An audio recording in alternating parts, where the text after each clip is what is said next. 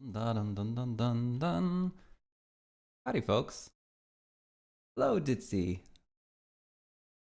Hello, Vim. first on YouTube. Ditzy's got you beat on Twitch. Magic of multi-streaming. First things first. I just have to make sure I actually have a category. It appears I do have a category on Twitch. That's groovy. I don't know why it goes away. I'm so pumped to work on the cavern. All right. Cave. We're going to work on the cave. The cave. Okay, cool. On first opening it, I'm going to turn, let me see here. Can I, sometimes if it's bright enough in the daytime, I can turn, yeah, it's all right. It's all right. You can kind of see my face. It's just nicer to work in the, with less light blasting on me. Now I've got like the Jason Bourne thing going with the super blue light on one side and yellow light on the other. You'll have to tolerate exaggerated lighting. Vim says, I wonder if Danny is going to be working on the cliffs again. The cliffs. The cave cliffs? Or the lighthouse cliffs? The lighthouse cliffs are good to go. Yeah, that's right. Howdy, I'll send. All right. Better late than never. Later than I wanted to start. But still pumped. All right, so just trying to get Unity to stop lagging out. And we have these mushrooms. And that's pretty cool. Unfortunately, I had all my references up for the cave. Top-down cave. And they're gone now. I accidentally closed out of them. Oh, this is cool. Oh, there's a lot of stuff going on in this cave. Yeah, I think that these like crystalline structures could be interesting. I could also just look through the dark forest for other flora to see if there's anything I think will fit. There is one other thing. Oh, there's an update to the dark forest. I forgot to sync.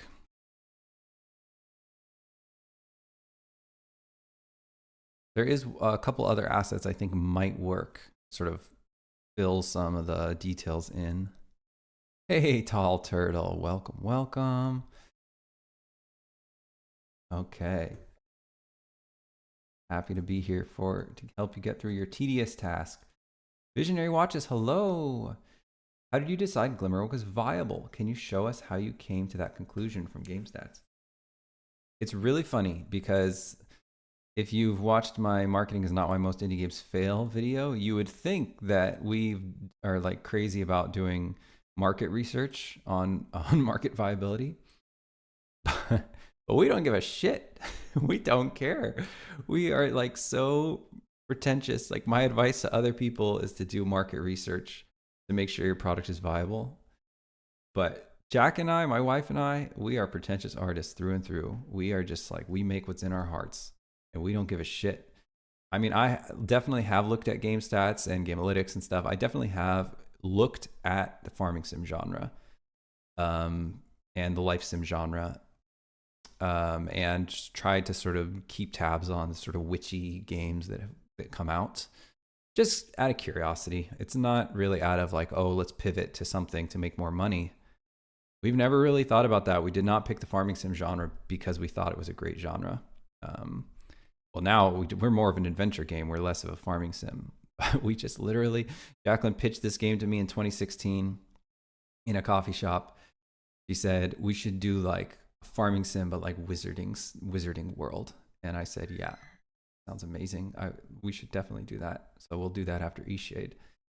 And I thought the game would take 2 years. And Jacqueline tells me that she always knew the game would take at least 5 years, but she didn't tell me at the time. So that's kind of the little secret she kept. She She was like, she told me, yeah, I know. When you told me 2 years, I was just kind of like laughing in my head. So she always planned on this game being the absolute biggest game that we've ever made by far. And that's perfectly fine because I like making massive, epic games as well. And that's what we've done.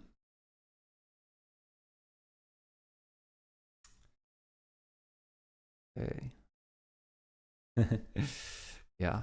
Eastshade as well. Sometimes people ask, how did you know Eastshade would hit? Eastshade is in a horrible genre. Really, Eastshade is the closest thing to Eastshade, because Eastshade doesn't really have a genre, is honestly like either point and click adventure or like walking sim. Those first person walking sims that are adventure games, first person adventure games people tend to call them walking sims. Eastshade is not a walking sim, but that is sort of, we smell like a walking sim, I think, to the average Steam passerby. It is a horrible genre. The puzzle genre in general and everything within 100 miles of it is a horrible genre on Steam. People do not want to play puzzle games. I do not want to play puzzle games. Yet nonetheless, our first game, our flagship title, the title that we named our studio after, it took us 5 years to make, smells like a puzzle game. It's not. I don't really think of it as a puzzle game, although I was talking to Jonas Tyrol the other day, and he sort of pointed out some reasons that it actually is a little bit more puzzly than I was thinking, with the way the quest design works. But I think when you play the game, it feels more like an RPG than it does a walking sim for many reasons. And I think that that is part of the reason why we sort of broke out of the normal stats. I mean, obviously we look like visually, the art direction and I like to think that the general quality of the game is much higher than most things in the genre as well, but still, like, even some of the top sellers in first person puzzle genre, walking sim kind of tagged games, like, we sort of broke out of even that. But it's not great genre, not great tags, definitely. Yeah, genre other, right? Vim said, I thought walking sims were popping off when you released. No, definitely not. No, absolutely not. Very low median revenue. Definitely not. I mean, there was like one or two that did crazy numbers, like Firewatch. But Firewatch is such an interesting beast because, I don't know, they had just sort of like, Campo Santos is like kind of star-studded alum, I don't know how much of that actually propelled them. It could be none. I could be just full of shit, but no, definitely walking sims have never been popping off. Quest game, not a puzzle game. I like that better, but there's no such genre as quest game, unfortunately. I would maybe just call it an RPG. It asks if you're going to be on the Jonas podcast. Is it? Can I say? I think so. He didn't like tell me to be hush hush about it. Yeah, I'm going to be on the Jonas podcast pretty soon. Paul Turtle says, I personally don't like putting anything into genres, but that comes from my strong background on modern classical music, where you can't label anything other than the date it was written. Ah, okay. Yeah. No, it is useful. Genres are useful, I think. They're useful for players, and they're useful for Steam. They're useful for Steam to help players find the games they actually want to play. I think if we just completely throw out genre descriptors, we're kind of throwing out the baby with the bathwater there, because they really are a little bit useful in finding games that you want to play. And sometimes they are absolutely great, especially for games that fit neatly into a genre. They're fantastic to help players understand what the game is and understand what they're buying. Null Pointer, hello, welcome. Been on a big hiatus. I was on a big hiatus a while ago, but I've been streaming lately. Hey, Bakba, hello. Wombat, how's it going? Good to see you. Ishe 2 has been my favorite game from your studio. I hope you mean Songs of Glimmerwick. And that is great news. That is great for me to hear, actually. You're talking about Glimmerwick. I'd love your thoughts on, do you think Wombat, one of the few people who have played both Glimmerwick and Eastshade, do you think Glimmerwick is better than Eastshade? But I don't like them. Yeah, I can totally see that. I mean, I can understand what you're putting down there, Tall Turtle. I feel you.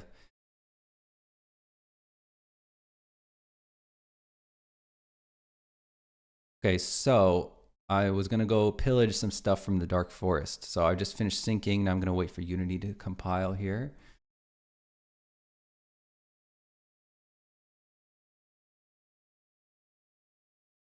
Restream tells me that there is 0 people watching on YouTube and on Twitch.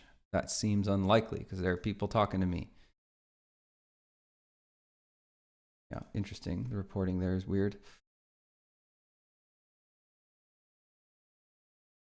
Yeah, Tall Turtle as well has played both. They're different. Songs of Glimmerwick is clearly a lot larger and more work going into it. Okay, good to know, good to know. Alma says, I like them both for different reasons. Each shade was kind of spiritual, but Glimmerwick, I'm getting immersed in a fantasy. Okay, I like that. I like that. That's good. Ditzy says, Glimmerwick is one of my #1 most anticipated games. All right, love to hear it. How do you like the Unity price hike? Yeah, you know, people have been asking me about that. I wouldn't even know about it if people weren't asking me about it on my streams. I get the cost of software is so small for us. Like, you know, like a salary. We're a small team, but you know, if you average out like the price per head for one of us is going to be like $90,000 US.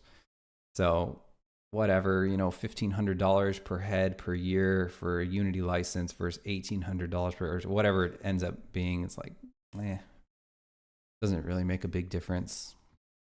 I would like to get off Unity though. I would love, I mean, I know I've already talked about it in the stream, but we're going to do a big Godot test after we finish Glimmerwick. Jenny and I are going to, that's our programmer. We're going to do a big research stint. I'm going to try to make something really beautiful in Godot, and she's going to sort of test out the APIs and the coding side of things. And we're going to see if we can work with that engine. Vim said, did you see the new Steam hardware? I'm loving the GameCube, but I want a Steam Deck. Thinking a new one should be coming soon. I think it's really cool. I mean, gosh, Steam, they keep on trying to break into the hardware world. And I feel like they make good stuff.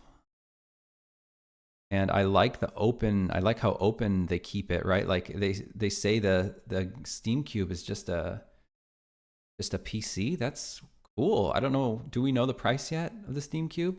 Because just having a tiny little PC like that, I mean, I just built a PC, a media center PC for our TV downstairs. Maybe it would have been cool to do a Steam Deck or Steam Cube for that. But, you know, it's hard to build like a really tiny case, like a micro ATX form factor. Is just kind of annoying to build. And I'm sure they could do a really good one if they can build everything custom, you know. A lot of micro ATX cases aren't really spec'd to have the kind of stuff you'd want in it for gaming at that level. So that would be really cool. Paul Turtle says, glad to hear so many women on your team.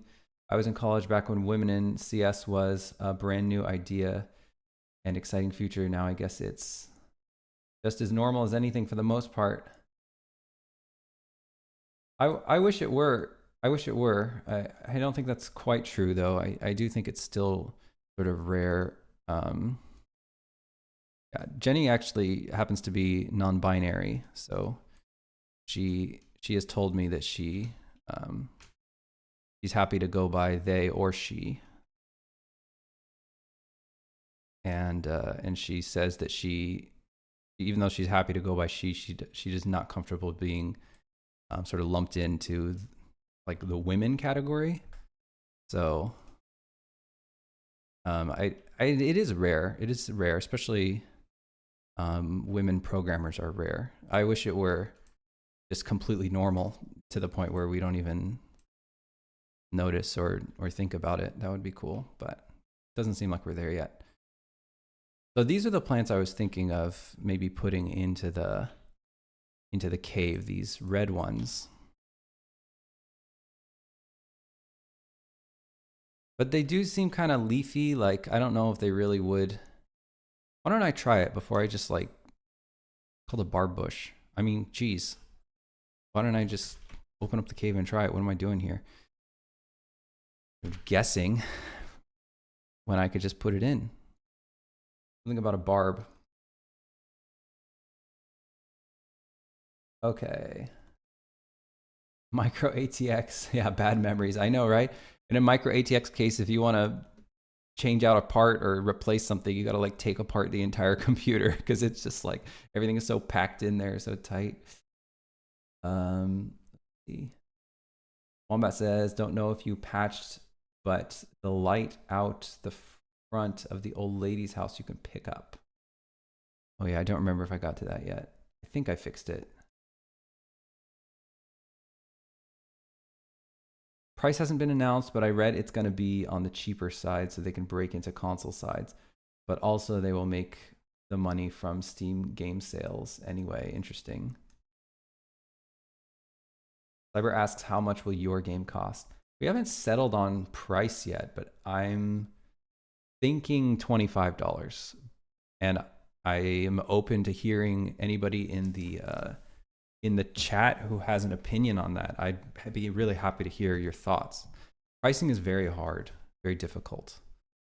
I know I've already asked folks in our closed beta about pricing, but anyone else who just, you know, based on what they think the game is going to be, I'd be really happy to hear what you think of $25. That's what eShade costs. Obviously inflation has done a number, but I still, it just seems a little risky to go into the $35 range. I think our game can compete there. Like, I think our game it's big. It's over 30 hours of content. It's the kind of game it is, like highly hand-authored content. I think it's like a high production value game.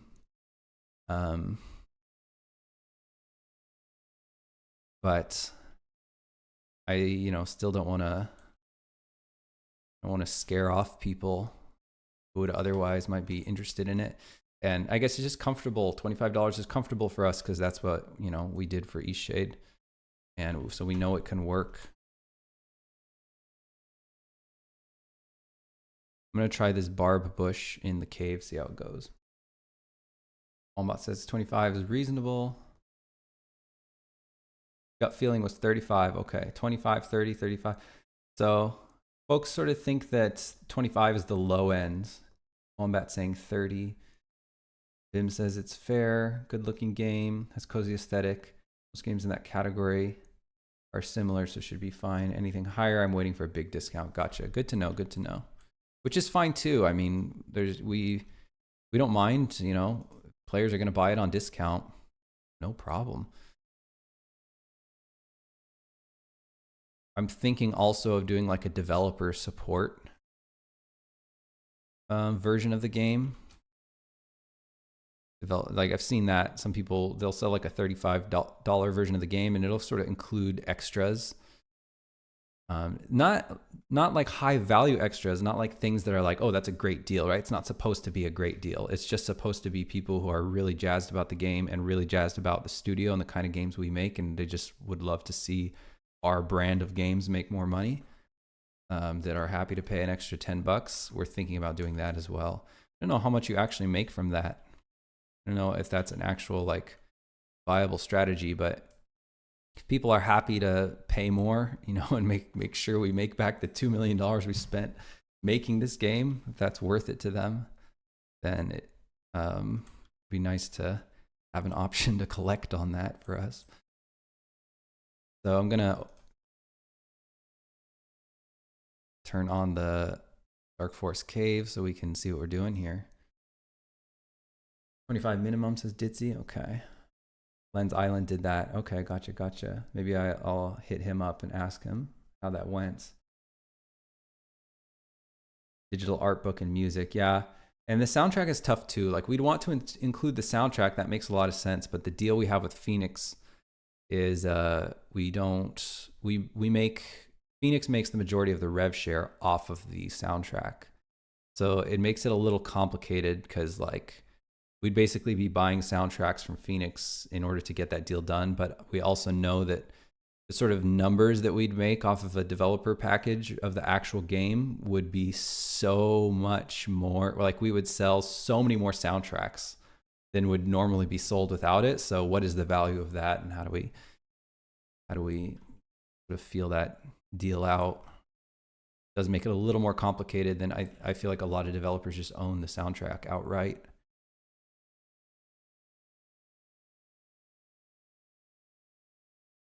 So I felt like there was another like succulent sort of thing. Succulents. Let me go back into Dark Forest. This wasn't actually the plant I was thinking of, and I wonder if it's maybe been replaced. Jacqueline didn't like it, but I feel like it would go in the cave. You shade stickers for our PC towers. That's an interesting one. Unique menu screen +1 in-game weapon was the benefit. Interesting. Okay, that was for Lens Island. Interesting. Okay, good to know. Good to know.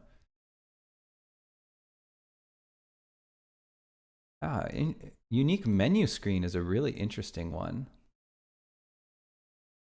Vim says, thinking about it, physical copy of Glimmerwick with a steel case. That we'd have to charge way more for that, right? Because in order to actually make money, we'd have to cover the entire cost of the shipping and the production and all that. So physical is not a great way for indies to make money. We just don't have the scale to do it. So we'd have to charge a lot of money for it.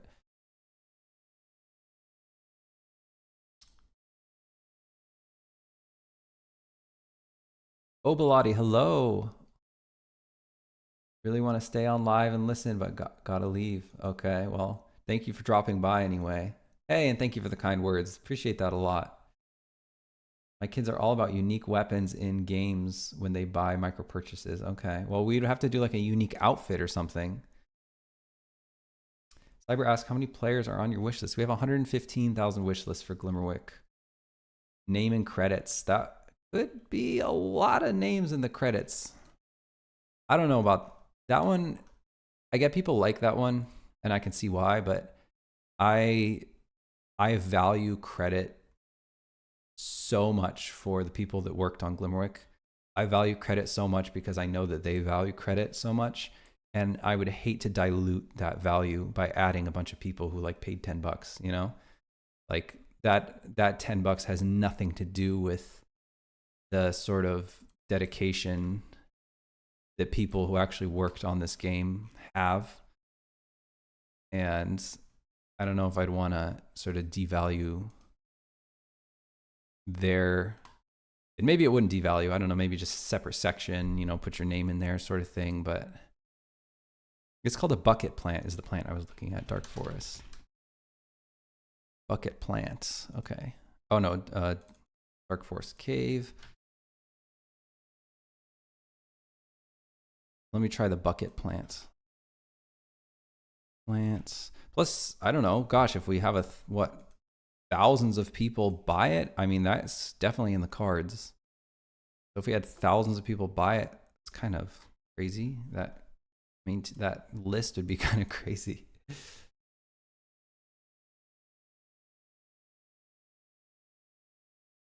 Unique menu or items. Yeah, a unique menu is one I've never heard, so I'm glad you guys pointed that out to me. I didn't know about that one.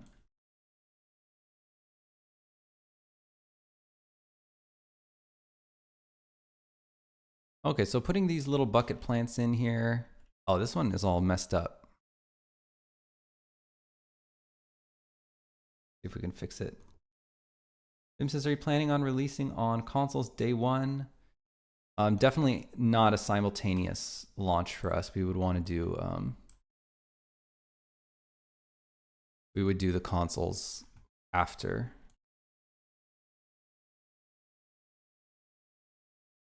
Yeah, the problem with releasing on console simultaneous is they're very hard to patch. Very, very hard to patch. Which is really stupid from the consoles. I don't know why consoles have to make everything so much harder. I feel like it's kind of unnecessary.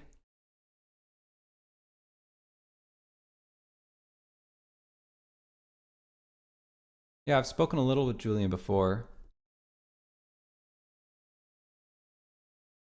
And I know you did testing for Julian on that. So these bucket plants, I don't know about the bucket plants. I mean, they do sort of work, like fit, but I just don't know about the color. The color right? I'm not sure. Jim says, feel like Glimmerwick is one of those games that'll pop off on handheld. That would be cool.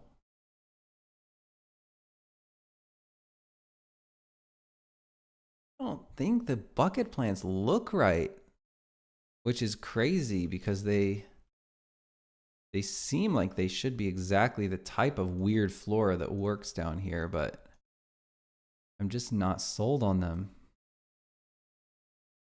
And maybe this that purple thing messing with my ability to see? No, it's not. It's fine. Oh. Kind of surprised. But it is supposed to have like lots of different funguses and stuff down here, so we definitely have to have a lot of mushrooms. I know in Dark Forest 1 area we have a lot of mushroom stuff. I'll go check that out. They need a recolor. Yeah, I think you're right. Wombat says, I glitched his game like absolute crazy, saved so many glitches. Rock on. Visionary Watcher says, how much do you need to make to break even? Well, there's sort of 2 ways to look at that. One is how much we would need to keep making games. So like how much we'd need to keep our studio going.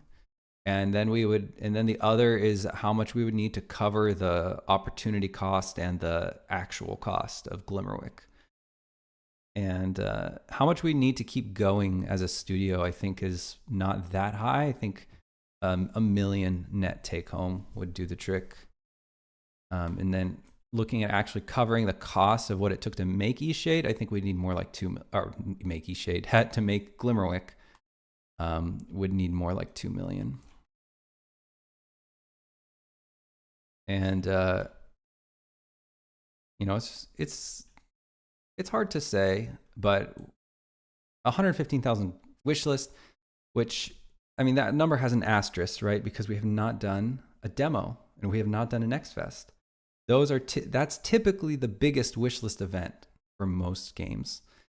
You know, most games are earning most of their wish lists from their demo and from their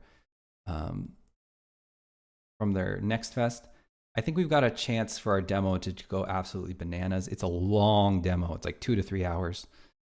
And when we release it, I think that lots of people play it because we have a pretty high amount of wish lists as far as games on Steam go. And I think we've got a great shot at getting into the top free demos list. And that's going to drive way more people to playing the demo. It's going to drive way more wish lists. When we go into Next Fest, we're going to be at the top of the list too. I mean, 115,000 wish list is going to keep you at the top of the list in Next Fest. And then again, I think our demo is going to have a really high medium playtime. It's a really long demo. I think it's going to dominate, which I've got a good feeling about what it's going to do in Next Fest because I play a lot of demos in Next Fest. I think ours is quite good. I think people are going to get really excited when they play it. So I think we could get 30,000 wish lists just from Next Fest. We could get another 20,000 wish lists just from the demo being live and having it, you know, keep finding its way into the trending free lists and keep finding its way into the top free demos list. So I think we have all of our biggest marketing beats left, and we're already sitting at 115,000. I'm hoping we can hit 200,000 by the time we launch. course, if you have 200,000 wish lists, you should be looking at something like 8 million gross, or maybe even higher than that. Might even be conservative. But I'm not counting on 8 million gross. I would just be really happy if we made 2.5 or 3 million gross. Even less than East Shade, I'd be really happy with. But yeah, if we made 1 million net take home, which is going to be like 1.5, 1.7 million gross, something like that, then we'd keep making games for sure. If we made like $500,000 net take home, it would be really sad. And I don't know, we might have to go get jobs or something, because it would be really scary. I guess we could get a publisher to fund our next game, but it would be pretty scary. I'm gonna go find these mushrooms over here. These are the ones. Let's take a look at how these look in there. These are called corrupt mushrooms. Corrupt mushrooms, and then there's also these fellas, which Jacqueline told me I need to redo, so they shouldn't look like the little blue fellas. Let me go into my Twitch and make sure I'm not. I thought I heard a fall sound. No, I didn't hear a fall sound.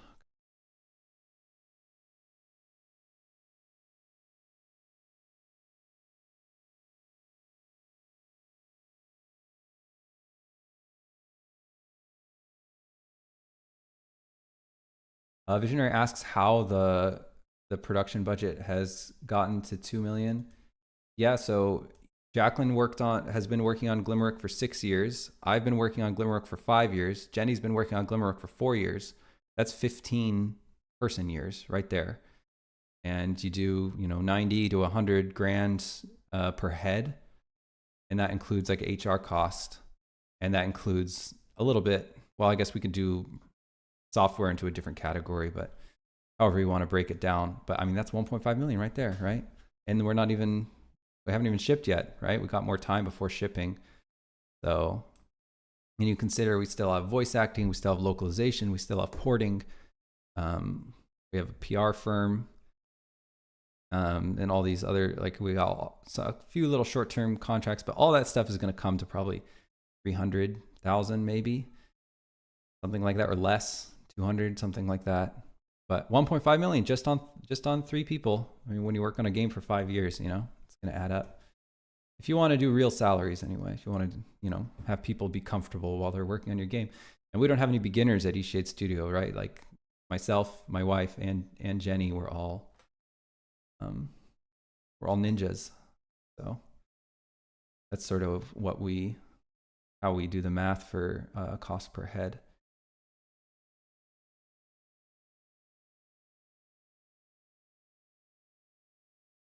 Bim says, I feel like we have really gotten to a demo-centric times team. Yeah, I think it's really cool. It's really great. Wombat says 3 to 4 hour demo. Hell yeah, I love it. Okay, enjoy your lunch, Tall Turtle. Hopefully I'll be streaming for a while here. Bim said, looked at Chris's benchmarks, 100K wish list in Next Fest. Average bump is 25K. Yeah, that'd be nice. Hey, Arvix, welcome. Bim says, didn't realize HR is a thing for small studios. Oh, for sure. I mean, if you hire a full-time employee, then you have to do withholdings, and you have to run payroll, and you have to do all of your tax compliance. And you can do all that yourself, but it's going to take you tons of time. We don't have an HR person, but what we do is we contract a company. I mean, Jenny is from England, so we don't have a company in England to hire her. And we knew that when we looked for a person, we knew we were going to go. It's called a PEO, Professional Employment Organization, and it makes hiring really easy for us because we just tell this PEO company, hey, we want to hire this, we want to hire them for this much money, and then the PEO company goes and sends them an offer letter and hires them on our behalf. And that employee is on that company's books, and they do all the stuff for them. They handle their health care, they handle their withholdings and their tax compliance, they handle their pension, and they can do it in basically any country. Not any country. They don't have branches in every country, but almost every country, and that's sort of what they do. And we pay them an overhead for that. We pay them, you know, on top of the normal salary, we pay this PEO company a bit of extra money so that we don't have to deal with all that stuff, and I don't have to go learn all that stuff and everything. So that's why it costs a little bit more than just the base salary for us. You can do all that stuff yourself, but again, if I did all that stuff myself, I mean, what, you know, then I'd be not doing dev work. So is the PEO company expensive? I would say they're pretty expensive. Depending on the country, depending on your sort of deal, it's anywhere from $300 to $1,000 a month. $1,000 a month is crazy. I wouldn't go with the one that charged that much, but I'd say like that more average cost is like between $400 and $800 a month, which sounds like a lot, but when you consider like a, you know, white collar salary, it's like, okay, you're going to pay someone like 85 grand instead of 74 grand or something. I don't know how exactly the math works out, but you know, you save a lot of headache just having them do it all. If you had a big enough company, you know, if you had 10 employees, it wouldn't scale. If you had 10 employees, you might as well just hire an HR person to do it. But the other nice part about the PEO is that you can hire in any country, and that is literally impossible. Like to actually set up a company, like a shell company to hire someone in another country is so much work. Again, if you had like 5 employees in that country and you think you're going to have those 5 employees for a lot of years, then it could make sense, but that's not anything I want to deal with.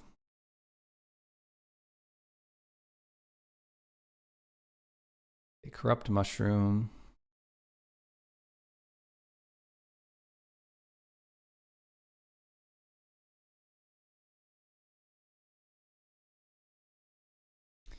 See how the corrupt mushroom looks in here. Hoping it'll look better than these other ones, because yeah, I don't think the colors quite match. I think the corrupt mushroom looks better. I wonder if these little succulent things would work. Yeah, like someone mentioned that a color match. Maybe it was Ditzy. Yeah, I think it was Ditzy. Bim says, I assume this is all your employee. Yes, that's right. Just our one employee.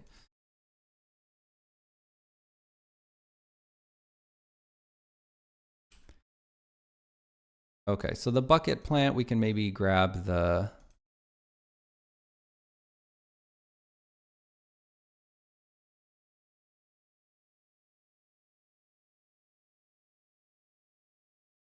material. I don't know why it's not. Come on now. Bucket plant. So here are the textures. Darn it, we have 4 different textures. It's kind of annoying. I think what I'll do is maybe I'll just turn off some of the bucket plants. I'll leave just this one right here. I'll turn off the other ones, and we'll just start with one, because if we can make this one look right, and I'll even turn off this little viz box just because it's kind of ugly. Yeah,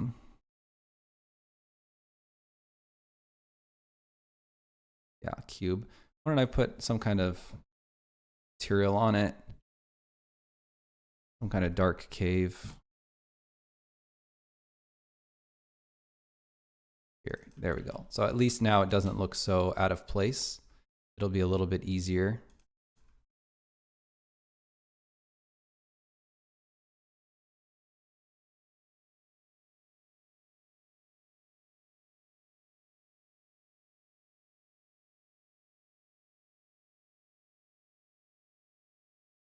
I don't know why when I click on the material, it's not taking me to the material. Like, okay, there it goes. That was so weird.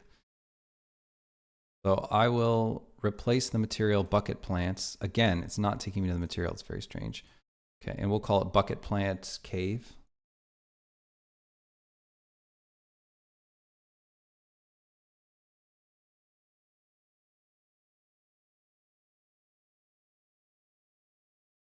And then I'm going to version off. Not taking me to the texture. Really annoying.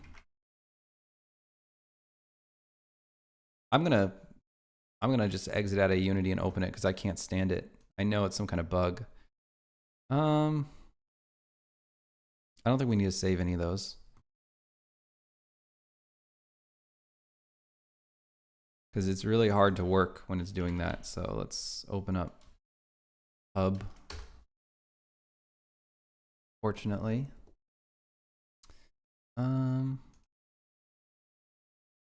Visionary Watches says, how long do I have to master my craft before I can make a game that's commercially viable?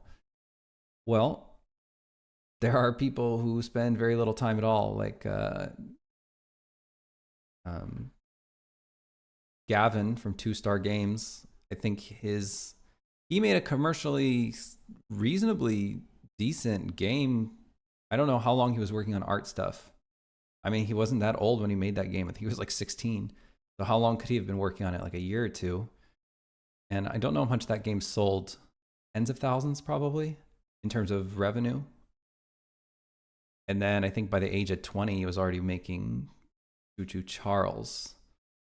So, you know, of course you could say, well, that game went like sort of viral, but the game itself was competent and a lot of people liked it.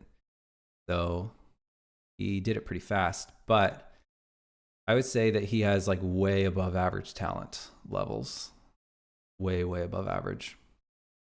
I got into AAA games when I was 18, and I had been doing 3D seriously for probably 2 years, I would say. So I got into AAA games after doing 3D seriously for 2 years. Very seriously. Basically a full-time job. I mean, I pretty much ignored school to work on 3D, and my mom was already on board with it. I told her like, hey mom, I like researched all this stuff.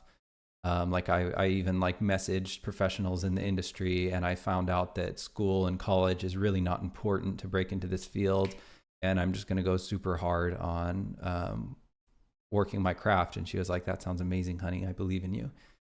My dad didn't think that at all, but who gives a shit about that? But that worked out for me, obviously.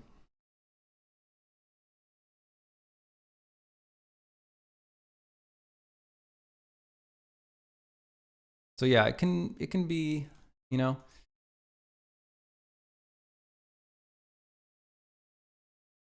it can be a few years. I think really you just have to look at what is selling on Steam in the genre you want to make games in, and look at the quality bar, and ask yourself if you think you could make a game on that level. And if you do, if you think you could, then you're already there. And if you think maybe you need a little bit more experience or a little bit more practice, then, you know, go for a little bit more practice. If you're looking at the games that sell on Steam and you're thinking, I don't think I could ever make a game like that, like what would you don't even know the path, then I think you're sort of in a harder situation. But yeah, I would just look at a lot of games in the genre you want to make games in, or the genres you want to make games in. Look at a lot of middling sellers. Look at a lot of games that made 100 grand, 200 grand, things like that, and see sort of what the quality bar is. Not just, you know, don't just find one game that you think you could make. Like really, like look at 20 games and try to assess their average quality level, the quality of their visuals, the quality of their graphics, the sort of scope that they have, what kind of features, you know, the game has, how good their presentation is, how clean their Steam page is, how good their capsule is, and just everything. You just try to assess, you know, what it would take to put something together like that, and what kind of skills do you already possess that you think you could go toe to toe with those games.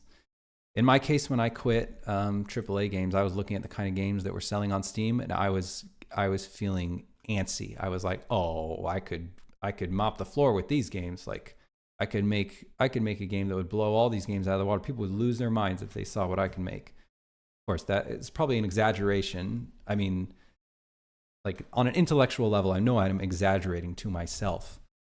Obviously, I don't know if I blew people's minds, but that was the sort of arrogance that I had when I quit. So I need to turn on the dark or the cave. I feel like that's one thing that maybe is not sort of the competitive spirit is not strong enough in the indie games community.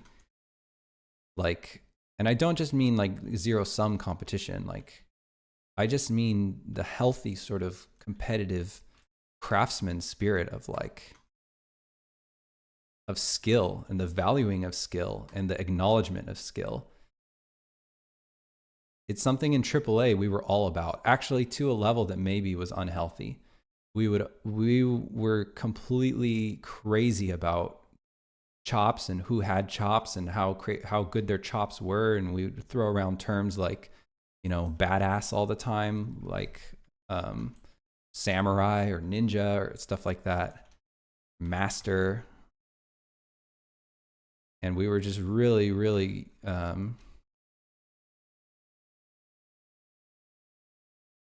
focused on our crafts, our individual crafts, and improving our individual crafts.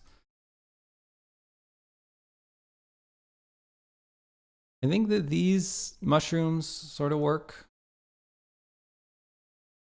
I'm going to try putting more of them. Oh, right. Okay. So what I wanted to do was go to the bucket plants, bucket plant 1, this one. I'll duplicate it. And I'll go like bucket plant cave. And I'll change the colors and see if we can make it fit.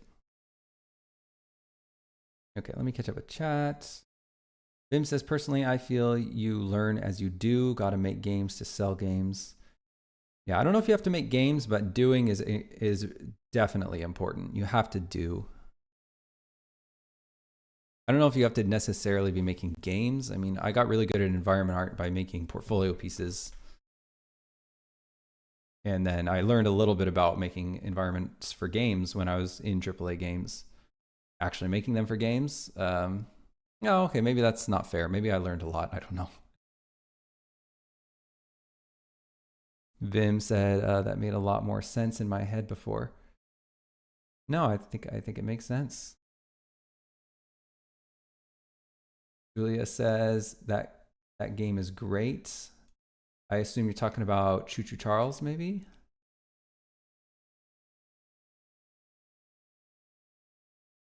Okay. So we can't really separate the colors very easily. I'm just going to merge these down, merge layers. And I think maybe there's too many colors going on. I'm going to desaturate a little bit and then pump a little bit of like,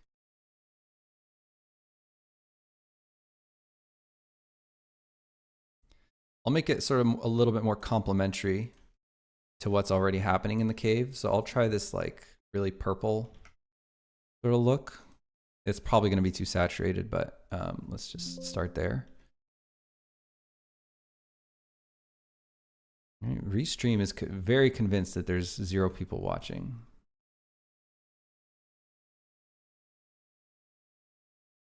Very strange. Julia says, you know what else is nice? What else is nice, Julia? Do tell.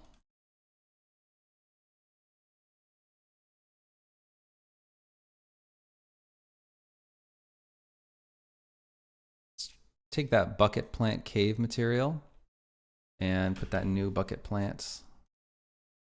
Okay. And then we'll give that a save.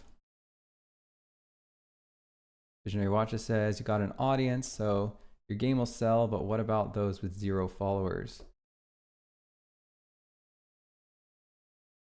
Oh, well, thanks, Julia. Glad you think so. Vim says, Danny was speaking about this the other day. Apparently you don't need one. Yeah, I agree.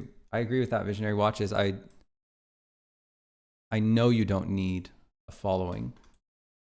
I know for a fact you don't need a following. I mean, most of my following is from our game that sold, right? That's my credibility is from eShade's sales. I was nobody before that. I had a very small following on any of the platforms. I had pretty small followings in general when eShade came out. Steam is a magic platform. It really is. Steam is magic. It will pump you. It'll push your game if it's doing the right things, and it's the right. If it's something people want to play, if it's in a strong genre, it speaks to people, and then once people play it, you know, if they're moved, if they're interested, if they're addicted, however you want to call it, whatever your genre calls for, they will.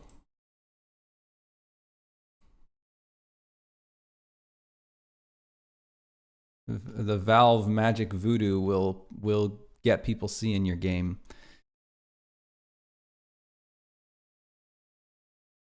And that's not it is my opinion, but it also happens to be the opinion of just about every single successful dev. Every single marketing person, every single person who knows how Steam works, really knows the ins and outs of Steam. And most people who have had a successful game on Steam, they've seen the magic of like the kind of numbers new and trending can get you. And they've seen the magic of what it is to have a game that people are excited about. And it's really just all about the product, which is amazing, but also terrifying to a lot of people. Because, you know, for some folks, it means that, you know, they're facing the idea that their product is not as amazing as they thought it was. But I think it's important to remember that the benchmark is really high, and you know, what people want is not necessarily, doesn't always line up with what excites you. So you just have to keep that in mind as well. I'm putting a little gradient at the bottom of this. Let's do like a color. Do color. Oh, that looks kind of cool. I feel like 100%. I wonder, does value have any impact on this whatsoever? No, it doesn't. Okay, so value has no impact. I'm basically slurping out all the color of these things. I want to see what that looks like. So it goes, you know, less color, like they get all gray at the bottom. That's interesting.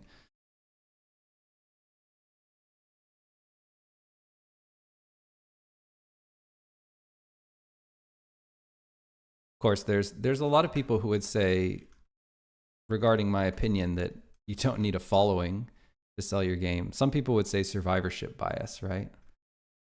And the yells for survivorship bias is a sort of frustrating position it's frustrating to hear from people, I guess, because just like, oh, okay, well, all right, I guess since the shit I did worked, I guess it's not useful to you at all. Like, okay, well, by virtue of the fact that the stuff that I did worked, you know, my opinion should be ignored. Well, then whose should we listen to? I don't know. But even if you ignore my opinion and you only listen to the people who only just look at data on Steam, like Chris Sikowski and Simon Carless and Ryan Clark and people like that. Well, Ryan Clark has shipped successful games as well, but like they're going to tell you the same sort of things. They're going to tell you it's all about the product. It's just about the game, the right game with the right production value, and you know, the right, you know, if it's a game people want and it's done to a high standard with real professionalism and real commercial production muscle behind it, it's just going to take off on Steam. It just will.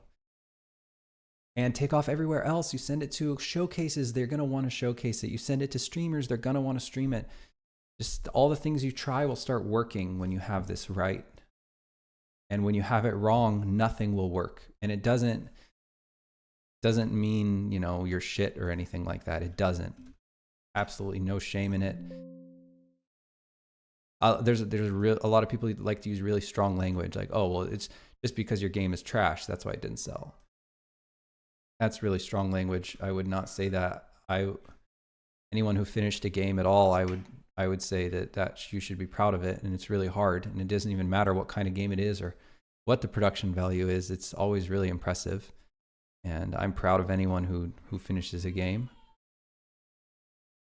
Just the standards on Steam, you know, or just in general, people's standards in the entertainment industry, they're insane. It's the quality benchmark is insane. You just have to consider that, I think. And I think a lot of people who sell games on Steam, you know, their first game doesn't sell necessarily that well.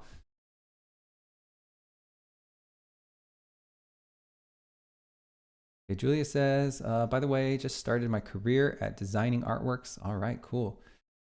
So should I draw you a free artwork or line arts? No, that's okay. That's all right. I'm good. Vim says, sometimes I can't comprehend Steam. There is a game called The Salesman that's #1 on New and Trending today, but it only has 2,000 wish lists according to VG Insights. So New and Trending, the benchmark is not that high for New and Trending.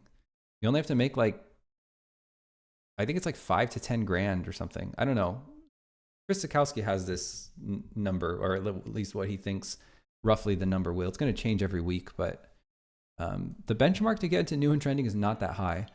And if you, okay, check this out. If Eastshade put up its Steam page 3 days before it came out, we would have launched with like 1,000 wish lists or something, and it still would have done crazy numbers, and it still would have gotten to New and Trending. That's what I'm saying. That's the magic of Steam. That's it right there. A game with 2,000 wish lists got into New and Trending. It got into New and Trending because Steam sent it a bunch of traffic. Thousands of impressions. Steam sent that game thousands of impressions.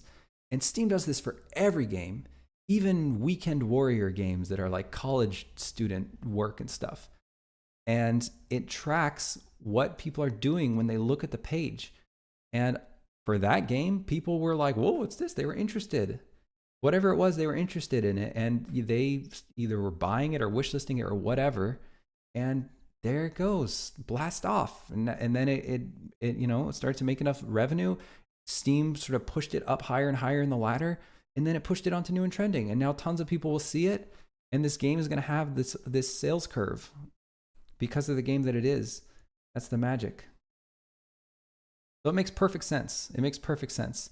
You got to understand wish lists are an indicator of sales curve. That's why we use them, because wish lists are a great indicator of interest. But it's not the wish lists that necessarily dictate the sales curve. I mean, they do a little bit, right? Because there are a lot of lists on Steam that are wish list based, like upcoming and stuff like that. And then, of course, if you have a lot of wish lists, then you get a lot of emails that get sent out when your game launches. Then Steam will send everyone an email. So, you know, that's going to definitely drive some people. So there's value in wish lists there. But we're always trying to get at the fundamental interest level from the public of your game. And wish lists are a great proxy for what that interest level probably looks like, and that's why we use them.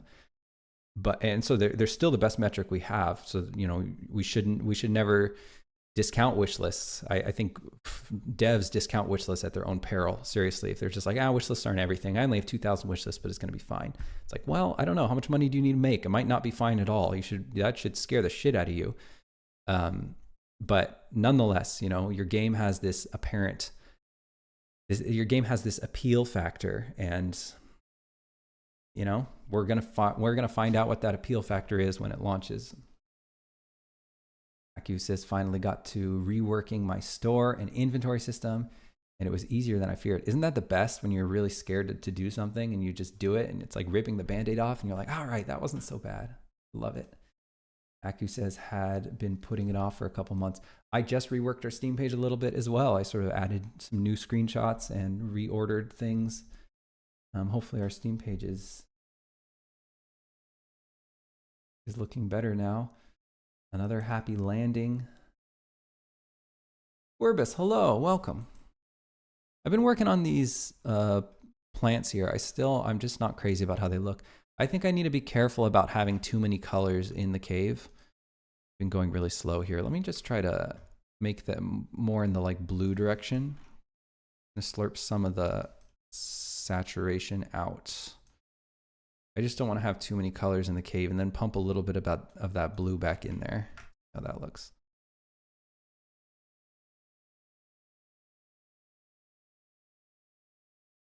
That's fine, but I think maybe the value needs to be darker. So I'll go ahead, I'll add another gradient on here, and then I'll use the clipping mask and I'll just do a multiply to like darken it.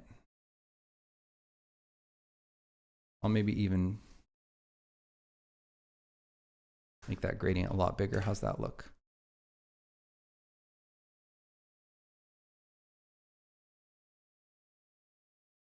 It needs to go like almost to brown at the bottom, it seems. It's looking a little bit better, but let's just maybe turn down the overall value. It's like crazy how dark these things are getting. That seems to work a little bit better. I still don't, I'm not sold on it.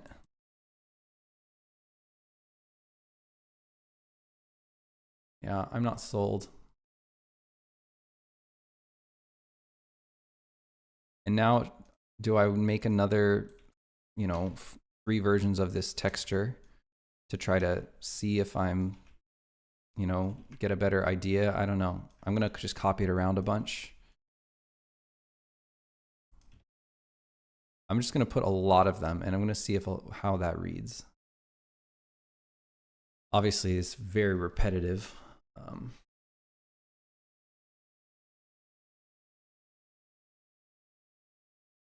It just doesn't really seem like it's working.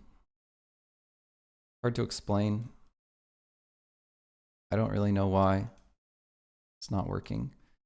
Turn on the other ones. Let's give that a save.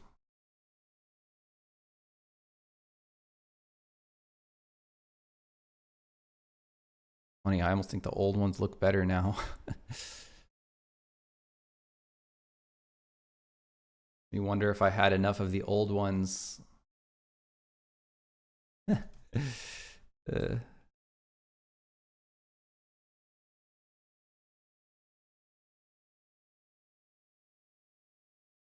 It's funny, sometimes when you just add one, they look really ugly, but when you add like 20 of them, it starts to work, because it like you introduced enough of the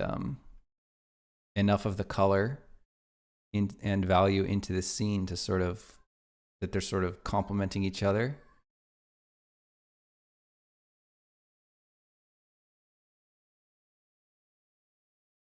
Alsen says the new screenshots are great wallpaper material. I like the sound of that.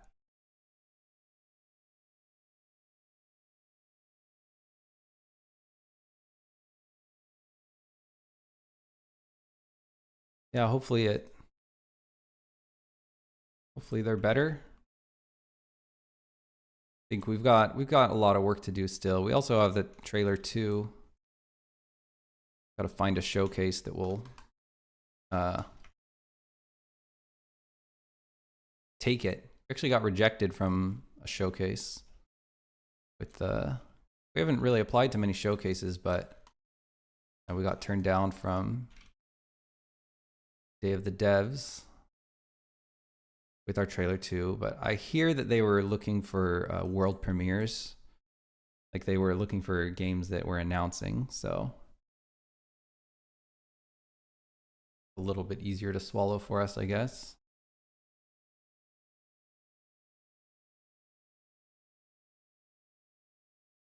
But still, not fun. Yeah, sort of. It's hard because you plan your beats, you plan your marketing beats around these showcases, and you don't even know if you're going to get into them. So it's hard to plan out too far. You got to have like plan B, plan C, plan D on how you're going to coordinate everything. Daniel Schroeder, hello, welcome. That can be so frustrating when you can tell an asset isn't working aesthetically, but you haven't figured it out. I know. Easy to fall into endless tweaking. Yeah, for sure, for sure. I just don't think this is working. You know, It might be working more over by the, I'm going to stick it. I'm going to stick it more over by the water. Wonder if that'll work.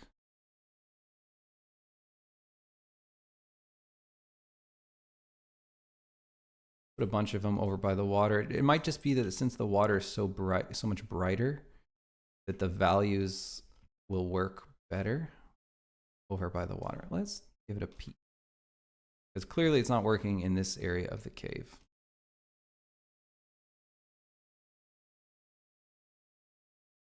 Let's move the viz cam, and then I'm gonna save. We're gonna take a peek. Funny how much that box, I feel like the box is like messing with my ability to eat it. So stupid. Because it's already such an empty scene.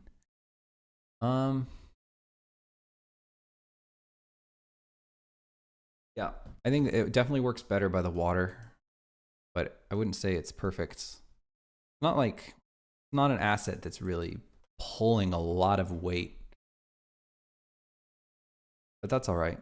It does fill out the space a little, and it, you know, makes it a little bit more detailed. I'm going to move this over more into the water so we get, I don't like the different, like check this out. I don't like this, the water line. You can see that the complexity of the shape changes a lot, and it just looks very like CG. So I'm going to move it sort of thoroughly into the water. We're going to need to give the player a way to get up this. Oh, you know what else we could do? I think we should maybe add the water markup. Why not? Let's add the water markup. So I always forget how to do the water markup, so I always need to go back to somewhere else. Actually, I just did it in Dark Forest 2. Let's go to Dark Forest 2.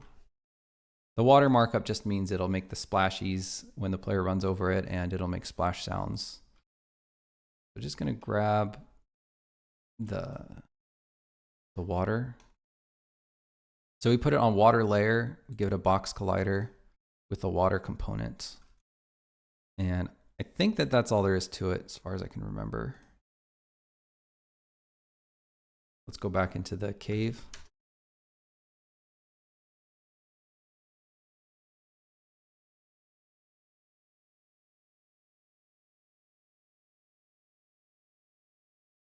I'll add a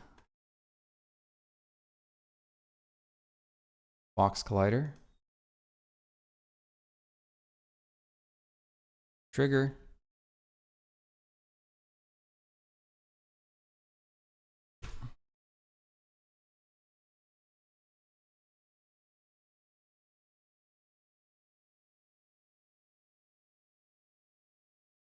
Okay.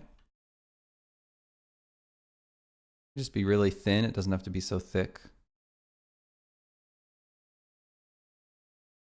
2.1. Offset will be negative 0.05, just so the top of the box is right at the render mesh. And then I can just eyeball it and just expand the size until it encompasses all of our water here. Simple. Okay. And then I just need to make sure to put it on the water. Whoopsies. Put it on the water layer.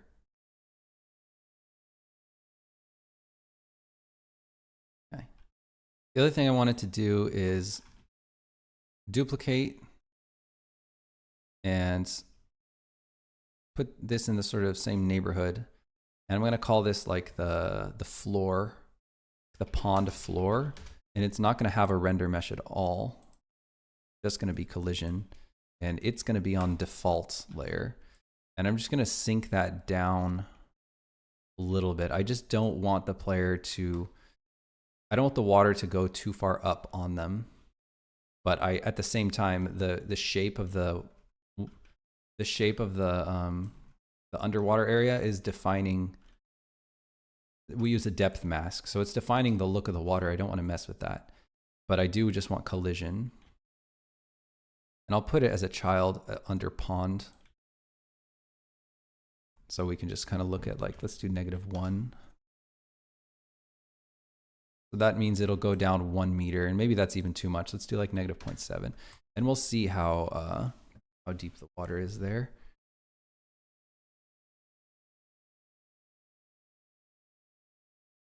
This is really floating. They're all really floating.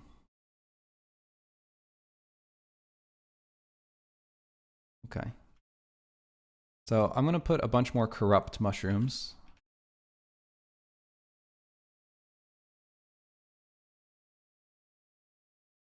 Oops.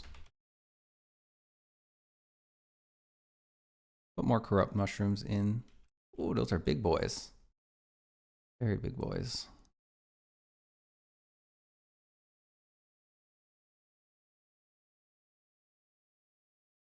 Oh, and we just have the 2 variants. Okay.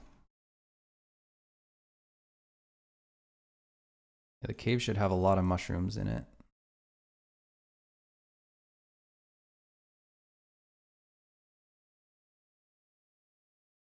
And we've got these rocks as well.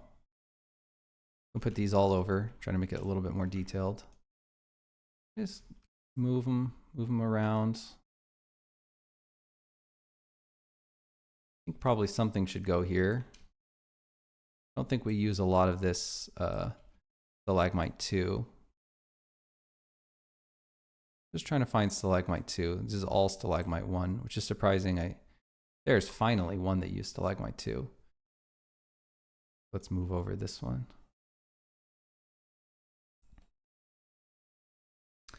Werbis says something work aesthetically, but you can't say why. Tough questions. You can check if the ambient occlusion shadow is right. Look if it should be an attention grabbing or just detail blend to the background. Yeah.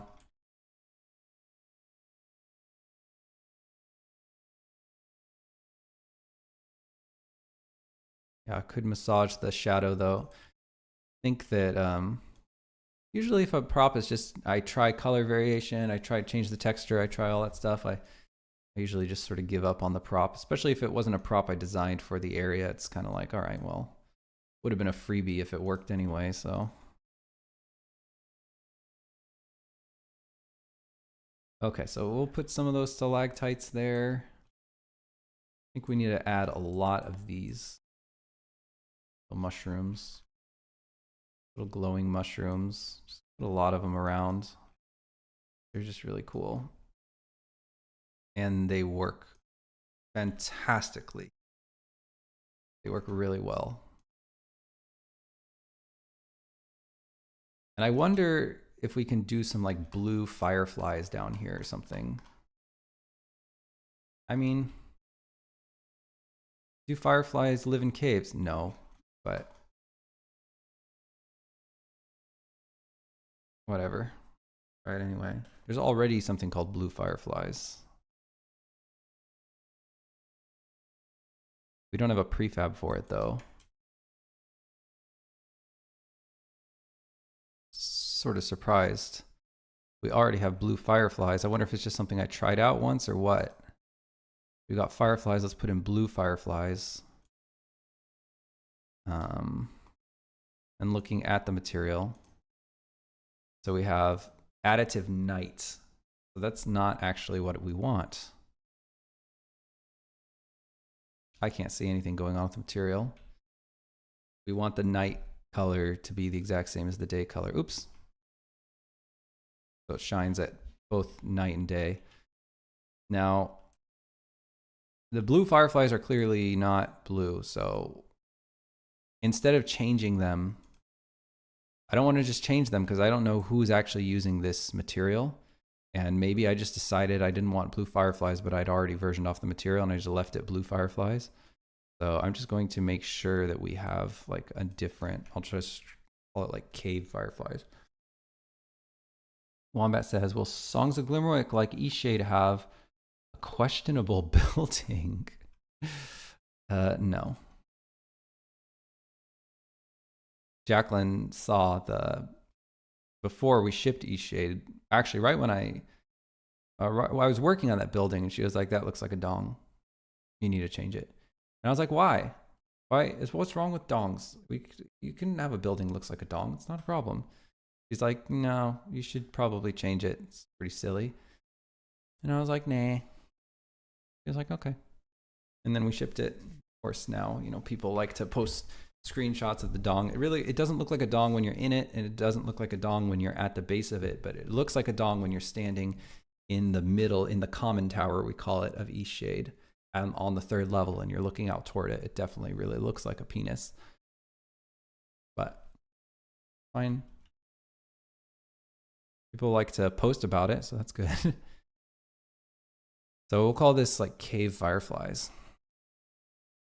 But no, Jacqueline's game would never have something that silly. Ditzy says, do fireflies live in caves? Definitely not, yeah. Is this a fantasy world where your bugs can do whatever you want? Yes, exactly. That's the spirit. Yeah, and I doubt only like a biologist would be like, why on earth are there bugs in here? And also, bugs do they even need light? Maybe these bugs at different times in their lives, maybe they live in the caves. I'm certain there's a bug in real life that at some parts of its life is in a cave. I'm sure of that. So these are blue fireflies. Let's replace it with cave fireflies. Oh, cave fireflies. Okay, so now we have the control, got the material, and the texture has yellow in it. What's the problem? Why don't I just duplicate this? It's only a 128. It's not a problem. It also has MIPS. I don't know why it has MIPS, but I'll call this like cave firefly.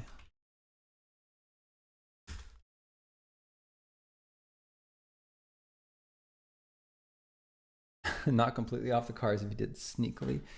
I don't think I would ever sneak anything. Don't think I could sneak anything past Jacqueline. But I wouldn't want to. I want it to be everything.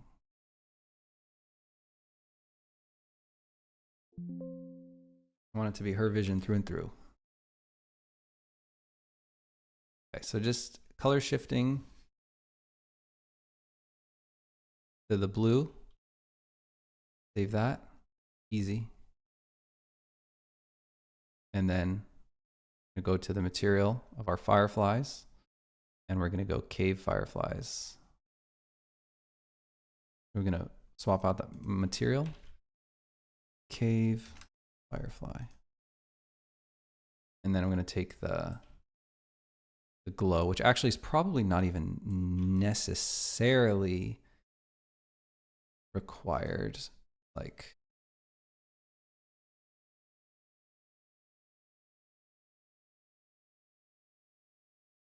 I don't even think we need the glow, and maybe we ought not have the glow.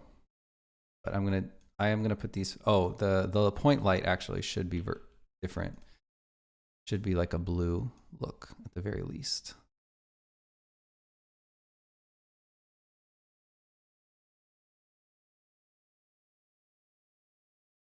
I'll put these around a few spots. Just see if it's looking as magical as I'm dreaming that it looks. And I'll give that a save. And then I think it's time we have a little, we run into the cave in the game mode. So we'll turn off the viz cam, save, back up, head over to our player.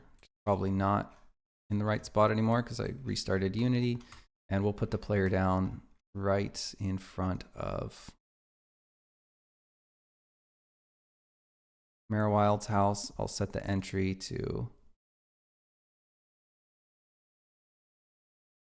already set to Dark Forest Cave. That's perfect.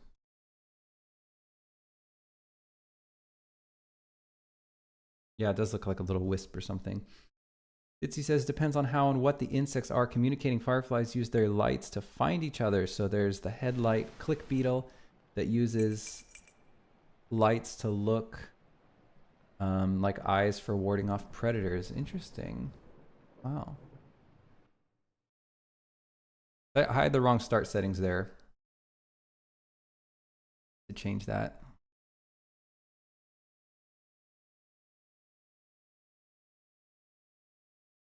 Got to start in developer start settings.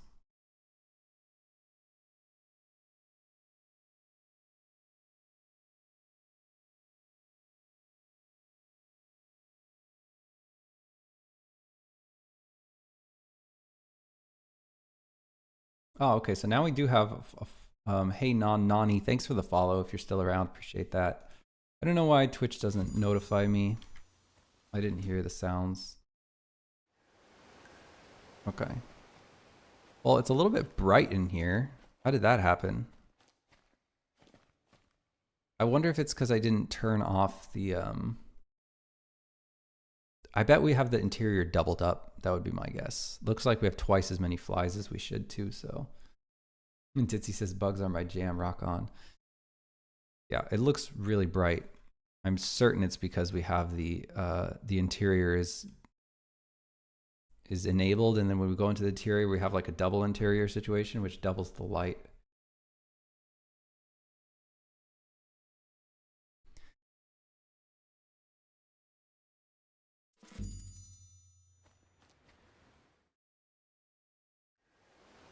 Okay, so that looks a bit more magical. Still though, I can hardly even see.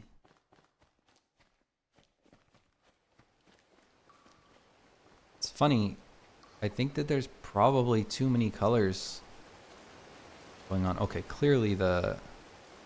Oh, I had that set to trigger. Okay, let's fix that. Let me just make sure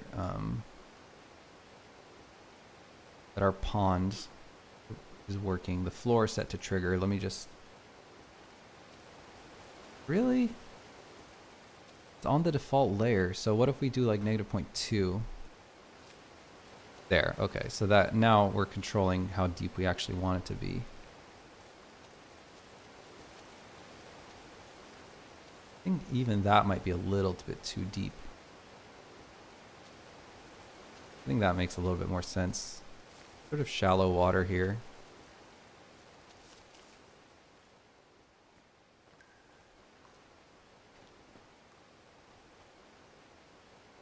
I bet this cave would look better if we removed everything except for these little glowing mushrooms and we just made tons of those little glowing mushrooms. Like just absolutely tons of them.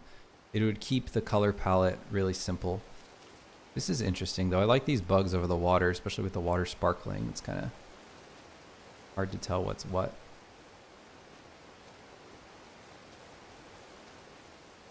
I think it looks pretty good overall. Caustics should help. Put some caustics.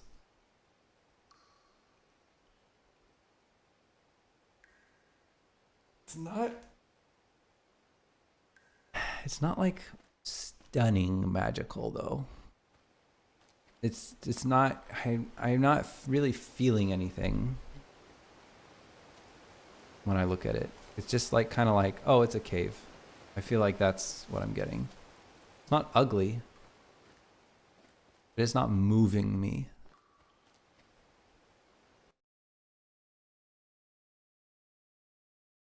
Wombat says, I'm worried about making noise in the cave and setting off the Balrog. Luminescent plants. Yeah, like we've got the mushrooms. I think that we have to lean into that more.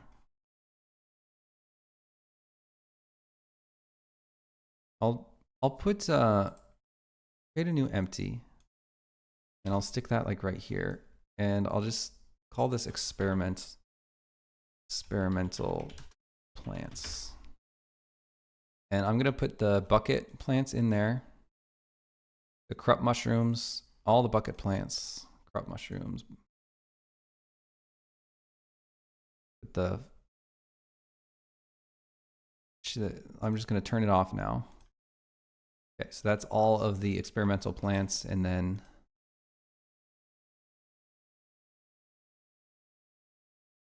if I just copy tons and tons of these,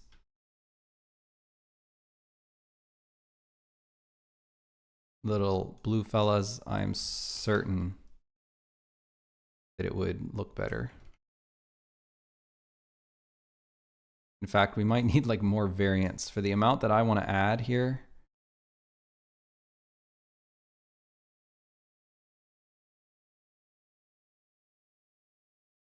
Talking about like fields of these suckers.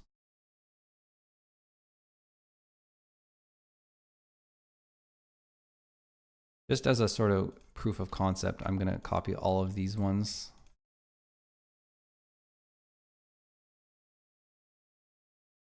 And I'm just going to go absolutely bananas with it. Like thick.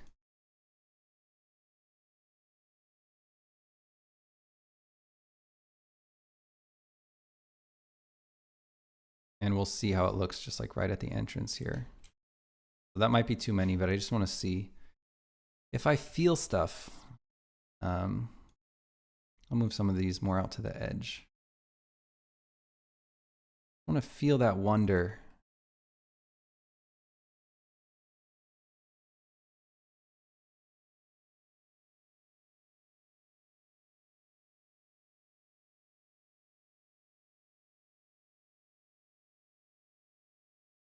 Don says, "Is this a different scene than the main one?" It's a prefab.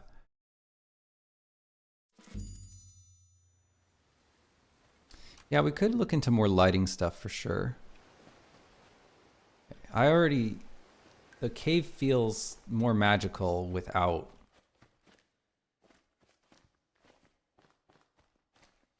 the other stuff in it. It definitely does. Just a very clean blue palette here. What are the stats? Are these like crazy? No, nothing. I don't even know why it feels. It's only 400 draw calls, doesn't matter. Slightly improved with the plants. Yeah, especially around this area when it goes absolutely bananas. I think this is the ticket.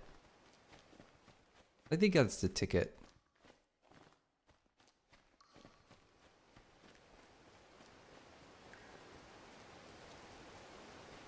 And we could just go crazy with these blue mushrooms everywhere.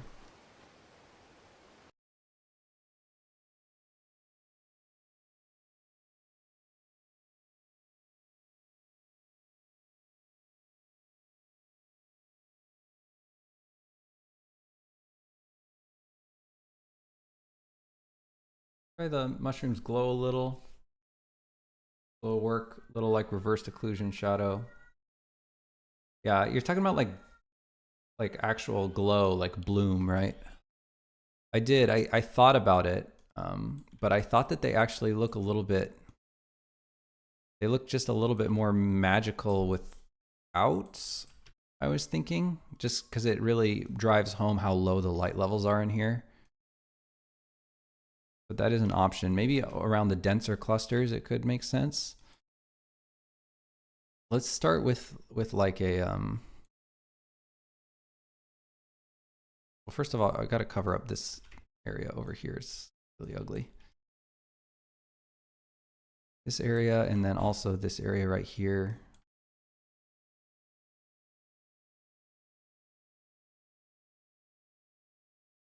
And maybe we can support it with some rocks. Just cover up that. I'm going to bring these out a little bit. And then I'm going to go for the fake volumetric light pass. I think that could look pretty cool. Okay, let's get one more rock. Pretty much going to roll with just these rocks. I went through all the rocks we had in the bag, and I think that these are the ones that are working the best.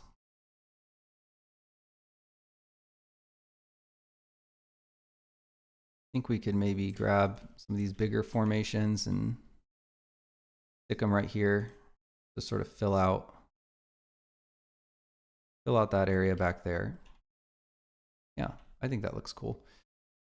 And maybe there's just too many. I don't know. Maybe it's a little bit madness. But we can definitely get some more dynamism by moving some of these lights around as an accent.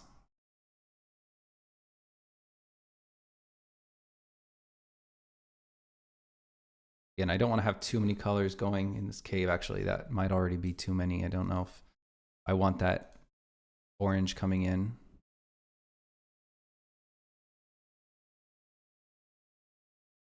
So I'll try the fake volumetric light pass. I'll be right back.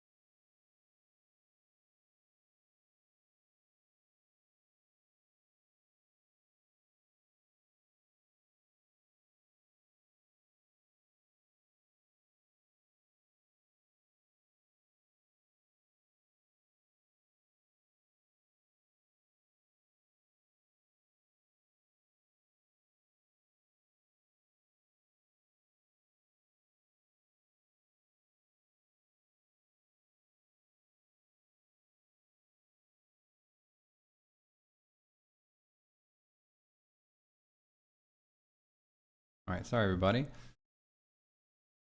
Asparo, probably not around anymore, but asks, what did you click to see the mesh? No, I think I just selected it. Yeah. For me, when I select object in Unity, it shows me the wireframe. That could be the Unity 2019 thing. It is not a thing anymore. I don't know, but I don't feel like I did anything special to make that happen. I feel like it's default. Orbis says, on the top of the scene window, you have the circle. Oh, you're answering the question. Okay, yeah. Nice. Okay, so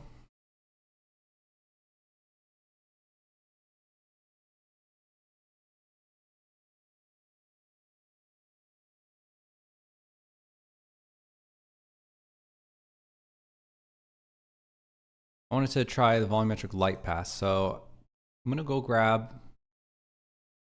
the object that has a bunch of volumetric light planes, the sort of fake volumetric light trick I do for Songs of Glimmerwick in the dorm hall.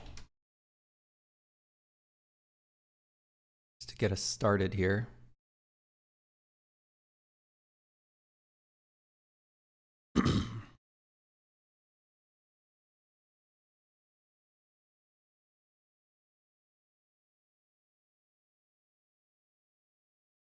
Got this object called fake volumetric light, and it has a bunch of stuff we want in it. And then I'm going to go back to the cave.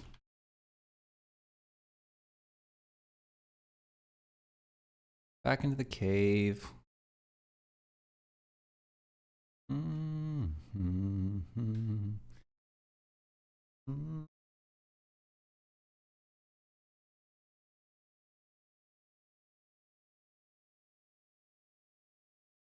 Okay.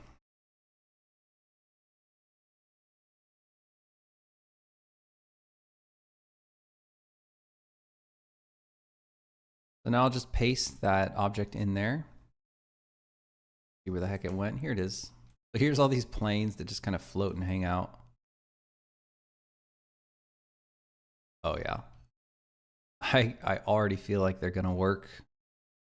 We have these dark ones, and I'll try to put those toward the... Wow, they're like really rotated. I'll try to put the dark ones toward the edge, and then we also have the warm ones. I'll try to just put the warm ones kind of hanging out over the path if I can. Make sure they don't get too big because they do have a little bit of texture in them. And actually, we should really have the viz camera on for this, so let's turn on the viz cam.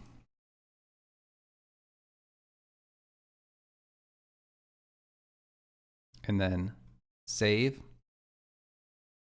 back up, and turn on Dark Forest Cave.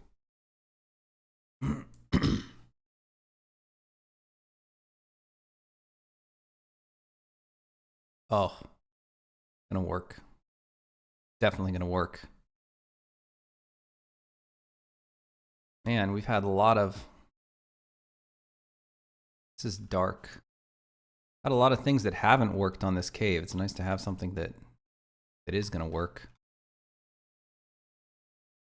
So just adding some drama here by placing these dark spots.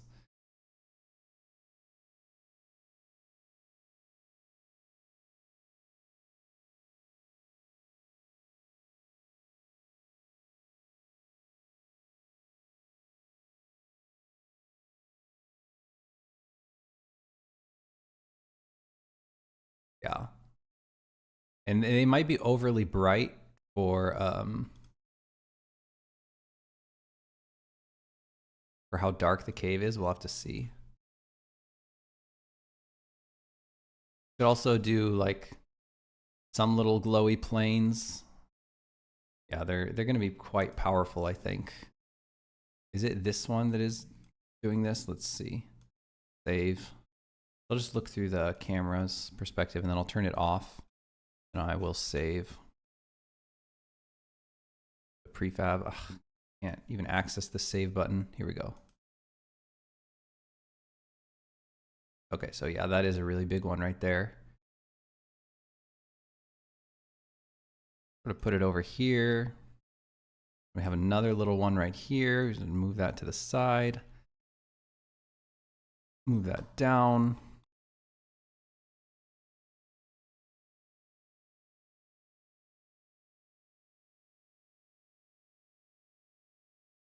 Well, it looks fantastic in this view, but I just don't know if it's going to be too, like I said, too bright in the actual game because the whole thing is so much darker. We've got this dark. Here, let's put this plane over here, make it really big. They're really encompass. I'm keeping an eye on this part right here. I'm going to save that. So I'm keeping an eye right here. I didn't see any change, which indicates to me that we don't quite have this in the right spot. There, starting to see a little bit. It's very subtle. Move it down. There, sort of darkening that spot. And this is like a blue one. We should have, yeah, this is interesting. Barely making any impact whatsoever. I wonder if we would want like a darker one. Anyhow, that's pulling a lot of weight. It's pulling a lot of visual weight. Move the viz cam over a little to like someplace like here and then save. Okay, so we need to cover that stuff up. Or at least sort of remove those. So I should check out the giant cave. It's going to be in our assets, models, blends, giant cave.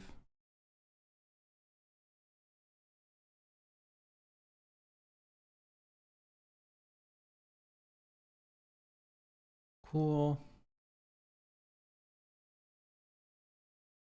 Oh, I don't actually want to open it. I just wanted to check it out. Now that it's checked out, I already do have it open. I should be able to save now.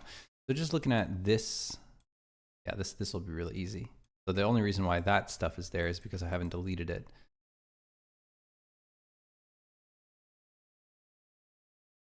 So it's great that this is already built in to our, this isn't like a separate asset. This is literally just part of the mesh for the cave. So I can modify it exactly as I need it. I'm just gonna expand the selection. Delete, get rid of all this. I'm not gonna need any of this. I'm sort of basically finalizing the land formations here. And I can still change little things about it, but this is gonna be a big, sort of setting it in stone, deleting all the faces that we don't need there. And then also I'll delete all the faces on this side as well to keep it clean. Got this out here. I can just clear the, oops, the parent on that. So I couldn't export because I did not check out the required crop. I'll go ahead and convert these to cones, which means they won't export, at least with my handy dandy exporter I wrote. Okay, Dark Forest Cave.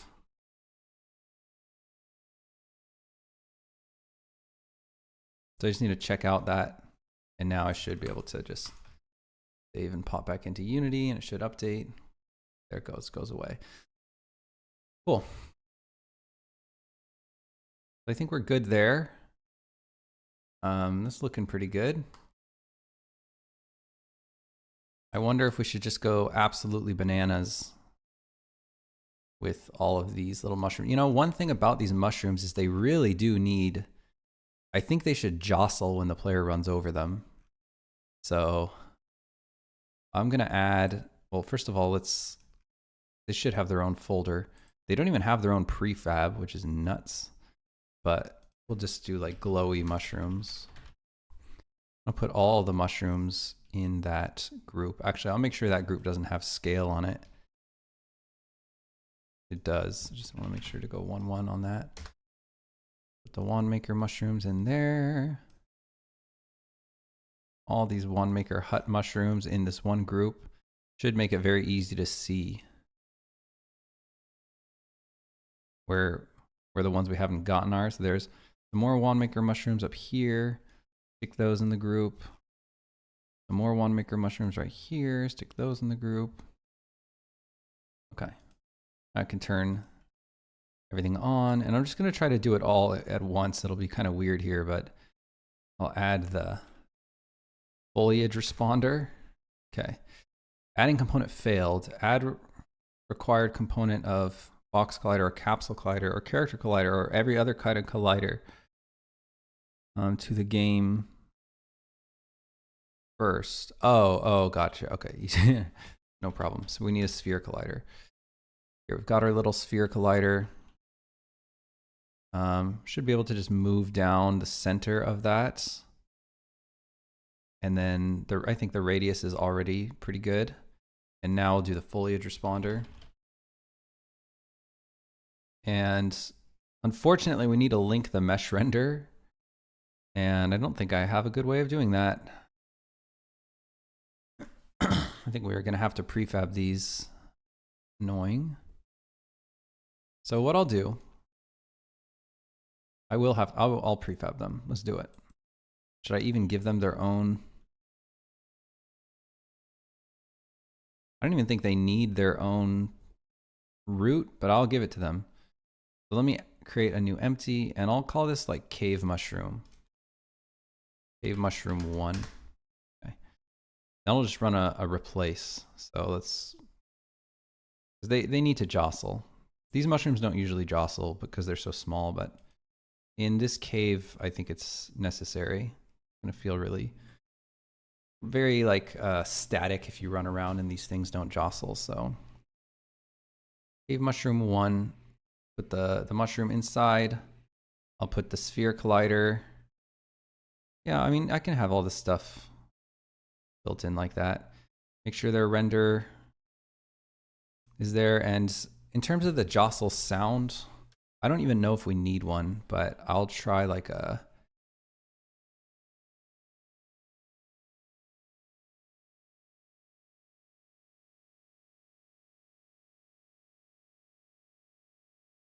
what about like a potato hits ground, small hit? How's this sound? Nope, that's not going to be it.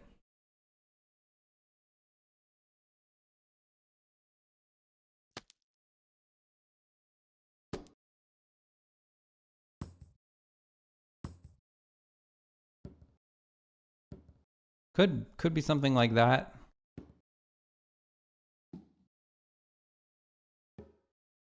But probably not. Would probably have to go with something more stylized. I think we're going to have to go with no sound. So we'll just go with no sound. That'll be it. No sound. And then we're really going to have to finesse the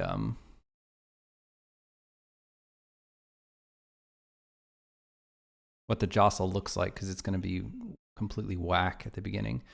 That's fine. So now let's make our prefab. No problem. And now what we need to do is replace all of these with our prefab. So I've got a tool for it, game object replacer or something like that.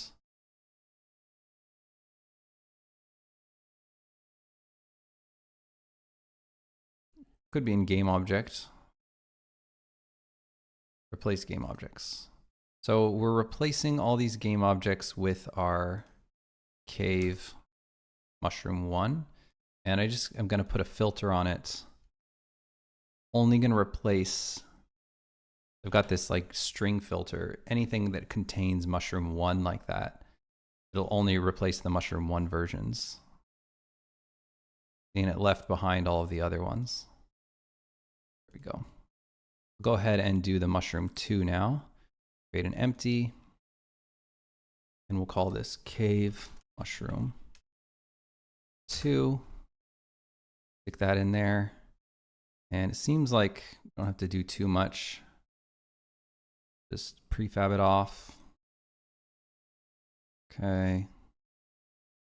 And then all of these, hopefully it retains the scale, but if it doesn't, it's not the end of the world. And let's go to game object, replace game objects. And now we've got to go cave mushroom 2. And then I'll use the little filter here to do mushroom 2. This is a very useful, handy dandy little editor extension there. There, now we've got all our mushroom 2s and mushroom 1s. And we just need to mess with the jostle. They're not going to jostle right. They're going to look weird. So I'll go ahead and do the jostle right now. Let's turn off that cave and let's run around in there. That's the only way we can see what the jostle frequency and stuff is looking like. Scriver, thanks for the follow. Appreciate that if you're still around. Calypso, if you're still around, appreciate the follow. Thanks, guys.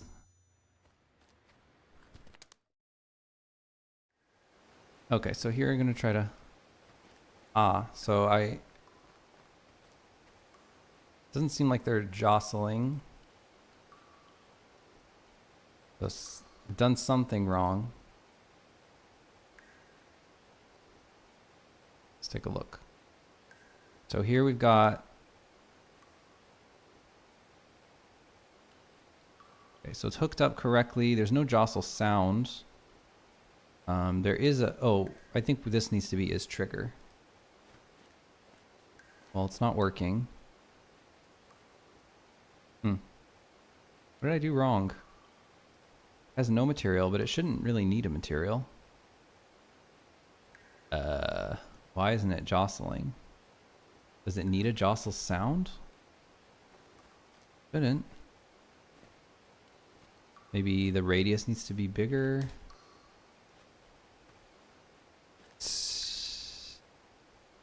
Let me just make sure I have the right mushroom. I do. Move this mushroom right here. I can walk right through it. It's on the default layer. Oh, maybe it's because it's using the wrong material. Maybe this material doesn't have a jostle set up. That's got to be it. Yeah, it's got to be it. Well, it definitely needs a jostle setup. Ugh,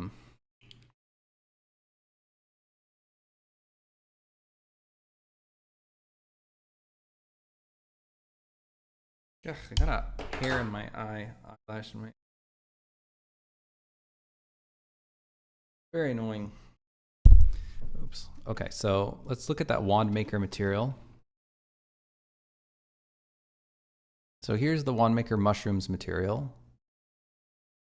Somebody else has it checked out. And looking, so it just is on cutout. And I guess cutout doesn't have a foliage responder material. It should be pretty simple, at least in this cave, to just give it a foliage responder. So let's open up our cave.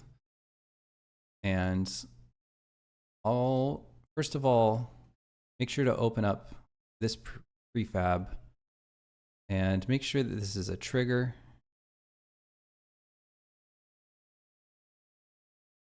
And then we'll go, actually, let's version off the material right now. So cave, wand maker mushrooms. Apparently I already versioned off a material, so let me undo that. Delete. I don't know who else would have it. This one checked out. Right, so I should just be able to change this to a foliage material. I don't think it'll complain too much. Okay, that's fine. The only problem is we need that wind frequency to be 0. And the other problem is that, well, first of all, it looks a little dark. We don't have much way of brightening it. Could use selection glow, which I actually think is a safe bet. We're using that for anything else. And then let's do cave mushroom 1.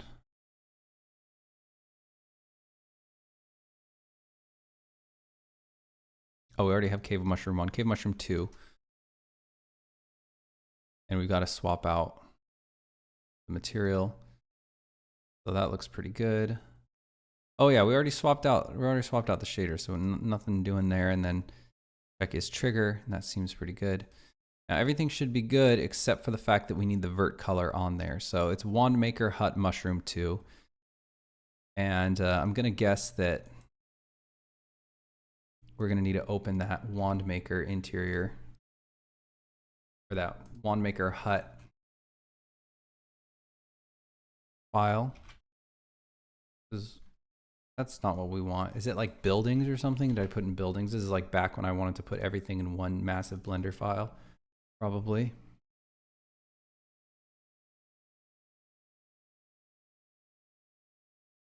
Yeah, here we go. Got to be a Wand Maker Hut in here somewhere. Let's look at the outliner. There we go. Wand Maker Hut Mushroom, easy. Okay.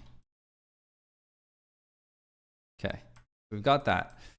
Very cool. And now let's head over here. Let's just make sure we check that out. We're gonna have to do 2 more variants of this. So I'll move it off. And I just wanna call this Wand Maker Hut Mushroom 2 Foliage Responder. The reason is we need vertex color on this one. And we'll do the same thing here. Mushroom 1 Foliage Responder. Okay, check. Well, first of all, unhide all the layers and just make sure everything is marked to not export. And then just want to mark these for export. And the difference is we just want to paint black at the bottom, just like that. That's it. And then other one, black. It actually only looks at the blue channel, but it doesn't matter because it doesn't look at the other channels for anything else. So just paint it black. And now only the tops will jostle and the bottoms will be left mounted to the ground, which is what we want. We export there, and then we're gonna have to replace the meshes on our 2 materials. Hop back into Unity. We BRB, folks. Try to get this eyelash out of my eye.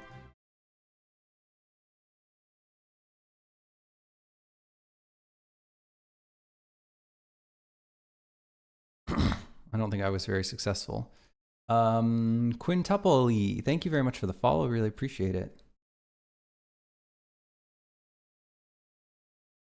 Okay, so now we've got this new mesh foliage responder, and we'll save. And I'm really hopeful that we'll have everything we need now. Cave mushroom 1. Let's make sure that one's using the foliage responder. Okay, cool.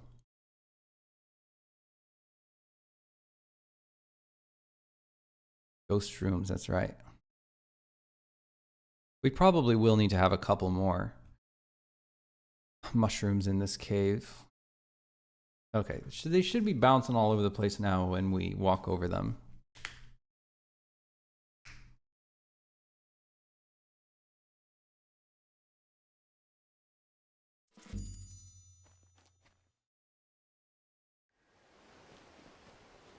Look at that. Okay.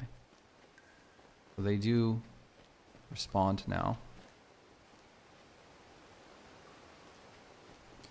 So now we just need to make sure that they have reasonable settings. So I'll just focus on like, we'll just put 1 here. Grab. Oh, Unity, you are so crazy. Okay, there. Finally, it grabbed it. We'll just move 1 like to the middle here. No, nope, didn't work. Okay. Get the lock. I'll wait. I'll click. I'll hold. I'll wait. Go. And now we just need to look at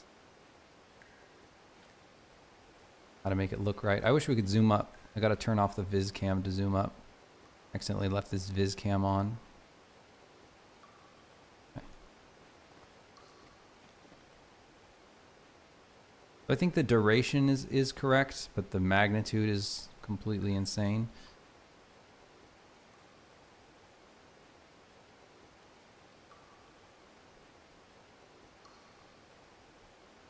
Oh! So slow. Okay. So we got to look at the duration. I think it's okay. The intensity. Let's do like 1/10 of what it is.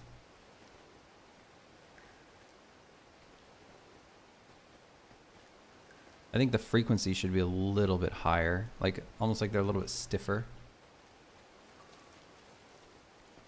Yeah. And then maybe the duration should be like a little bit shorter.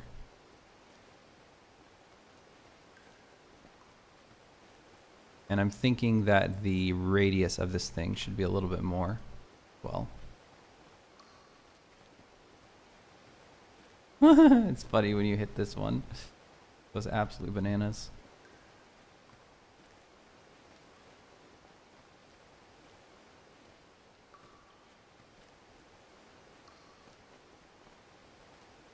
I think that'll feel pretty interactive.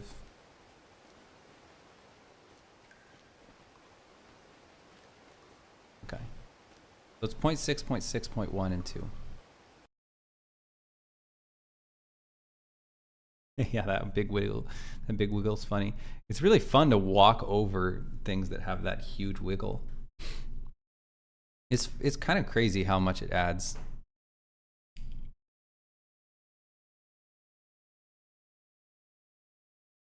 Glimmerwick would be really boring to walk around, I think, if it didn't have all that wiggle. Okay, so the duration was something like 0.5, and the intensity was 0.1, and the frequency was like 0.5. Oh, no, the frequency was double. The frequency was 2. I increased the frequency. So now we got 0.5, 0.1, and 2. We'll save that. I'm gonna open the other one, and I'm gonna go. This one will have a slightly longer duration. I'll make it jostle a little bit more, and I'm gonna change the frequency as well. I just want it to jostle, you know, different than the other one. Okay, now we should, oh, whoops, I also wanted to increase the radius slightly, because right now you really have to precisely walk over it to get it to jostle.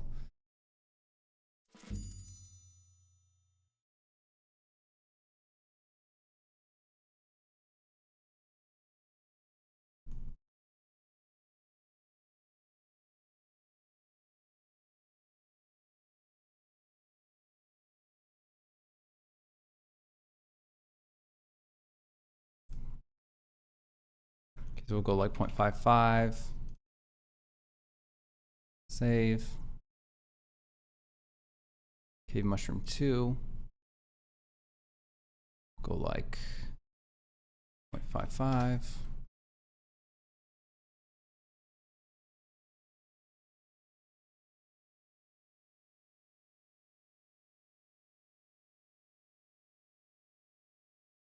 Okay, how does that look? Let's have a run. A little bit of a run around.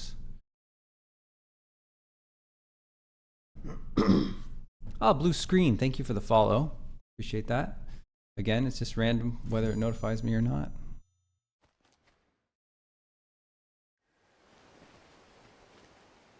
Okay. Ah, I forgot to turn off the viz cam. Let's turn off the viz cam.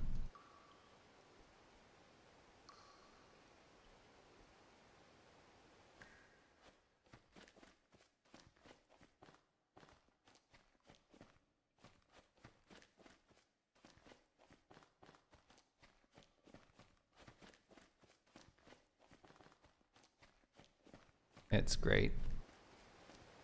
And the lighting, the volumetric light makes a big difference, and I thought it was going to be too bright, but it's totally not.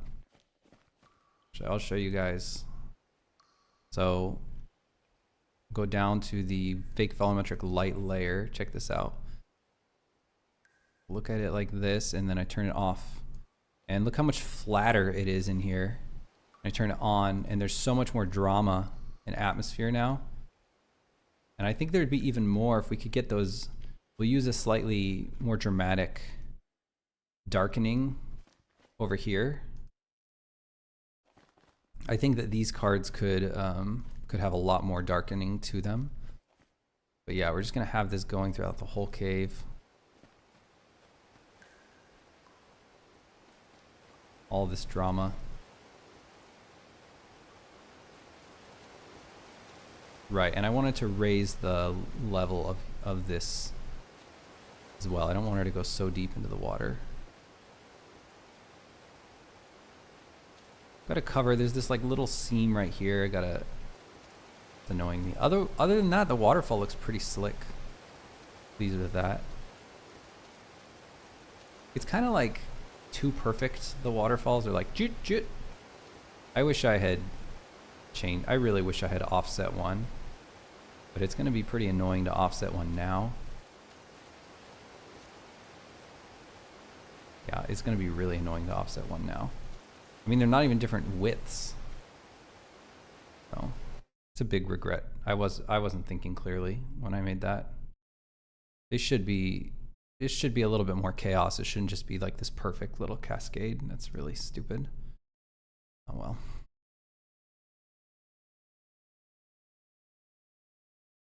Thanks, quintuply.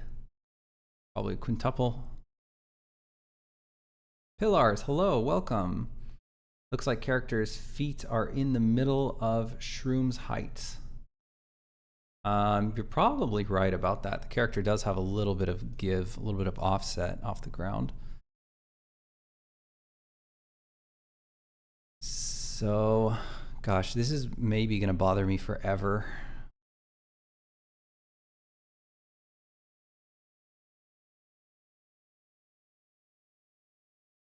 I'm actually considering changing it.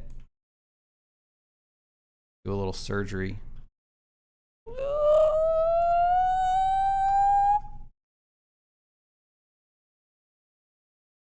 Okay, but first things first, I wanted to click on the water and just make sure that the floor here is not a trigger, but is solid.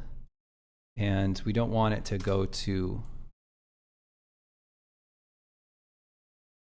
deep. I think 0.3 something, negative 0.3 something we settled on. Okay, and I want to do surgery on this. This is bothering me. I just think it would be so much better. So this is done. Let me exit out of that.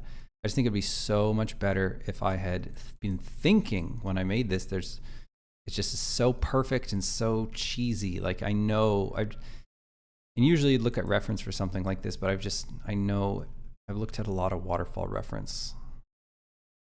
This Blender file is really chug-a-luggin', and I think it's just because we have these in here. There we go. That's going to make it much more pleasant to work in. No, actually, not yet. Let's exit out of that Blender. Maybe it'll clear out the memory or something. We go back. Giant cave. Let's crack it back open again. Thanks, Werbis.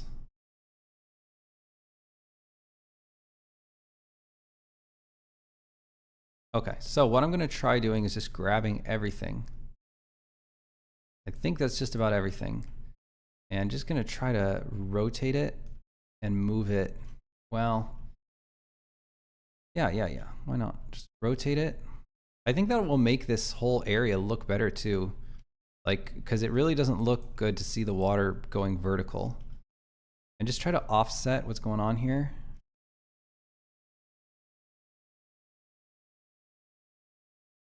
Offset it to like there. It would be really big brain if the size of the waterfall was different as well. So in order to make this happen, I just need to pull this over to accommodate. Yeah, and actually I really think if it was even wider, it would be better. Okay, that's fine. And then let's grab these verts and just you get out of there. Get out of the way, guys. Get out. We don't need you. We don't want you. We don't need you. Okay. And now we just have the actual, oh, whoops, I left behind some stuff. So some foam, I had some foam here. Just want to make sure that that is actually under the waterfall, no problem. I should have another one if I'm correct here. Move this to another layer. I'll move this to another layer and we should have one more. Yep, there it is. Let's put that right there. Okay, cool. So now let's get back well, we'll move this to another layer just so it doesn't get too lost. Right, now I want you guys to be on the same layer right here. Now I just want this one and this one here. And now we can sort of take these verts and just fudge it over here, rotate, come on, fit, scale. You need to get more coverage here. Okay. And then can we make you wider? Let's go local. Get wider. I just want you to look different than the other waterfall, basically. Okay. They're as wide as you can possibly go. And now that's fine, but we need the terrain to accommodate, so see if we can put on proportional fall off and just go over here, match your size. Grab these verts, pull. Come on. You just widen a touch. A little bit. You go forward. Okay. It's not quite there. Okay, what do we got? Let's export. Oh my gosh, it looks like it could have even gone wider. Especially with this right here. Like, okay, this should be relatively easy to move over. Just move it over. Not a problem. We can just widen this.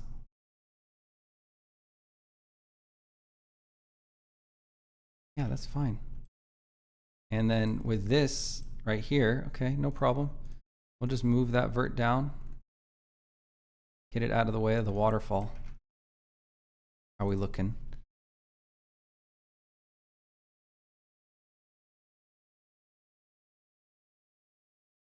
There, massive surgery.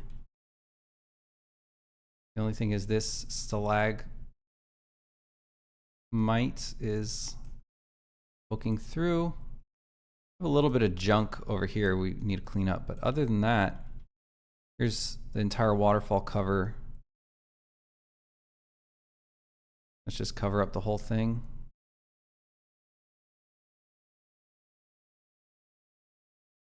Okay. I think we're in business, folks. Let's make sure this is actually covering. And we probably need to do a little unwrap. Wow, is that really such a different surface level? It's surprising. What is going on? Oh, there's literally a hole. Okay. There. Yeah, we're probably gonna have to do an unwrap. We're gonna have some weird little UV stretching here. Okay. And you know what? Honestly, with these two are so close that I feel like it would look better just to cleanly be going with one over the other. So I'm just gonna poke this one sort of in front, and I'm thinking we can just delete this. I think that's gonna be fine. But let's see. We have nothing back there. If we need anything back there. Yeah, it looks great. It looks great. We can even warble this one a little bit, just a little bit of wobble. A little bit of wobble bobble. Just to make this feel a little bit more organic. Shape, the silhouette is pretty laser beamy. So wobble this up a little bit there. That should create a little bit more of a less CG look. Wow, you can't even really tell. But all that matters is how it looks from the camera, right? So let's just get that viz cam and put the viz cam where I know that the player will be going up, which is right here. And then let's back up and turn on that cave. Here we go. So Yeah, I guess the player will probably be ascending, I guess, right here. I don't know where else they would. Okay, this rock needs to be moved. There's a little bit more surgery to do. Yeah, this rock will have to be like moved right here. Yeah, we'll cover this up anyway. Cover that nasty laser beam seam up. Look at that. And then we can cover all this up with even more rocks. It'd be kind of fun to have like a whole pool of water up here.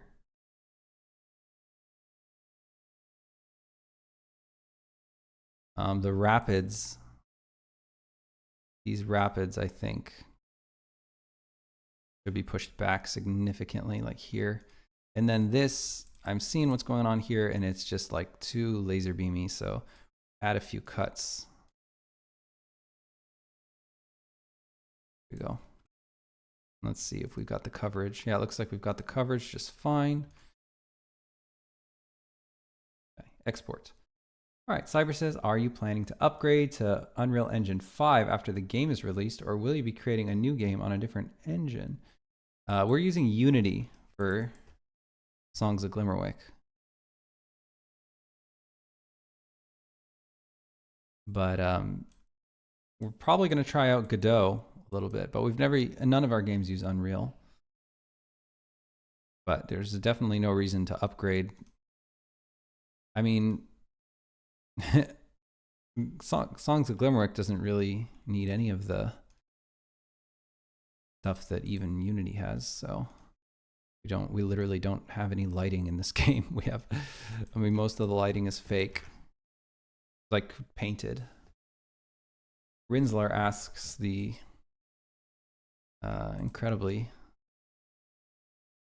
thoughtful question, is this Fortnite?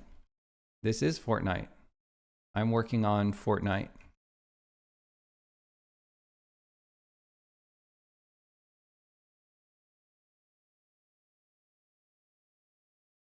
Okay.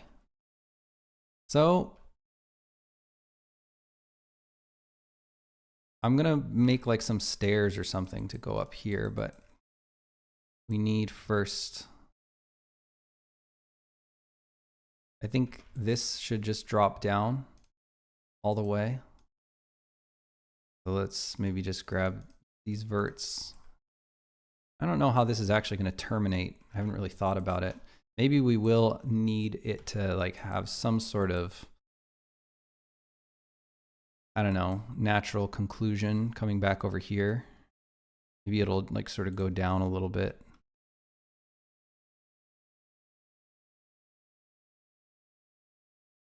And then I'll bevel this. Okay. We'll make it a little bit craggier like that. Okay, that's fine. I don't want to spend too much time on it because I just don't even know really what we're doing. We'll do shortest path, and then I'll extrude it down, all the way down. And I'm gonna have to unwrap again. And then I just want to make sure, so it's already black down there, which is I think what I want. I mean, the vertex color is already black. RPG Fortnite 2, yeah, that's right. I'm actually working on Fortnite 4 right now.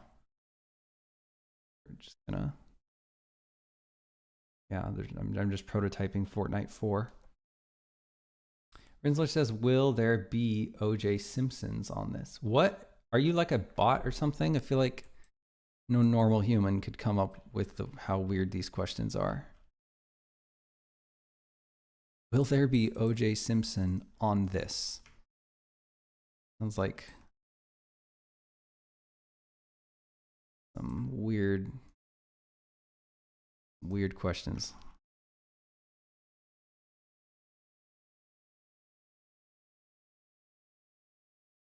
Okay, so just fill this.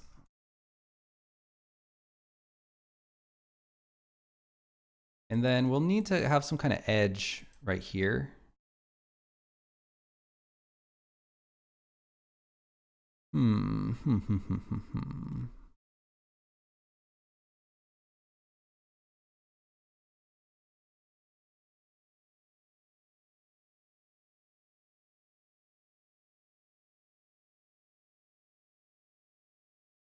I'll just take a look at this. So yeah, maybe I could just copy the same edge.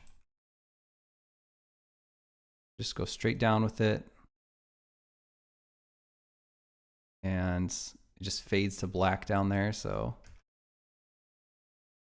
go pure black with the vertex color.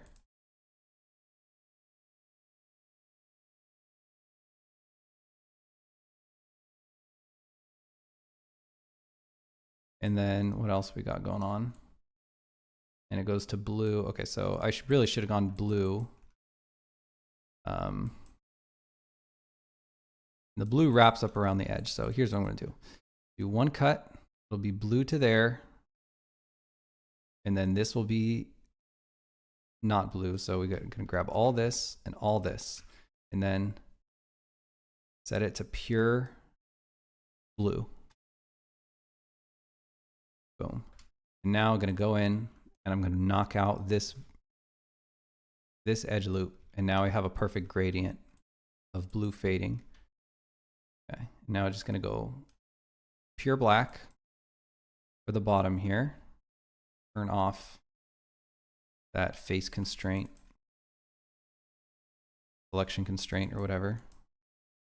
And looking at what we got here, so we have that mix. It actually goes, it's actually a little bit of blue creeping over. So what I'll do is I'll add another edge loop and I'll just grab some blue, some bright blue. We'll just go pure blue. And I'll just sort of, I'm going to add another edge loop in here. And I'm just going to paint some blue in some places just to give this edge a sort of more organic look to it. That might be too much right there, but we'll see, we'll see. Just a little bit more rock. That should give that edge a little bit more dynamism, natural look. Okay, so who knows what it even looks like? We have like basically no lighting.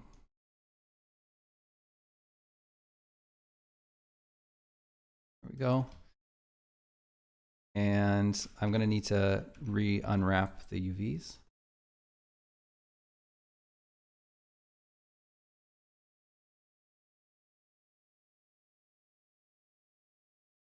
Is it a water park? It's a cave. Water park sounds cool though. Okay, so that edge is looking pretty good, like that. And as far as the steps, yeah, I think that'll be cool to just have some stone steps going up there. I don't want to be able to see the water down there, so I'm gonna grab some stalagmites and stick them in here to sort of cover up what's going on there. I will grab this big old rock formation right here and I'll stick that right here to cover up what's going on here, although it might already be covered up when I add the stairs. Yeah, I'm sure. I have to add some stone stairs, but that's pretty cool. What is this? This is stalagmite 2. This is stalagmite 1. Put that one in there. Stalagmite 1 back here. I'll just make a really big one, really big wide one there. I really don't want to see the water there, so I want to rotate it, cover up the water. Okay. Cool, and I'll give that a save. Moving along. Okay, I don't quite know how that area is going to look, but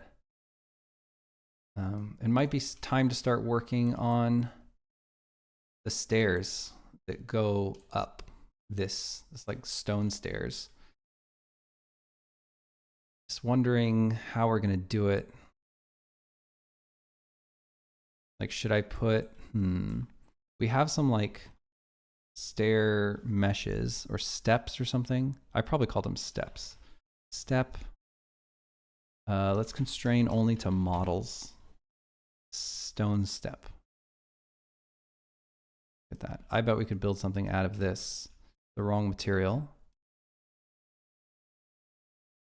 We could just make it a lot bigger. Might be a little thin. My only problem here, but let's try to duplicate this material and call it like cave step.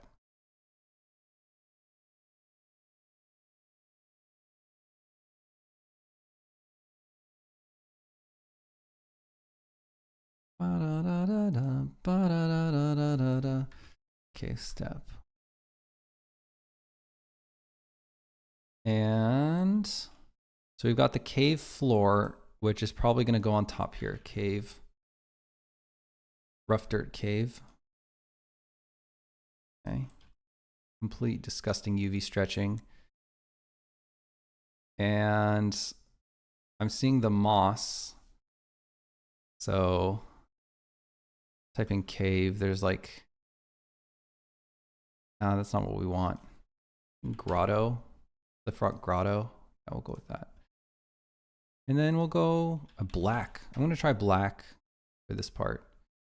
In fact, we might try black for this part. And then do cliff grotto for the other. I think both can work. That might even be too much black there. It does seem like we can increase the tiling. I want a little bit more texture coming in here. Potentially even more than that. And it looks like it's really being stretched, so.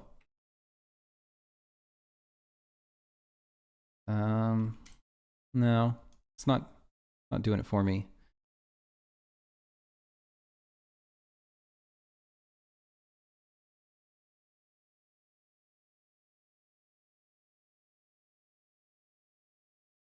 Okay, it looks like the X, we need more on the X. Something like that. Cool. All right, now we'll just darken the value until it fits.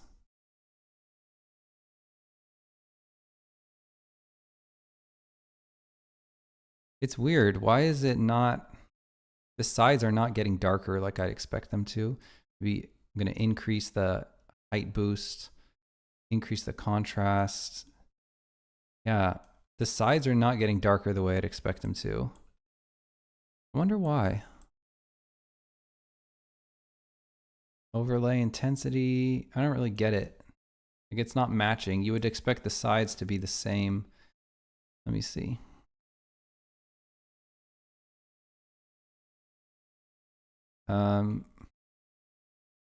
Looking at the dark the cave floor, that is the texture. It is Cliff Rock Grotto. So I don't know why these steps aren't doing the trick for us. I wonder if I turned off blue channel multiply. Let's see. World space UVs. I already have blue channel multiply. That's kind of the only trick I have. It's just not quite working for us. Keep adding. Just to prototype, I'll just add a bunch of steps. Something like that. This doesn't appear to be working. I mean, visually it's not working.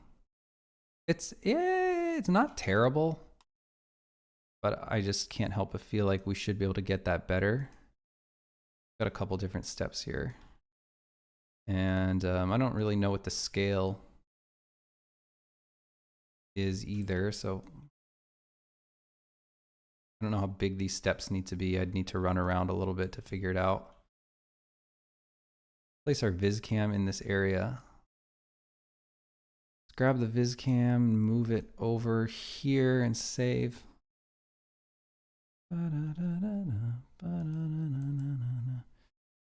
No. No. It says, how many more beta testers do you have left to go through? We're not really going through beta testers right now.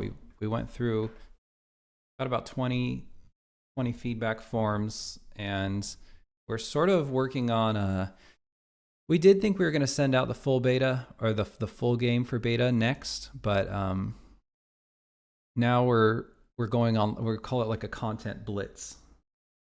And we're just adding a bunch more content to the game because we have a lot more content we're adding before release. And we just took a step back and decided we wanted to do like the full game beta so that we could have time to sort of adjust things.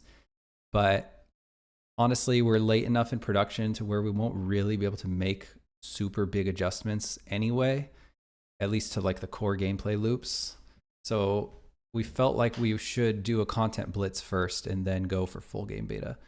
In terms of like how many more people will have for the demo, I don't really know. I don't know when our next wave of testing will happen.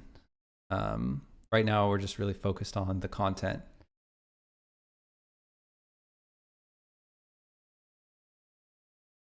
I'm gonna duplicate these.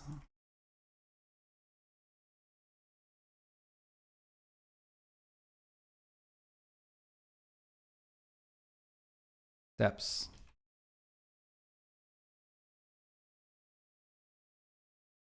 And I'll save. They look really quite sloppy. They look nasty, like turds. Bye-bye. Bye-bye, stone steps. I'm not going to use you. I'm just going to model them in directly. That's what I'm going to do.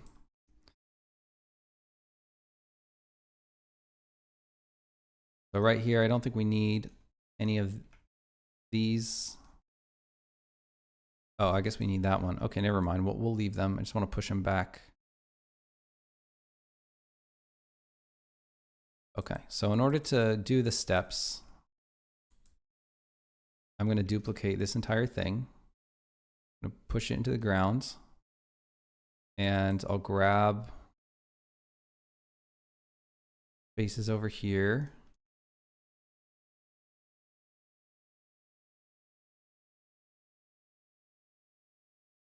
And I'll just kind of push this back into the wall. And how will I terminate this edge? I guess same thing. I'll delete that face and then grab all these. All this as well. Okay. Visionary Watch, this is which Blender version are you using? 2.79. It's a bit old because I have a custom exporter and I don't want to rewrite it. Vim says, ever thought about making a second channel where it's like pure game dev advice and clips from the streams? Oh, like a second YouTube channel? Be interesting. No, I haven't thought about that just because I really am not terribly interested in having like a super game dev focused channel, I guess. I'm just constantly trying to figure out what has, I would love to just have even more broad appeal, not sort of be in the game dev, specifically the game dev space. I don't know.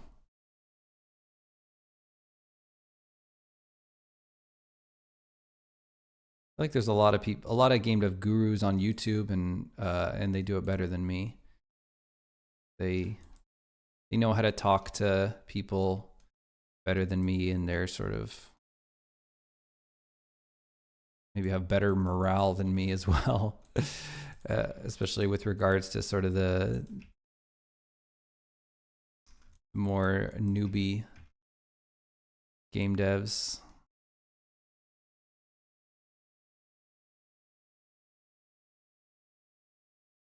Because advice is cheap. I'm going to try to, with each step that goes down, I'm going to try to change the shape to make it sort of more regular. Might be good though, but I feel like the stream stuff doesn't really do very well on YouTube, period. The holy grail would be figuring out exactly what made that eShade post-mortem video work and doing more content like that. But I think the part of the reason that video worked was it's not a sustainable kind of content. I'm talking about the went all in, it made millions video. It's not really a sustainable kind of content because it really was just my life story, and the whole journey going into it is like, I mean, it's kind of like 5 years worth of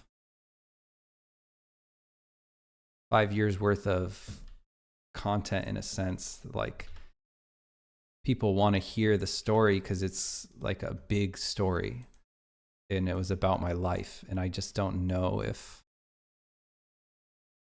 I don't know what kind of content I could produce regularly that would look like that.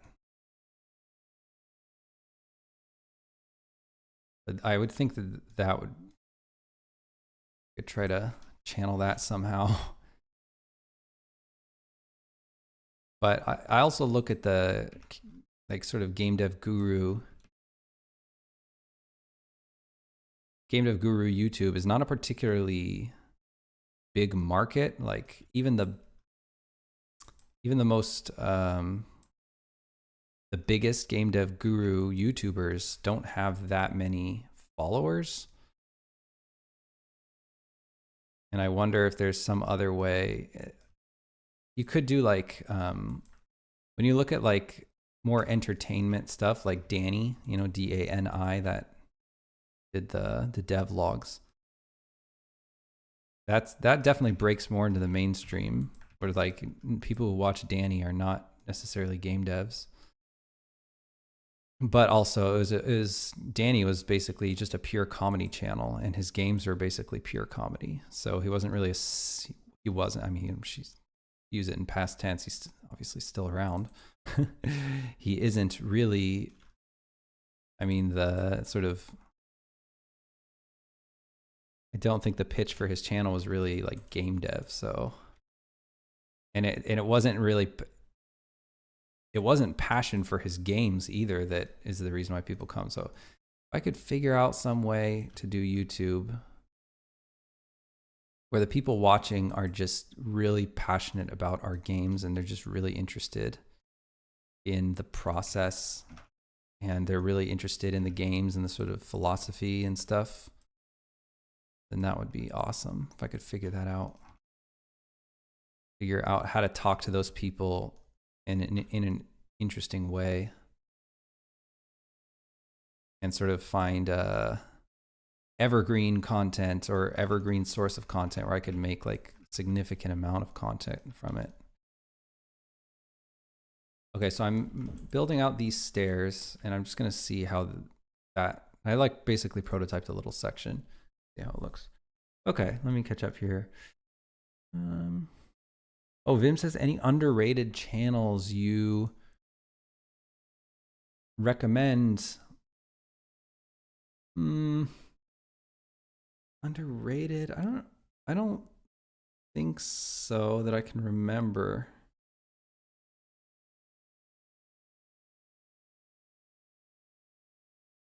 I've got let's see.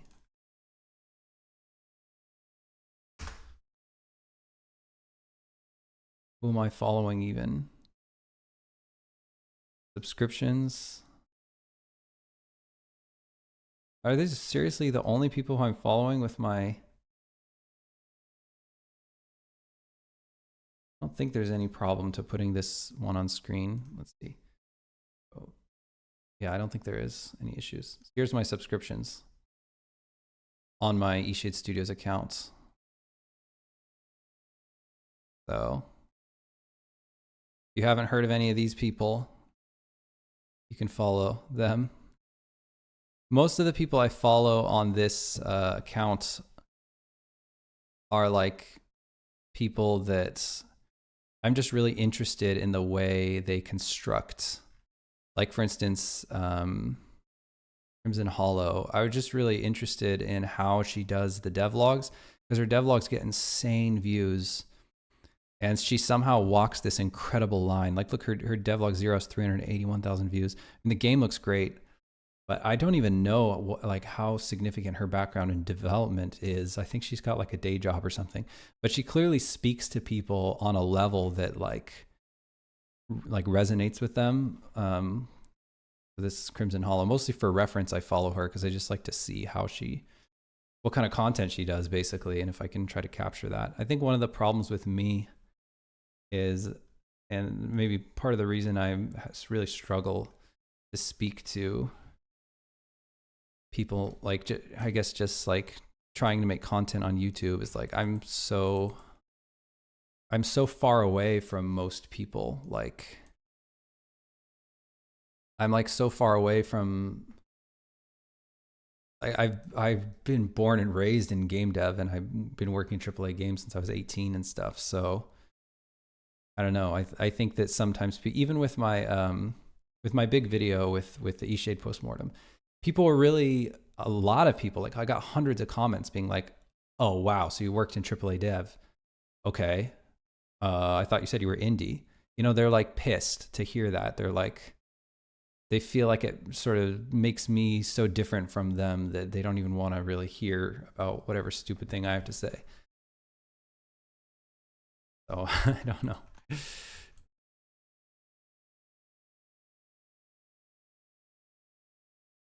Actually, I was noticing,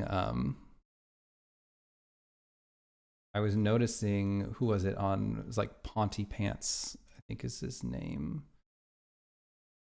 Yeah, Ponty Pants. I was noticing Ponty Pants, who has a massive YouTube channel. Oh, pretty massive for as far as game dev goes. I was looking at his dev. They're sort of like devlogs, really, but he doesn't call them devlogs. And he really does an amazing job just speaking to gamers. And he sort of plays dumb a little bit. Like, let's see, where's the one where he talks about, okay, check this out, like results after releasing my first game on Steam. He almost like brings himself down to like a hobbyist level, even though he's not that, like he's a pretty experienced game dev at this point. But I think that when people see this title, they're like, oh, this is like another random person working on video games like me as a hobby, trying to sell games on Steam. And I think that that is a lot, like he gets a lot of people interested to click on him. He's got 2.3 million views. Whereas I'm sort of out of touch with that. Like I'm not, people hear that like we hired a PR firm and we have, you know, all the things that go into Eastshade Studios, and we have like $2 million production budget and stuff. And it makes people kind of not be interested in maybe my YouTube content. Let me catch up. I'm way behind on chat. Sorry. Okay.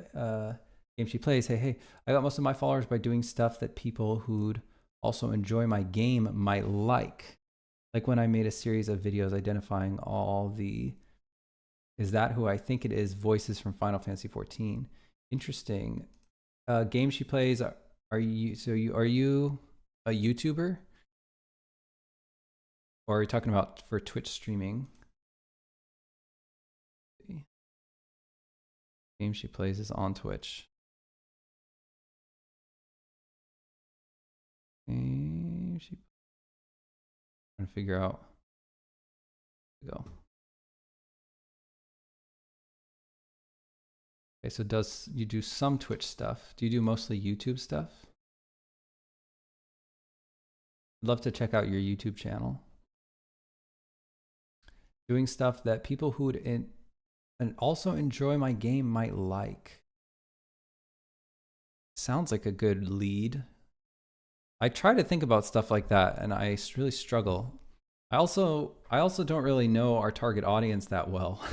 So, and I don't know how much I don't know how, if I'm even part of our target audience, like me and the way I consume games. That's an interesting thought. Funny Leo says, any recommendations for environment art courses? I feel like I hit my plateau and can't improve anymore.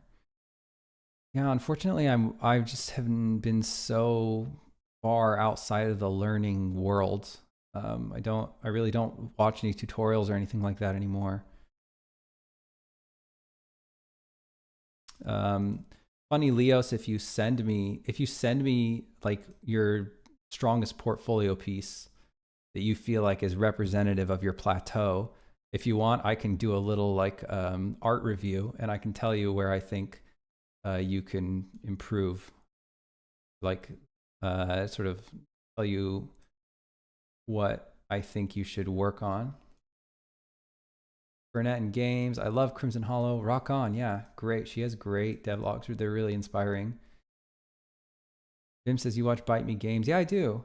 I think their stuff is really refreshing. Marnix is a G. Is that his name? Yeah, I enjoy Bite Me Games. Crimson Hollow Lady is working on the game full time now. I think just no YouTube vids. Okay, cool. That's cool. I'm in their Discord. Awesome, awesome. Yeah, maybe I should hit her up, chat with her about it. Novak says, I think it's just kind of what game I like. I see cozy in Crimson Hollow's title, so I watched it. I like Chef RPG's blogs because I like cozy cooking pixel games. Okay. This is really good information. I really appreciate you telling me that, Novak. Yeah. Okay, so the sort of devlog title just sort of speaks to the games that you like and you want to watch that creation process. That's really good to know. Appreciate that insight. Game She Plays says, a bit of YouTube. My Twitch following mostly comes from being annoyed about Tomb Raider. Interesting. Okay. I've got a list I'm working through of genuinely ridiculous ideas that I know will be popular with my people. All right. Can you link your YouTube channel, Game She Plays? Is it Game She Plays? Is that what it is? Crimson. Oh, okay, so that Crimson Hollow Dev is a full-time elementary school teacher and works on the game full-time. So she was a full-time elementary school teacher, or she like literally does both? She's like double full-time. She must have got some funding, I imagine, right? I think a lot of people have sort of hunger of coziness and sense of wonder.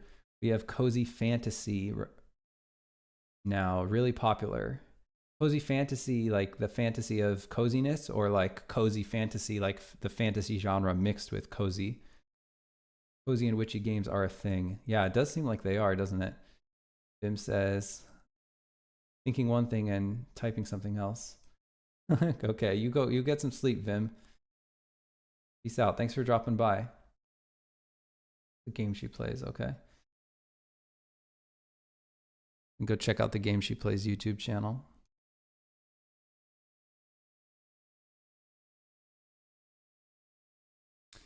Game She Plays. There it is. Okay, cool.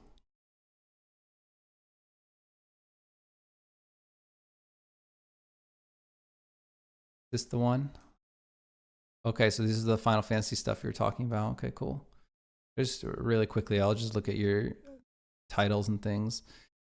Voices of Final Fantasy 14. Cool, cool. RPG town theme. Okay, so you got some music stuff. Interesting. Yeah, it's interesting. Thank you for showing me your channel. I appreciate it. I like looking at.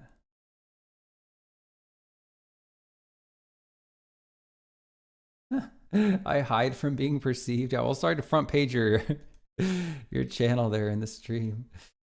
Where it says cozy fantasy, like fantasy world, but stakes are not prophecies and world-ending threats, but more grounded and simple, like a coffee shop or something. Gotcha, gotcha. Cool. Okay, I love it. Orbis says, still fantasy with orcs and dwarves, but without epicness. Okay, gotcha. So kind of like Eastshade as well.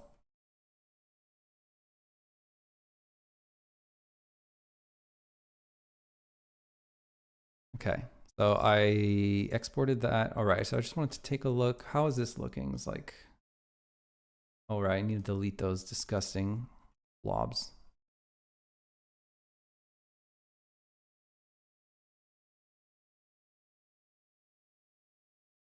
Okay, well, it looks okay. I'll just keep going with it, I guess. So in order to fill out the rest,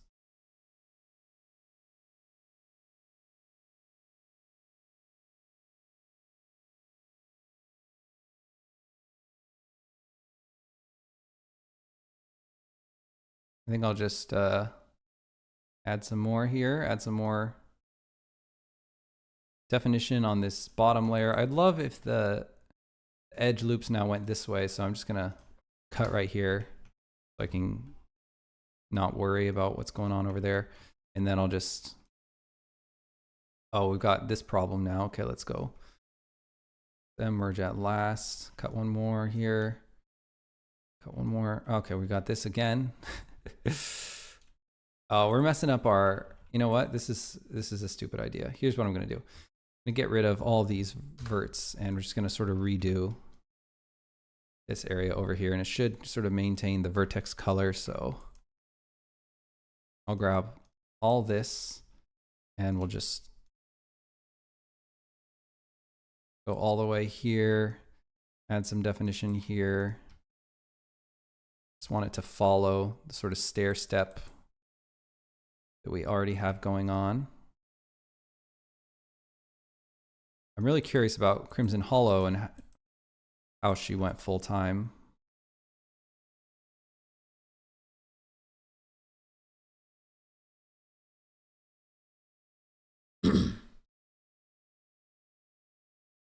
Visionary Watch says, "Tell me, what can I do to succeed?" Well, what are you trying to succeed in? Are you trying to be a commercial game dev? Burnett and Game says, "What games do you play, if any, that are very different from the ones you create?" Let's see, very different from the ones I create. No, I play a lot of games. I'm trying to think of the like kind of recent games I played. I played Death's Door, which was kind of like a, I don't know, what do we call that? Some people call it a Souls-like. Kind of interesting.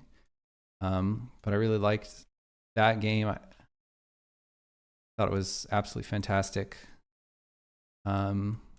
Played Elden Ring sort of on the same time that I think a lot of people probably played Elden Ring. What else did I play? I played that Dredge. I thought was genius. What I loved about Dredge was just how freaking fresh it was. It was so different from anything I'd ever played. And I'm just absolutely crazy about, you know, finding games that find a way to replace that combat, you know, that combat loop and do something other than combat, and still manages to be, you know, super rich and deep. And I just loved how they layered in the sort of adventure-ness. I mean, the game had quests and stuff. Loved that. I don't know if that was, we call that different. I've been playing Forza lately because my baby boy, he loves cars, and he's always asking me, "Dada, go racing? Dada, go racing?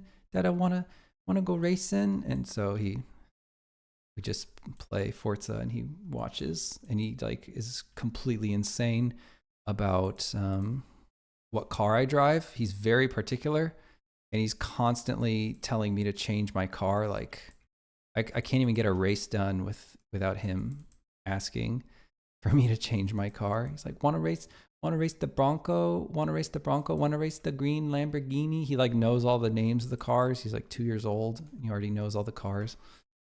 And he's and he asks me to like paint them all different colors and stuff, but I probably wouldn't play that game if not for him.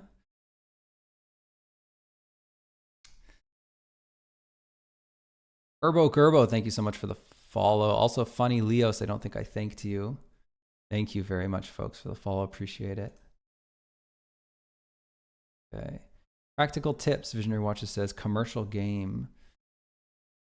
Novak says, I love Dredge. Yeah, Dredge was really cool.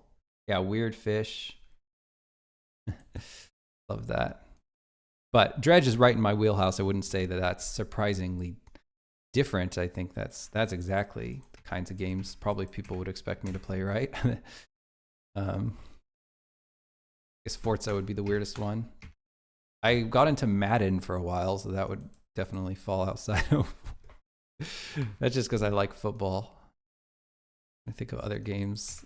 Yeah, I mean, lately I've been playing Elder Scrolls 4 Remaster. Okay, before I go and copy this, I'm gonna follow active quads on all these things. So Visionary Watches was asking for practical advice. I've got to know a little bit more, Visionary Watches. What is your current job? What are your current skills? What are your current game dev skills, I should say? Do you work in game dev? Are you a game dev? Are you like a programmer or what? Or do you work in some other field? Or are you maybe a teenager? Or are you in college or what?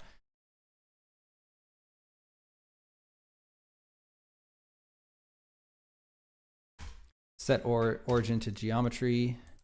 And I just want to make sure I've got some UVs to start with. Why not? Also, I don't know why we're on the sand. Let's just put us on the grotto.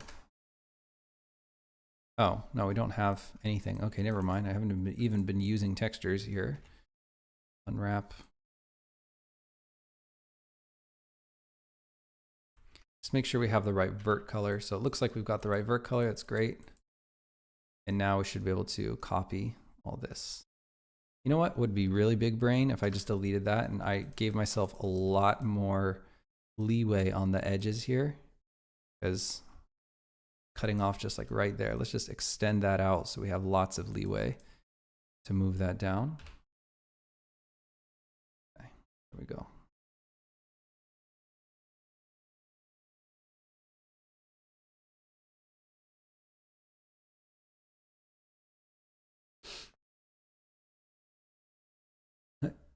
Jabonda says that young man is a man culture. What does that even mean?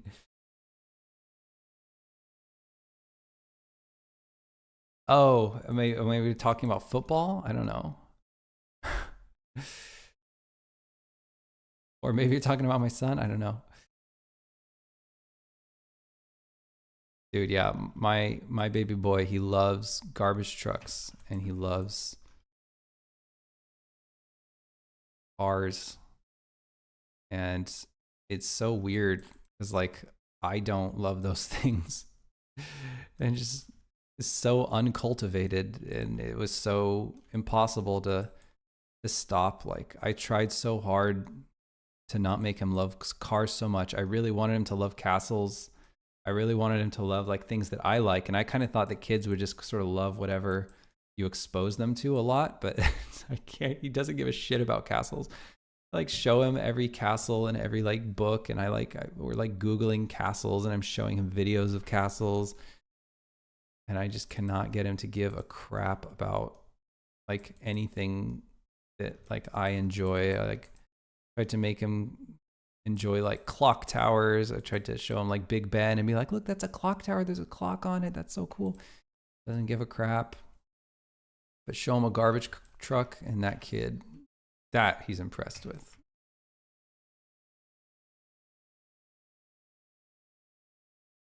I think these stairs are probably going to be a little bit big, so I'm going to maybe make one more stair at the bottom here.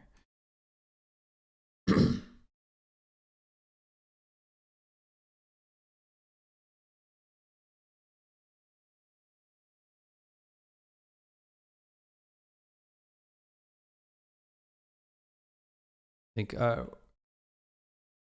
Visionary Watches asked for advice on succeeding. I feel like the most underrated thing amongst indies is they just don't think about skill. Like they don't consider skill. They don't consider their skills, their production skills. And my skills are everything to me. Like the things that I know how to do, I feel like they're the straw that stirs the drink. And without them, I'm nothing. So all the things that I know how to do, all the time I've spent getting good at art, getting good at environment art. Like I've made bad environment art. I wish I could show you guys. Here, let me see if I have one.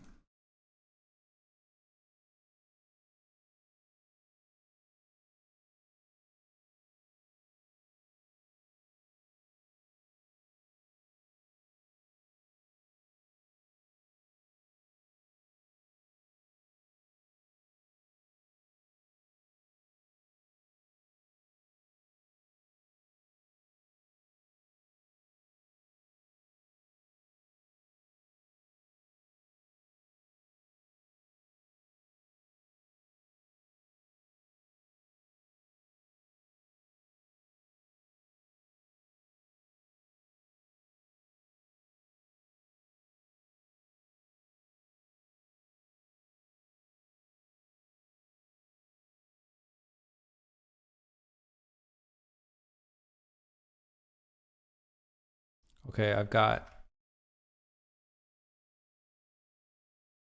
I can show you, see something that's going to be, I don't have, it doesn't seem like I have like my first 3D creations. I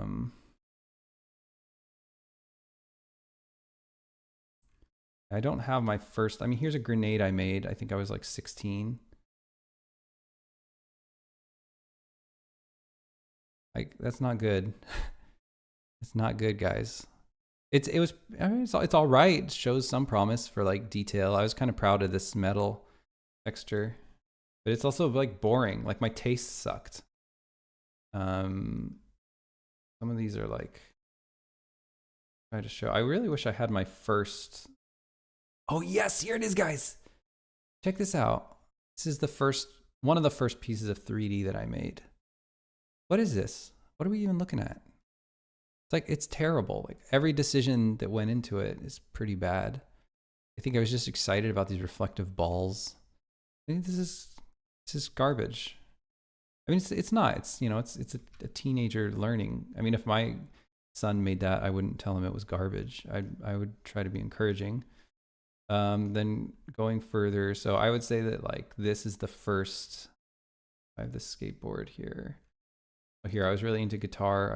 I was learning how to play guitar, so I modeled these guitars. This is now I'm starting to get a little bit competent. Like my modeling is getting a little competent. My eye for rendering is getting a little bit competent. My like eye for materials and stuff is getting a little bit competent.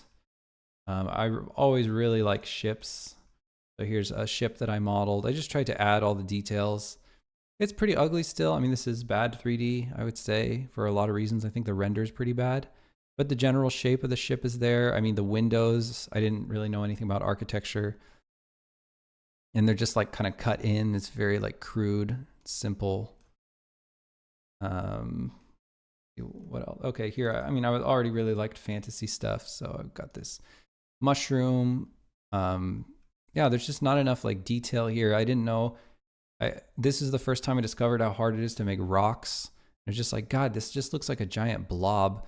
But I learned some stuff, like I learned how to blend textures and I tried to put these little flowers here. I was already sort of figuring out that you can't just put like endless grass. Looks really like boring and sterile. And I was already starting to think about, oh gosh, I need to like vary up the size of the grass and do like clovers and mix it in. And I was already looking at reference and exercising those sorts of muscles. This is the first like really good thing that I made. I was really proud of this. I was very careful in, including all the important details of what makes a skateboard look like a skateboard. And I was really happy with the render and stuff. So now I'm starting to develop my eye for textures and wearing things on the edges and things. And I understood skateboard, like I understood how a skateboard wears down really well because I skateboarded. So put all that into the model. See what else. Oh, here we go. I was really into music, so I just wanted to model this mic. These are like studies, right? They're not even like art, really. They're just studies. I'm just trying to figure out how to, make shapes and how to look at the world and how to unpack details, how to unpack the details that make something look like something. Those are all things. This is the kind of stuff I was doing when I was 16. Okay, I wanted to make like a sort of fantastical Pixar-looking attic. And I included some of the models that I'd already made before, but I was learning how hard it is to light a scene, and it just didn't have the oomph. It didn't have the. I look at this now and I see so many issues with the lighting and so many obvious things about the fall off of the lighting and how bright the room in general is, and how we're not getting enough like darkening toward the corners. I see the texture of this dresser and it looks terrible. Don't understand why it doesn't have more like bevel details and things. And there's just so many things. And I was just doing all that stuff and just developing my eye. And I'm still 16 right now. I did all this stuff. This is all when I'm 16. I'm really bad at drawing right now. And I actually, for that, this is embarrassing. Here, I'll show this. I was like, maybe I should learn how to draw human proportions. This is really god awful. This is very, very, very, very bad. This hard to imagine that someone who drew this even went on to become a professional artist. But I was learning, digital art, and I thought, oh, I should learn like, facial proportions. I'm still really bad at human anatomy, and I'm still pretty bad at drawing people. Just not my wheelhouse, and I don't really care about it. I know that those are some things that I did when I was really young. Let's see, is there anything interesting here? I think that's about it.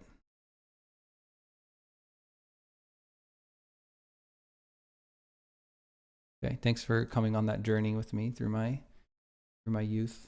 Okay, I'll catch up with chat now.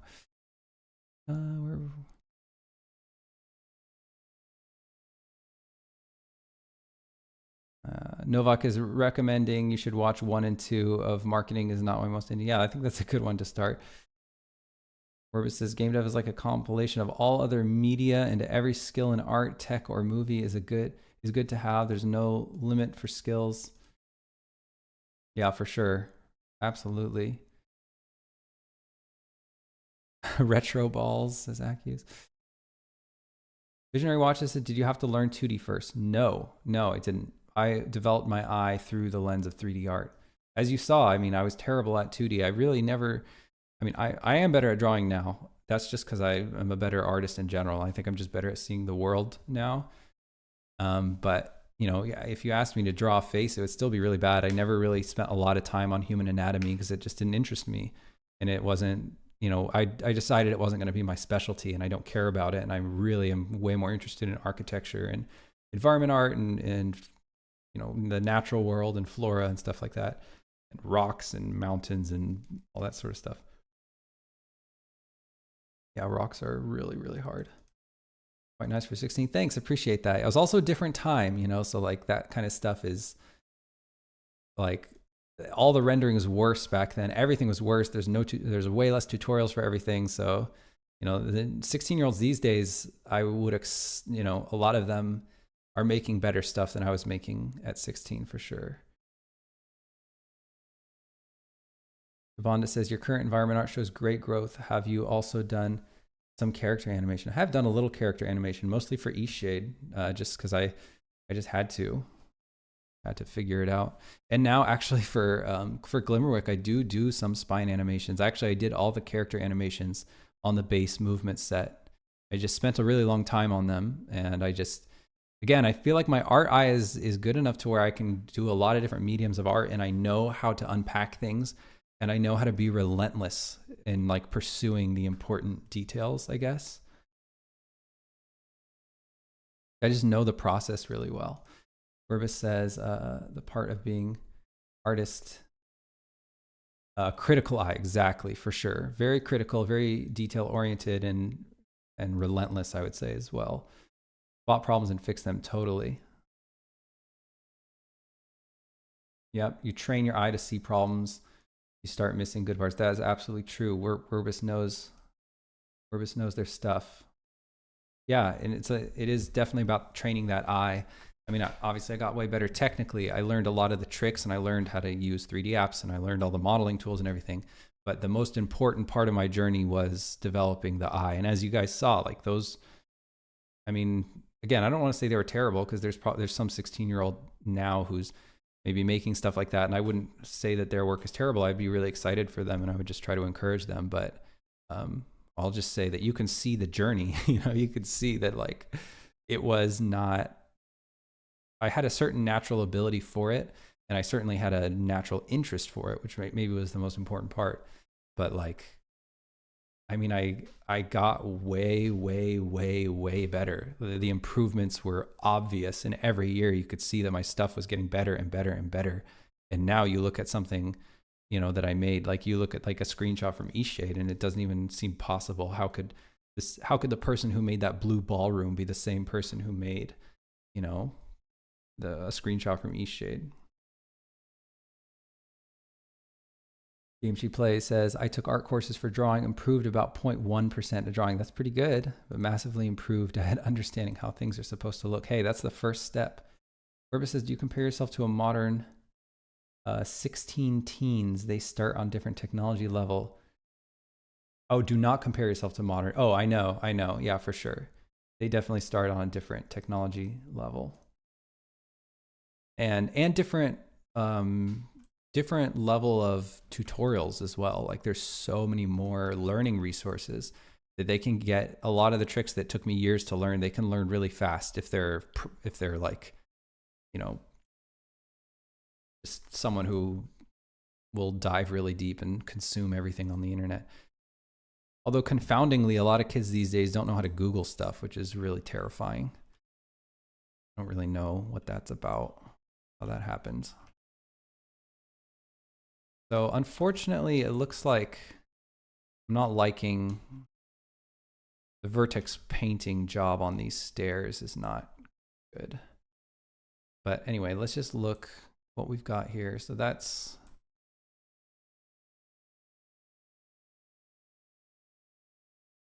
okay.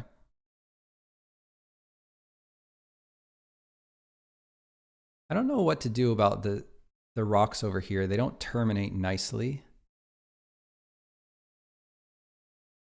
I wonder if I should just bend all this stuff back. Let me just combine all these into one. Combine them all into one. Also, this needs to be re-unwrapped. No problem. We'll do that.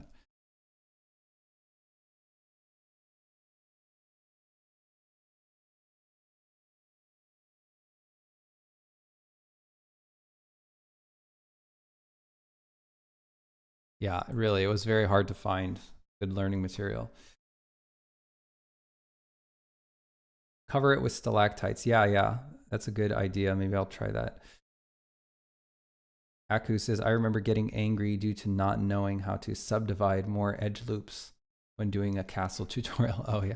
Yeah, it's funny. Little things like that can really, you can get like caught up on them and you just like get stuck and you're like, oh my God, this should be so simple.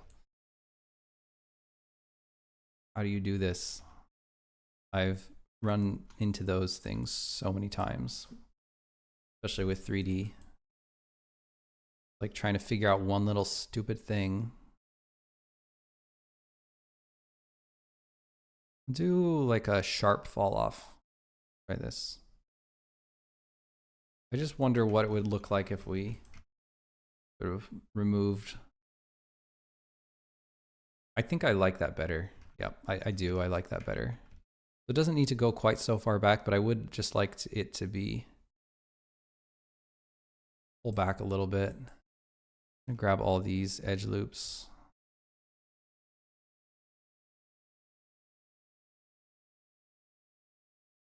Oops, I don't know why. Oh, whoops. There. Okay, so that we didn't need that.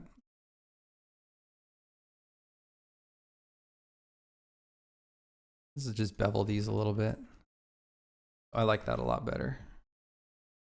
Then over here, yeah, that's good.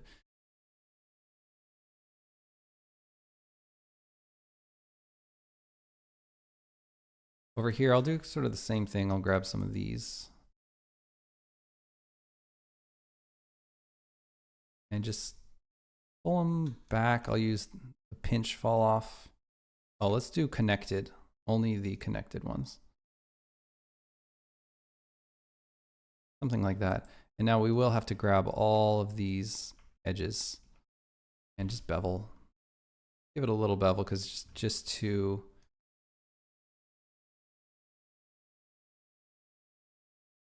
sharp there. Okay, there we go.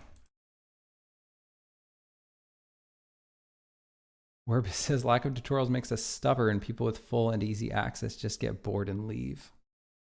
I don't know. That might be true. It might sort of have like hurt people's attention spans a little almost. I don't know.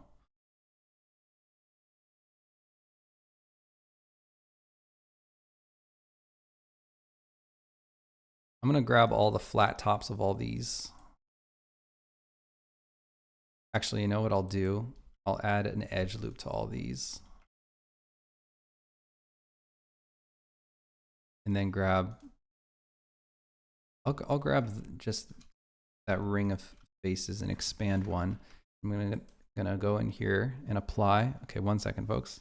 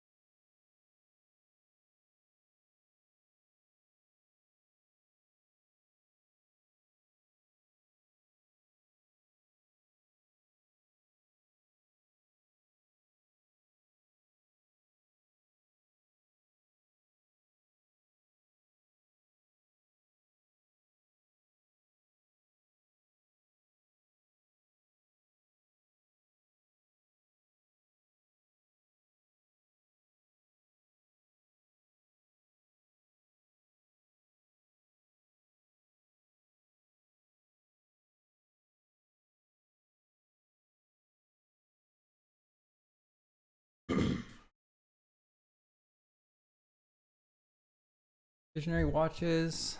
Oh, is asking Aku. Okay.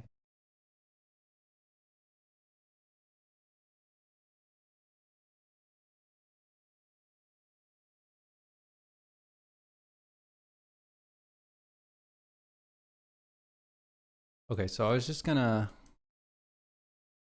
fill these with pink.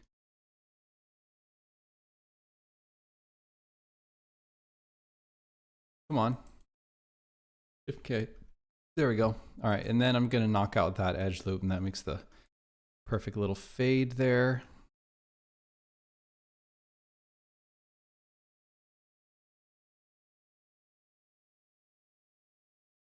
Okay. Funny Leo says, speaking of portfolio pieces to send you, can I send it to you in Discord DMs? Sure. I can also do it on stream if you want. But maybe that's too much pressure. But I can look at it here live.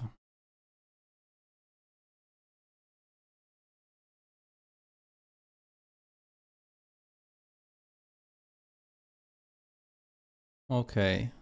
So I just need to find a way to get these rocks on top. Actually, they're kind of working already, which is surprising. Really surprising. Let me get one of these. Actually, I'll get both of these rocks and bring them over. See if I can dress up that area a little bit more.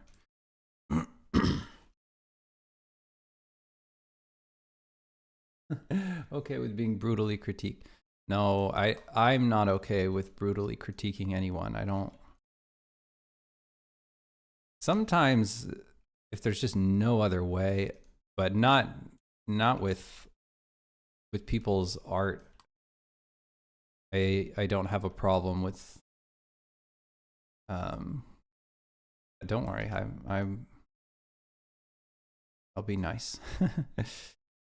I don't like that. Some people are just like, oh yeah, you know, I need super honest feedback. Like there's usually a way to get the feedback to give the important information, you know, without the soul crushing. If you can, you know, compliment sandwich, because you can always find something, right? Always find something good.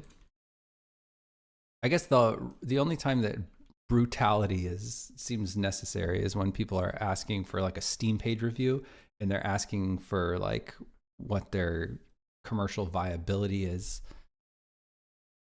That one I struggle with because sometimes that one I don't have a good way to compliment sandwich them when it comes to like what I think the market will think of the game. That's different. I'm gonna try to cover up the corner of this with the rock. See how that looks. Yeah, that's right, Aku. I'm gonna do a little portfolio review, or at least just one piece. I'll focus on one piece. If you send me a whole portfolio, I'll just find one piece, but I would recommend giving me your best piece, the thing that you think is your best work. Because if I give you pointers on work that is not already your best work, well then it's, you know, you feel like some of the things I might tell you are like, yeah, well I'm already better than that. So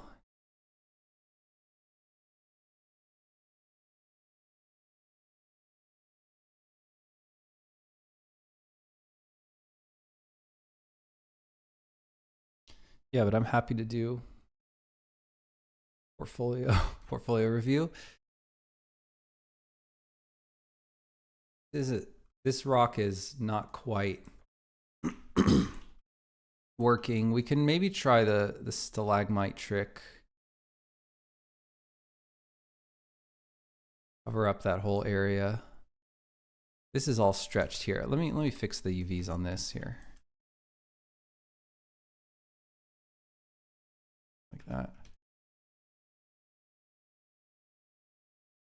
The funny Leo said you were the one who said you kind of feel like you reached a plateau, right? Is that you? Or am I confusing you with someone?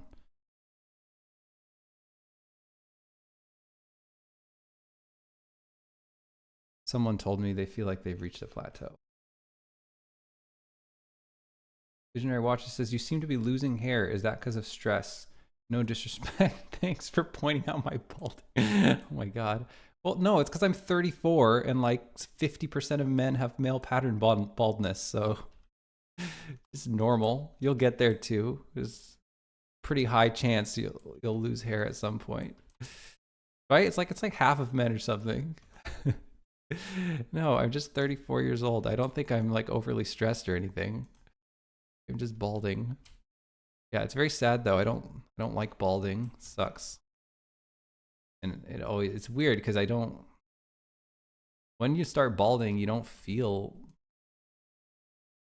old. Like and then you see it in the mirror and you're like, whoa, I look old from the top or whatever. Not ideal, but it's all right. What can you do? Okay.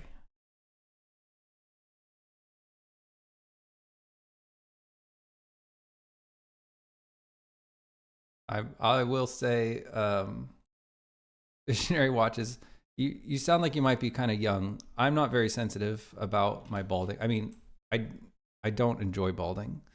It is kind of a bummer. I'm not very sensitive about people noticing it, but I will say some other people are maybe sometimes more sensitive about it. So I would probably maybe not point it out.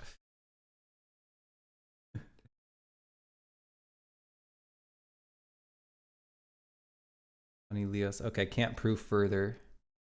Oh, what I sent on Discord. Oh, okay. Oh, so you're just to be clear, you're comfortable with me reviewing it on stream, or would you prefer me review it off stream? You let me know.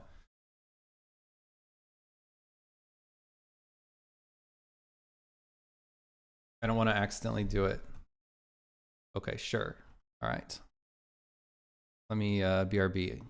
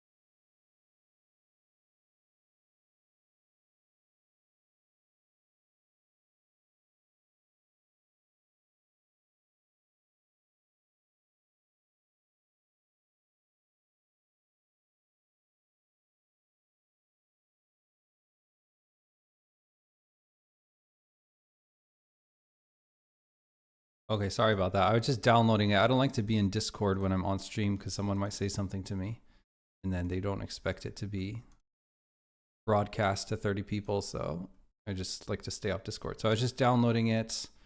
I didn't even really look at them. I just downloaded the 4 images. Oh, let's see. Is he crying? No. What? No, I'm not crying. Okay, so let's see here. I'll put this in mode. Okay. This is great. I think this is great. Yeah, I love that I really like when folks do entire environments. I think it shows a lot of, I guess it shows a lot of ambition. For my taste, if you want to be an environment artist, which I'm assuming that's what you want your specialization to be, Funny Leos, I think that doing full environments shows a bit more, just a bit more ambition in general, and you can sort of learn different things when you're trying to do the whole environment. So I think that's fantastic. Did it build in these arrows into the, oh, maybe that was from the screenshots that you took. I don't know. Sure. Okay, let me just open these. So you've got, yeah, this is cool. I mean, there's a lot of really cool lighting stuff going on in general, which I think is really cool. I think the space is really cool too. Let's see. Oops, I already have that one open. It's kind of annoying to view them with the viewer. Okay, I already have that one open. So 4. Okay, cool. And this is, oh, is that like another room? I like these big timbers and stuff. I think it's really cool looking.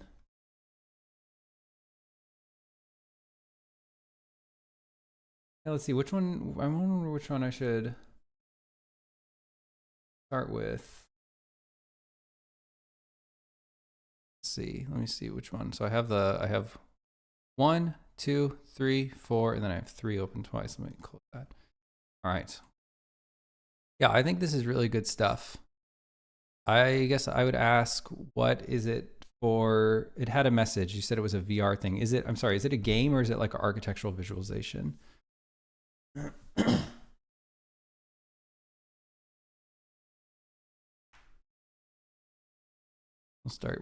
start with that. Let's see. And then while you're responding to that, I'll look at low-hanging fruit. I think, and it's in, what engine is it in? Is it in Unreal or Unity or something else? Or is it a software render? Is it an offline render? Is it like rendered in the 3D app? You said it's game optimized. Okay, in VR chat, VR social platform. Basically, this is room where people can hang and it's in Unity. Okay, well, I mean, it's already very good, I think, for what it is, for what you're trying to do there. Yeah, it looks like a really chill lounge. I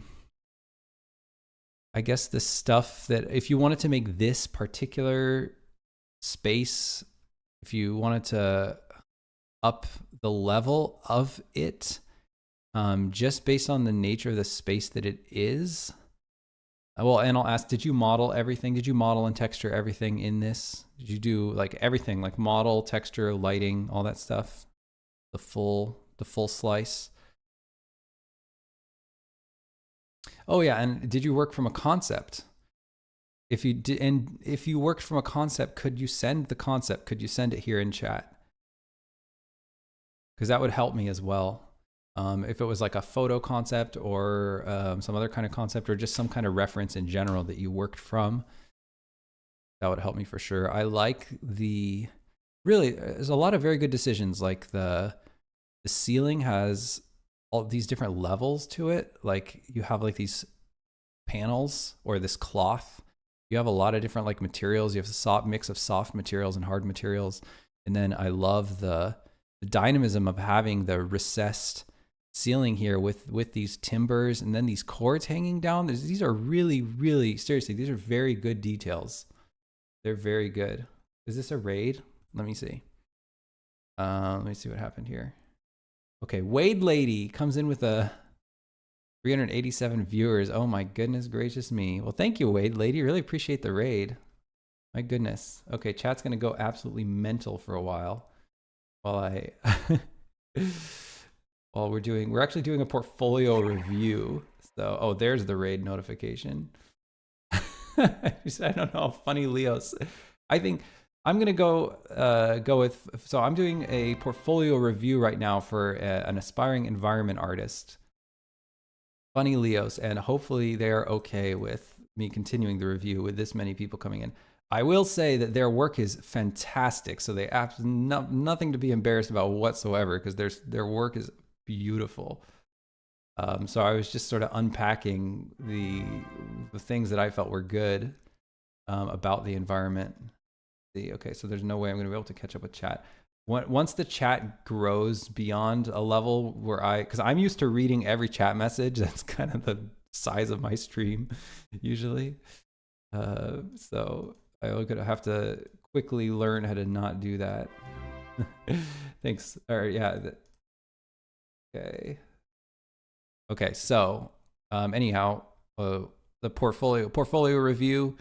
Leo has made this really cool VR hangout space, and I was just pointing out all the really good decisions in, like, especially like the dynamicness of the ceiling and the dynamicness of the forms here. Like, a lot of people, when they do environment art, they'll just like think a box room, you know, they're in like basically a box, and they don't have all of these cool details. Like, even the vent here of the hood is just a really great detail and just adds a lot of interesting depth and form.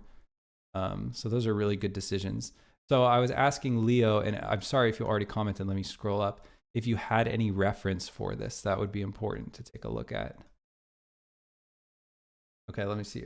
Funny Leo says, except for the plants, I had references saved somewhere. Okay, so you had a bunch of different references, but you put it all together yourself. I think that's fantastic. That's really good stuff. Let me thank all the followers. Storm 15 and Palian and Strawberry and Breezionic and Cozy. Junie, I really appreciate the follows, folks. Really appreciate it. Yeah, honestly, I think that it's great for it's doing exactly what it set out to do. So just as a piece of 3D, and I mean, knowing it's Unity and everything, I think that the materials could be a little bit better. Like, I don't really know what material this hood is made out of. Is it supposed to be metal? If it's supposed to be metal, I would expect it to be more reflective.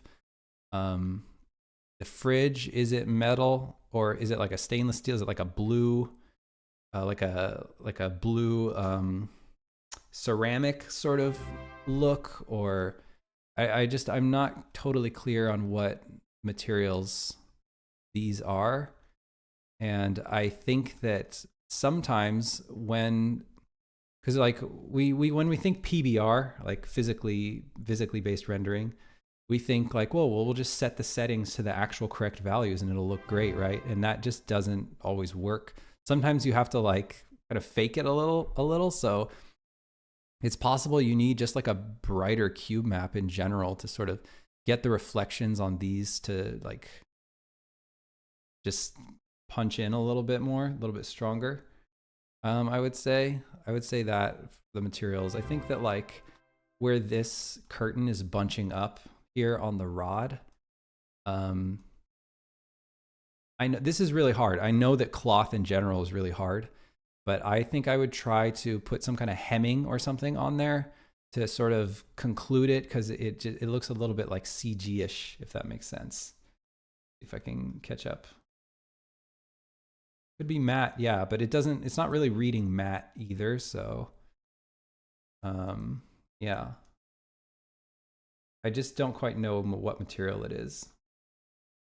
So I would take a look at the materials.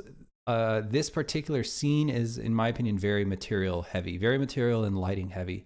But you already have such cool like interior design ideas, I would say. Like, this backsplash is sweet and it's inventive. And then you have like the brick line in here. Like, this is good stuff. It's so funny how actually interior designers and environment artists, like, they share so much of the same like visual skills. It's really crazy.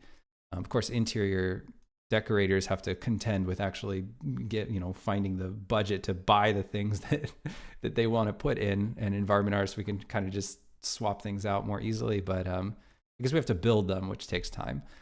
But yeah, the taste is super cool. I don't know. I mean, it's pretty sweet. Again, just thinking about what it is for someone who wanted to hire this sort of thing, like a VR lounge hangout, if they were building something like that. I mean, I don't know. It's pretty damn good. I don't know what would be lacking other than just general rendering quality, general rendering fidelity. Let's see what else with the materials. This is looking, for whatever reason, this looks a little bit low texel density to me. I would try to, I don't know why it looks blurry. Okay, so the checkerboard, the border, I don't really know what material that is. It almost looks like concrete or something.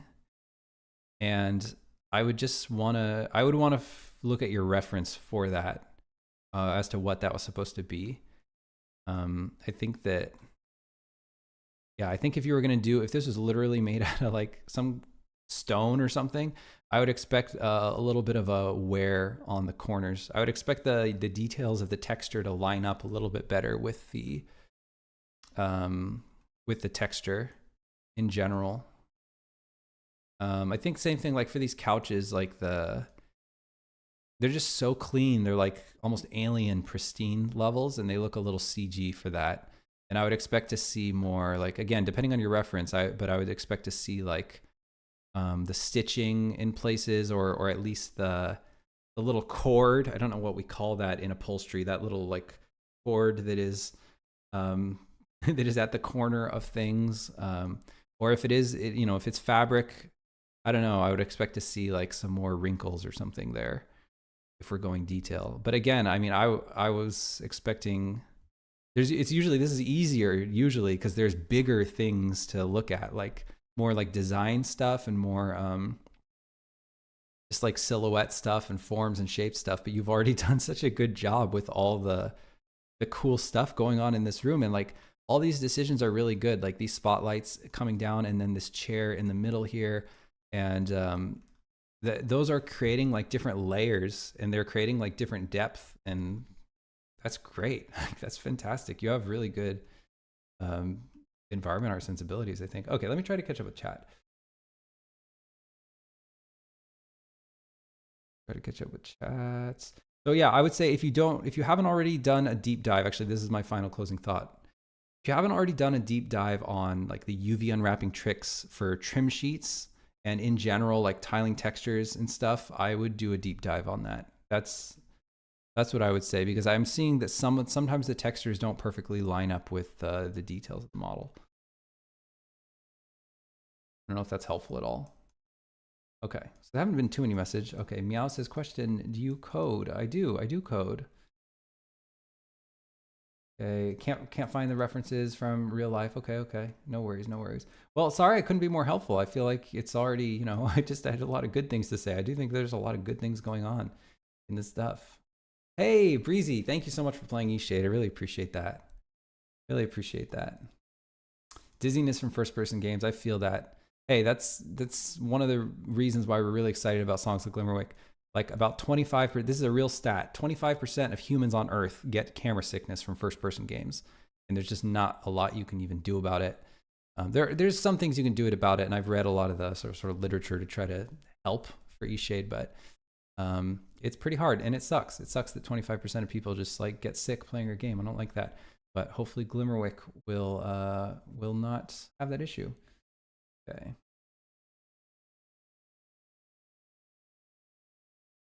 Okay.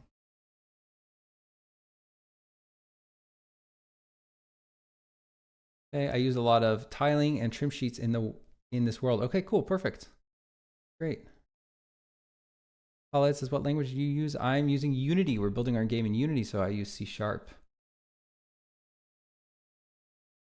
Okay, Aku has their bestest work. I can do another portfolio review. Yeah, sure. Good point about the cord on the couches. Afraid of adding extra polygons. Average polygon per frame count is 400,000. Okay, so I guess for VR, I guess you have, it's a little bit harder because you have to be, you know, that's another thing is like I should consider that standard. Like VR is harder. You have 2 cameras and a much higher resolution, so you might already be up against it. You know, maybe you already did it. Like I said, it already looks really good. I was expecting it to be a little bit easier, and especially for the VR platform, you know, that's sort of lower spec than what I'm used to. But yeah, I think it's really good stuff. And if any other environment artists in chat, I know Aku also does 3D. If anyone has any other thoughts, I'm sure Leos wouldn't mind hearing them. And Novak is one of those 25%. Yeah. Yeah, my brother is too. My brother, he can't play first-person games. It makes him sick. Werbis also gets sick. One of the reasons I love playing Disco Elysium. All right, well, I think Glimmerwick will solve the problem for you. Got to keep things under 500K. Gotcha. Okay, that makes total sense. All right, cool. Well, thank you for showing me your portfolio stuff. Funny, Leos, I wish I actually had better feedback for you, but it's already like pretty high level. Like it's already quite good. So I think you should be proud. Okay, and while someone else mentioned they also wanted a portfolio review, I could definitely do that. Acu, yeah, if you want to send put your stuff in chat, that's the easiest place for me to see it. So here's these stairs. I'm just trying to figure out a way to terminate these. By the way, everyone who's still around, I'm sure. Well, let's see. I have no concept of how many people are watching because Restream does not show me. 165. That's a lot. That's a lot of people. So I'm a video game developer. I am the lead. I'm the founder of Eastshade Studios, and we're working on a video game. The name of the video game is Songs of Glimmerwick. It's a Witch Academy RPG where the magic of the world is music. If you want to check out the game, you can click on that link I just dropped in the Moobot just dropped in the chat there. The game is called Songs of Glimmerwick, and that's usually what I do on the stream. I usually work on the game, you know, working on environments, working on quests, working on bug fixing, working on all that stuff. I just literally I just do my normal dev work, and I just blabber the entire time, insufferably, and some people dig it, which I appreciate. So that's what the stream is all about. But if you're curious about the game is going to be an absolute banger. People are going to really like it. Know it. And you can check out the Steam page there and see if it's your cup of tea. And if it is, hey, maybe drop me a wish list. That would be amazing. I work on the game with 2 other folks. We're 3 full-timers, the core team. It's myself. It's my wife, Jacqueline. She's the lead designer and lead artist of the game. And then we also have 1 other full-time programmer. Does YouTube allow chat links? Oh, I don't know about that. I don't know. Did you try to post it and it turned you down? Strawberry, thank you so much. All right. I appreciate that so much. I'm going to run through this cave a little bit while we're seeing what's going on with the chat links. If you pop over to Twitch, I know Twitch allows links. I don't know if you have a Twitch account. He says, personally, I enjoy game dev. All right, rock on. Makes the game more enjoyable. Oh, as a sneak peek. Gotcha, gotcha. Oh, okay. Okay, so then, yeah, it probably doesn't accept links, Acu. I'm trying to think what's the easiest way. I don't actually know what the easiest way would be. I guess you could email it to me if you have my email address. Or you could pop over to Twitch. Okay, so I guess you could also Discord it to me if you know my Discord. Let's turn off the viz cam, and I'm going to go ahead and move the entry all the way to the beginning of the cave. We're working on the cave. We're working on a cave. That's what we've been doing here. And just going to run through the cave. I've been working on this little staircase that goes up to the 2nd tier of the cave.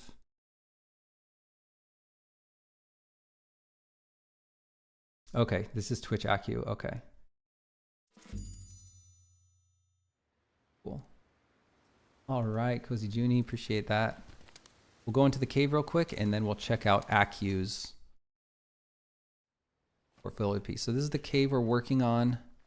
It looks a little bright. I wonder if we had the no, we didn't have it on. Okay. A little bit bright.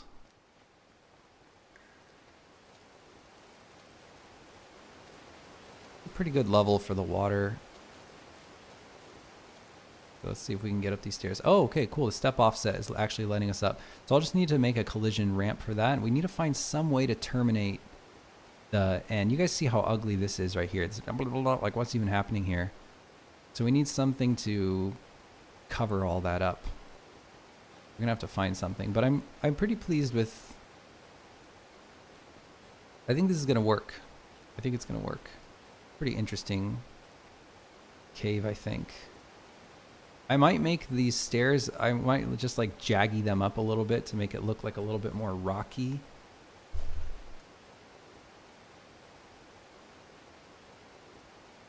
Oh, that's too bright. Yeah.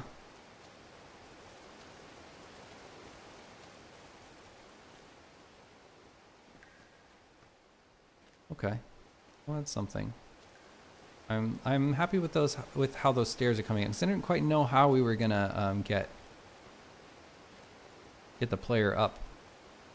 If I can make it up this last stair. I think it's the last stair as a step offset just big enough. I would like to run like a little peek at how we're doing on that second tier there. Come on. Okay. Here we go. Yeah, I really like this new. It's really empty, guys. I want you to know that there's a lot of new people in the stream, but this is like the beginning stages of a level, so everything is very empty, and there's not much going on. So we're just going to be a lot more full of stuff. We're going to have to block that off as well. Okay, cool. Lots of stuff to dig our teeth in here.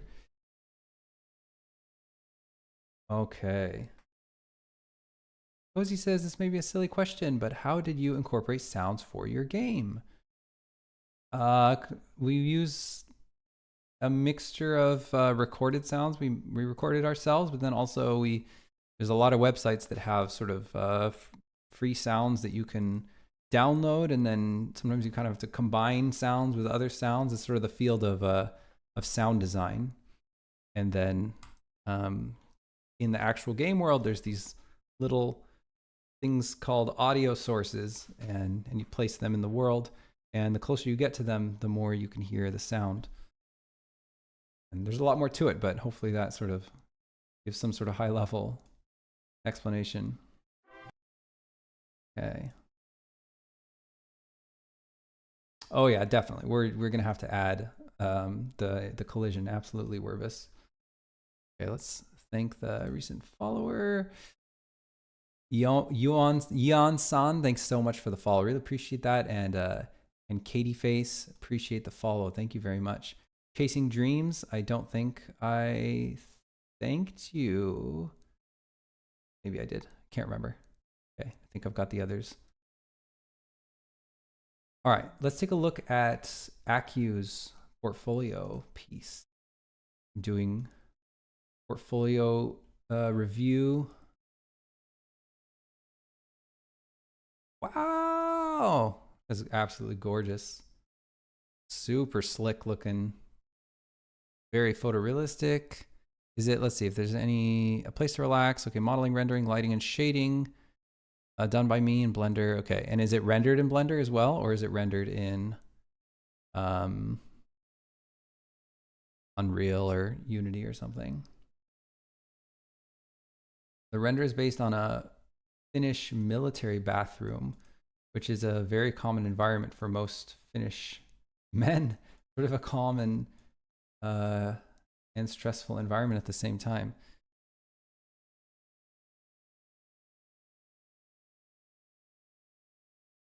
Yeah, this is really, really, really good work. I mean, the render is dope. The render is absolutely gorgeous. Okay, rendered in cycles. All right.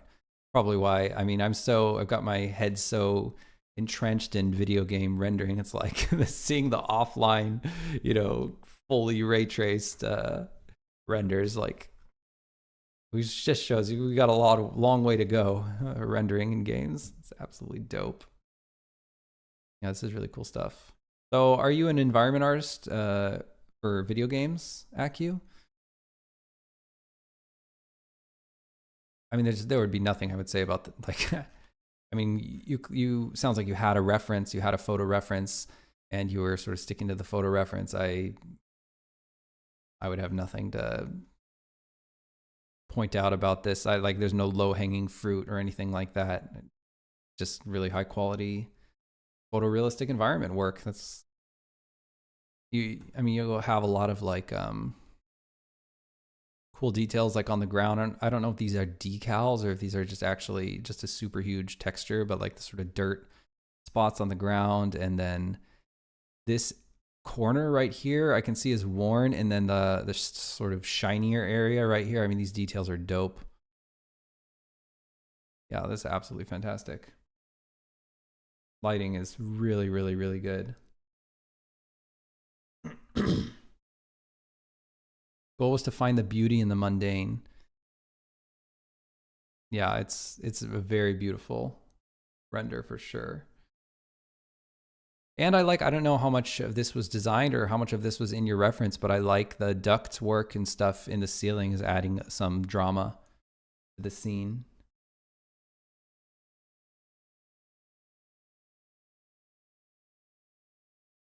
My last days in the army, I snapped a bunch of pictures. Gotcha, okay. Novak says the eyes are very drawn to the plant. Yeah, I just got this one plant in here. That's interesting. Yeah, just the one green. Interesting. Blend of image textures and procedural. Okay, gotcha. Well, it looks beautiful.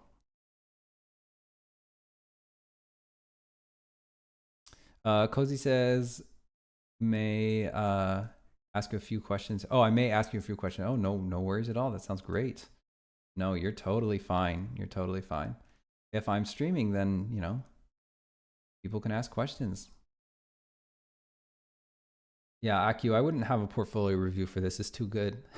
Seriously, I mean, if I was looking at your whole portfolio, you know, and you maybe depending on what your goals were, like where you wanted to go in your career, like kind of games you wanted to make or who you wanted to get hired by or whatever, then maybe just like selecting what kind of works you might work on. But as far as this work itself, no, hell no, I don't have. This is way too good.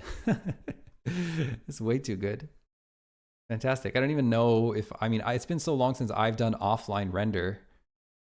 I don't even know if I can make something look this photoreal these days. I don't know. I haven't tried it anyway. So, and you have all of these details. You have like, you've unpacked the details for sure. Fantastic stuff. Love it. Thanks for showing that to me. Aki said more of a generalist. Gotcha.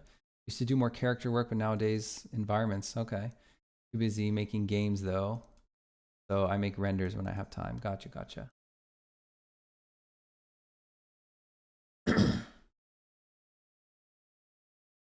Okay, let's see if we can sort of figure out how to make those stairs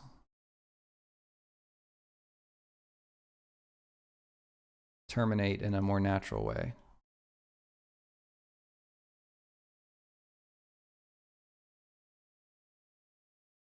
I don't know why it's so laggy. Let me see if I just stuff the stalagmites in there, doesn't seem like it's really working. I don't think that this is the way. Oh, here, I've been working in the main scene. That's why it's so laggy. Let's revert. And then I'm going to open it up in the prefab scene and it'll work a lot better. Just delete that. See what we got here. Give it a save. I wonder if we just vertex paint it black. Ah, why can't we see what we're doing? Dark Forest is on. Why can't we see it? Oh, because we don't have the viz cam. Turn on the viz cam and then save the prefab. Okay, there we go. So yeah, I wonder if we just like darken that area with vertex color. So let's go ahead and do that. I'm gonna grab all these and let's just merge them into one. And then I'll just grab the black and I'll just paint it completely black over there. Do the same thing to this part, completely black. And then we'll just, oops, we don't want that. Undo. Okay.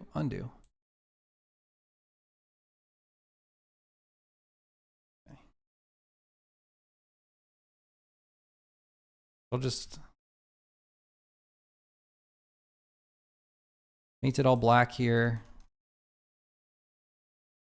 Paint this all black, completely black.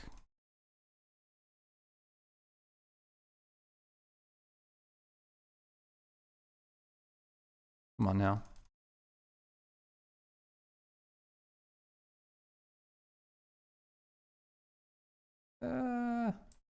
Okay.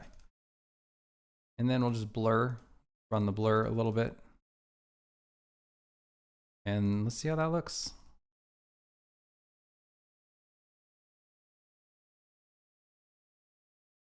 Hey, bro, Bulb Turtle. See you. Green says, can't wait to play Songs of Glimmerwick. Hell yeah. Really enjoyed E-Shade. Rock on. I think you're going to love Songs of Glimmerwick. I think Songs of Glimmerwick even better. Posey says, now when I get this, I'm going to remember when you tried to fix those stairs. Yeah, you probably will. Fractals, thanks so much for the follow. Appreciate that.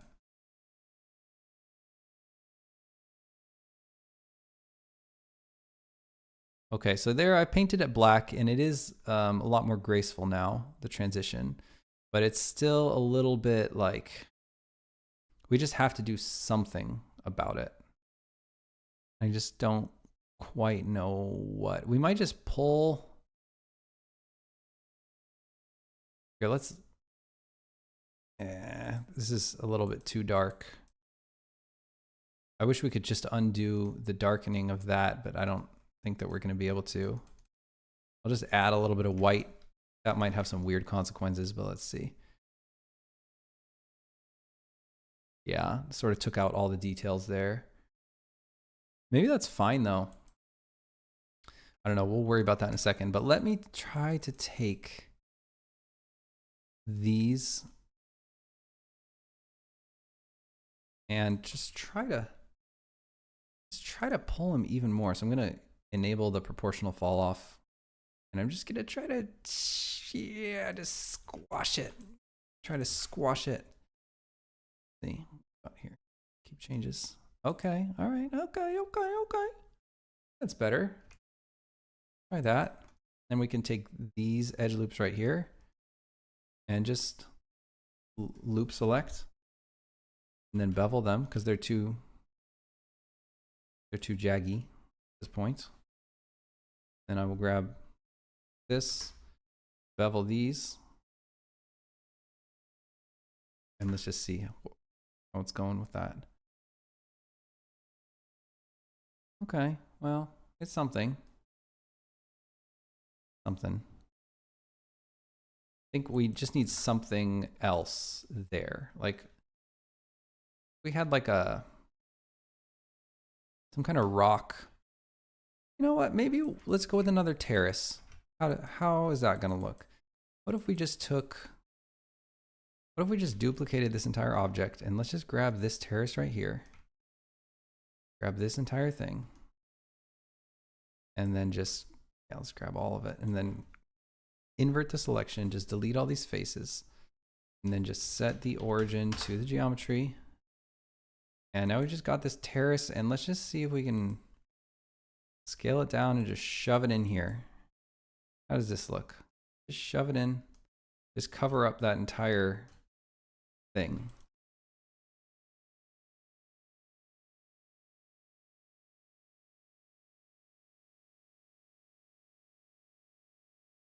All right, thanks for dropping by, Acu, and thanks for showing your beautiful environment art. Helps me appreciate the games. All right, well, that's cool. Like magic, okay. Well, thank you for watching. Okay, so just looking at what's going on there, that does sort of cover it up a little bit. I think it's probably better than nothing. Let me just make sure the UVs are already pretty sensible. I think that maybe the top, let me add one edge loop here, and let me get all of this stuff, all that stuff. Let me just go like full pink for here. I'm gonna flood fill it with the pink color, and then I'm gonna knock out that edge loop.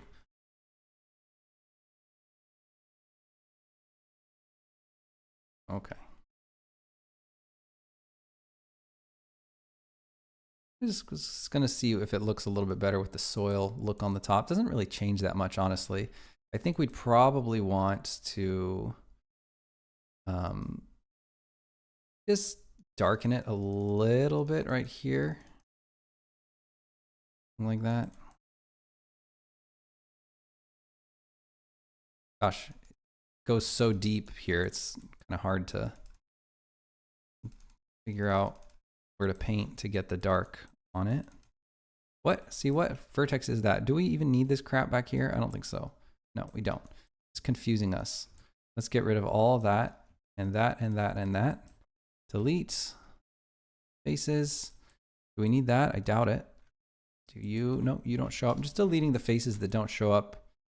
Just be easier to do the vertex painting. Just delete that as well. Oh, that one we needed. We went too far. Okay.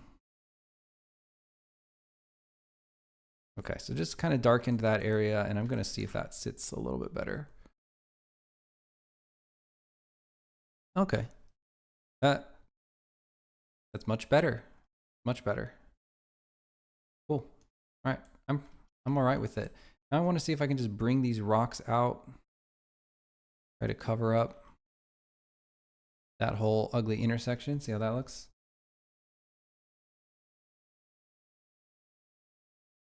Cool. I do want that white. So we've got the green line just needs to be more prominent right here. So let me get that. I think this is the right color. Yeah. Ooh, that's too much. You know, we're probably going to want, yeah, just right there, right on the edge, right there. That's. And then probably want the black, complete blackness over here. And then probably as we approach the wall, we'll just want a little darker.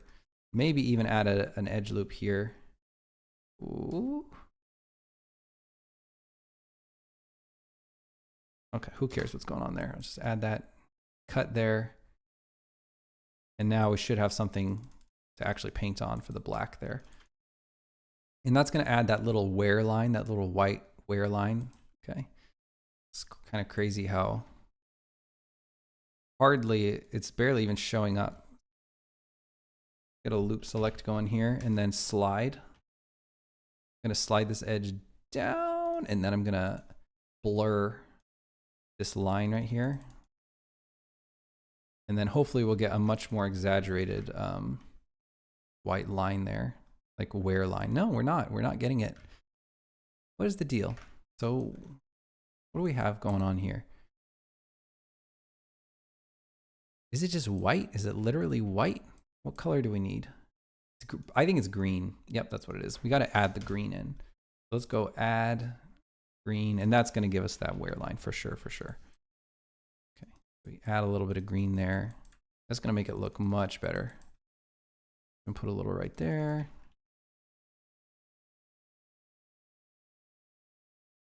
Oh yeah. Oh yeah. Oh yeah. That's good. That's good stuff. Okay, so this probably could use the green line as well. Let's undo that. It's going to be too strong. But like right here, is that really? It's already full green right there. Okay, that's interesting. I think up here, yeah, up here. So up here, maybe we want to add some of the green. Get that wear line. And I bet the UVs are all nasty on this. There we go. Perfect. I bet that's going to look a lot better. So we got that UV stretching. Oh yeah, we don't have any more UV stretching now. Cool. Really pleased with that. One thing I do think I need to do is add these stairs. Should just, there's got to be more like ambient occlusion stuff going on. So it's going to be a little bit annoying, but I think the easiest way to do it is actually stair by stair, because it's just going to be a mess. We try to do it all.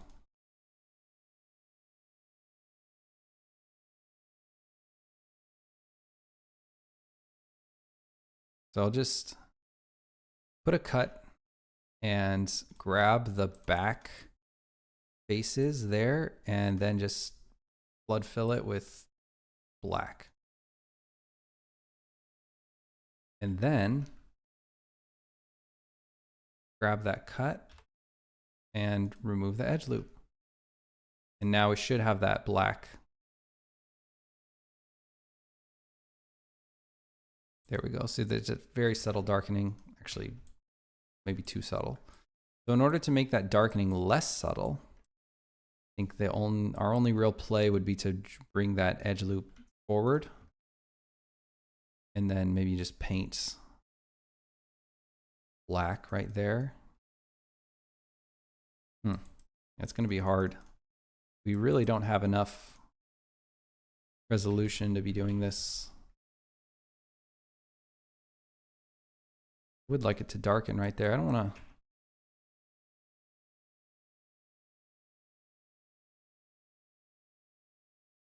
It's quite tedious to go and paint all the black here, but dang it. It's so annoying because we can't even see what we're doing. Here, I'll put it on a different layer. There we go.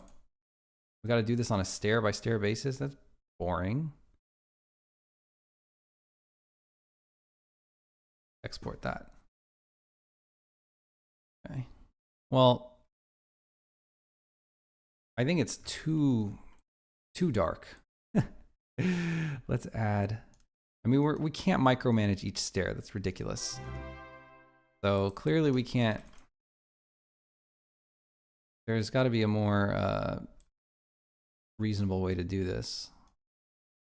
Maybe by the time I figure out a more reasonable way to do this, I'll could have just had it done by just doing it the slow way. So maybe I'll just do it the way. Rusty, thank you so much for the follow, folks. I'll be right back.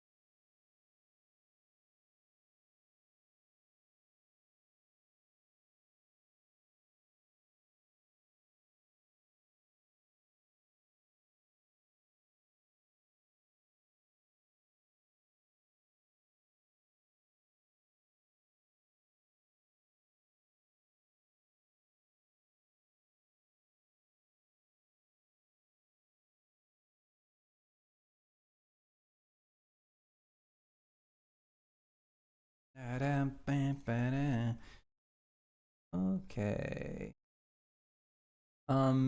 Mimyiki, thank you very much for the follow. I really appreciate that. Thank you, folks. Okay. It's a little uggos. It's a little uggos, I'm not gonna lie. The stair. You know what? I think it would be a little bit better if we just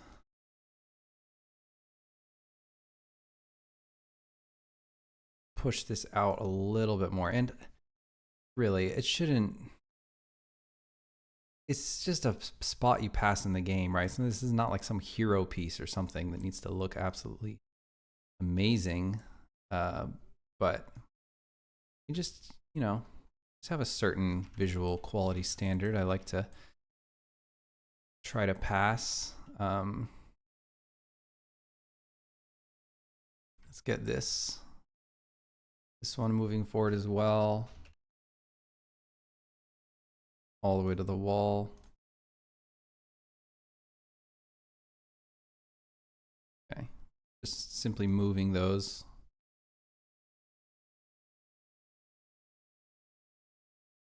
I think it's okay. I think it'll do. Now we do need some more powerful wear line on. Is it like, which stair is it? It's not the one on the main level. It's not even the one level below that. This is the mid level. It's not even this one. It's this one. This one needs that that green, I guess. Let's add the green. This vertex color, in case people don't know what the heck I'm doing here, the vertex color is blending between different textures. So that's why I'm painting on this model. And you can't really tell what's going on, but in Unity, see, we got a lot more of that white sort of wear line. And I'm just trying to bring that in. Okay, so now I'm gonna add another loop here, and I'm just gonna mix the black. Or maybe I should just mix like gray, because the pure black was just too dark. So I'm just gonna mix that in. Let's go, yeah, even right here. Come on now. Mix that in. Just mixing in the darker value closer to the crevice of the stair. Sort of like an ambient occlusion technique here. We got to blur this. I don't know how that happened, but all good. I'll go even darker right here. Let me add an edge loop there. There we go. Okay, that should be good. The other thing I wanted to do was just add the same sort of deal, but on the bottom of the stair. Like they're just too bright on the bottom. So I'm just gonna mix. Here we go. Oh, they all have, so this is why. So I just want to drag this up sort of as high as it'll go. We're already, you know what? I might just drag this up and then just like remove that edge loop. I don't even know if we need that. Let's see, what does that look like? Looking at those first two stairs. Okay, that's good. I like that darkening effect. So we definitely need to do that on all the stairs. Let's see. It's Soup, y'all. Thank you very much for the follow. I really appreciate it. Okay.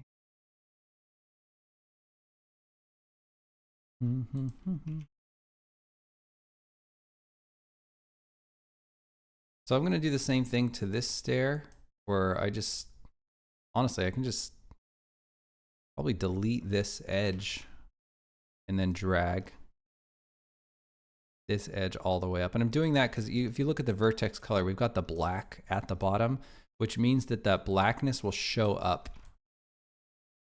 It'll show up at the bottom of the stair, the bottom of the front face of the stair. I don't know, it's hard to explain exactly, but this one I can't really do it. Oh no, I can. What am I talking about? Let me knock out that edge loop and drag up that edge. like that. It's also squishing the UVs to do that, but you know, it doesn't really matter.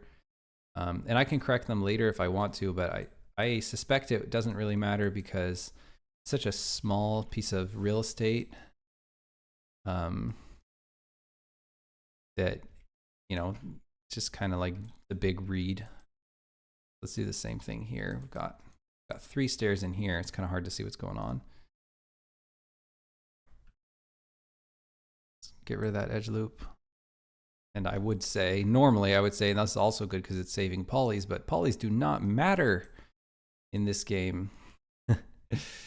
Not like in Eastshade where the poly count was a lot more important. We're really up against it in terms of performance. This game is a joke. In terms of performance, because it's top down, it's a fixed camera. Doesn't. Oh, but we got all kinds of herky-jerky nonsense going on. Here, that should fix it. This one's going to be harder for sure to fix. Unfortunately, we don't have as clean of geometry going on here. But no matter, I'll just yoink it over.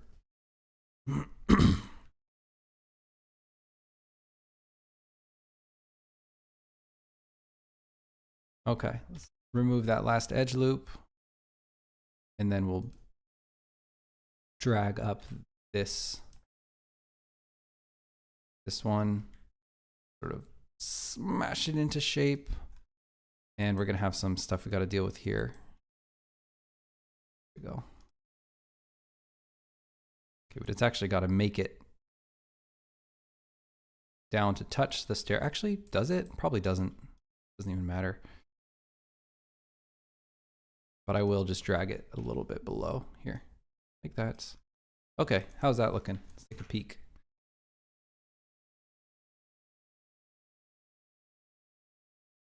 All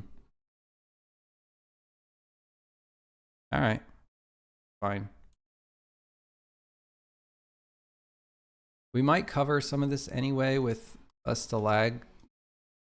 I don't want to go too crazy. I mean, I think there's definitely a point you can go a little bit too bananas with the stalactites and stalagmites. Well, really, these are just stalagmites. It's actually stalactite and stalagmite. Isn't that, I mean, as if those two words weren't already confusing. One of them is stalac and one of them is stalag.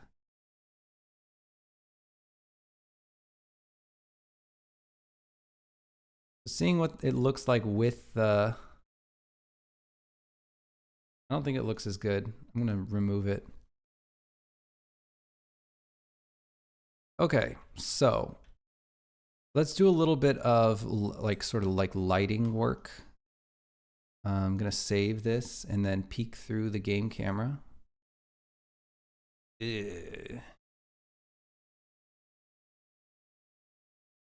Why does it look so much uglier than, like, I thought we had this sorted. What happened?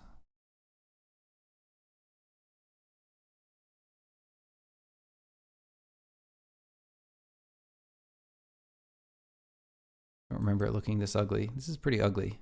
It might just be, it might look nicer in the actual game mode, but anyway. We've got some ugly lighting going on. But let's make it not ugly.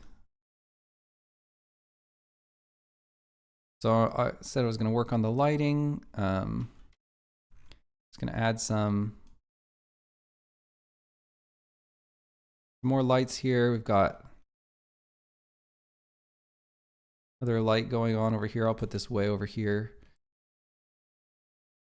And then we have these fake volumetric lights that I can move around. They're literally just alpha cards floating in the sky. This is my dirtiest, my most guerrilla trick that I've ever come up with. I feel like floating these cards over the world. It's so cheap and it adds so much drama to the scene. Okay, this is kind of a little bit overpowered. We might try different textured cards. So this is fake warm light. What about fake lights? We have so many different ones.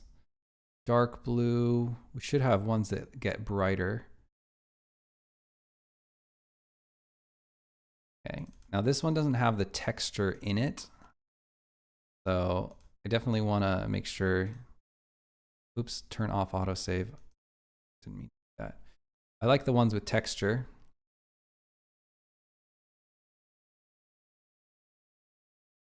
Let's place a couple of these around. Put this like right here. We've got these darkening ones over here. I think we could maybe find a darker one. So there's dark blue. And I like the blue effect, but I wish it was a little bit darker. Oh well. What is the value of this dark blue? So we've got, oh, well, we could certainly increase the opacity of it and potentially make the value darker as well. Let's go ahead and duplicate and make our own material, fake light dark cave, I'll call it.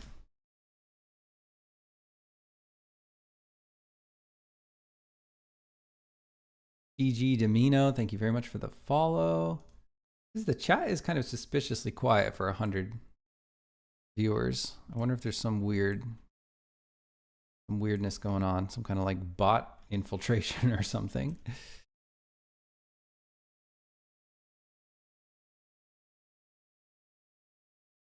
feel like this chat is about as loud as maybe more like a 20 viewer counts. Okay, let's go fake lights. Fake light cave. Okay, I mean, I'm not complaining. I don't mind either way.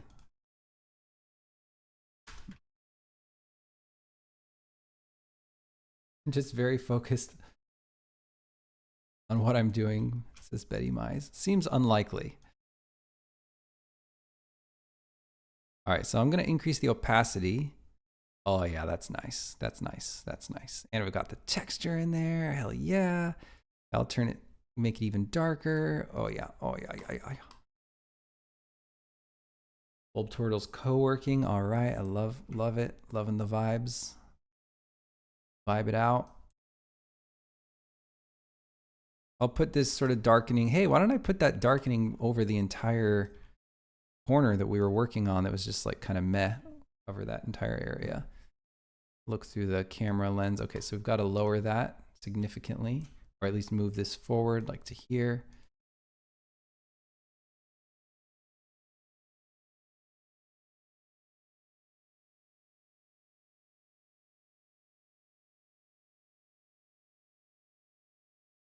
Okay, there now it's sort of covering the area.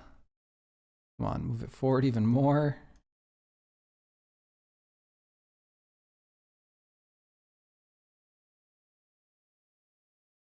This is cool. I'll just move this off maybe a little bit. Look at that. That fake volumetric light trick is like so dope. It's adding so much volume, so much beef. Fake light shadow circle. That's weird. Let's try the cave. I like the cave.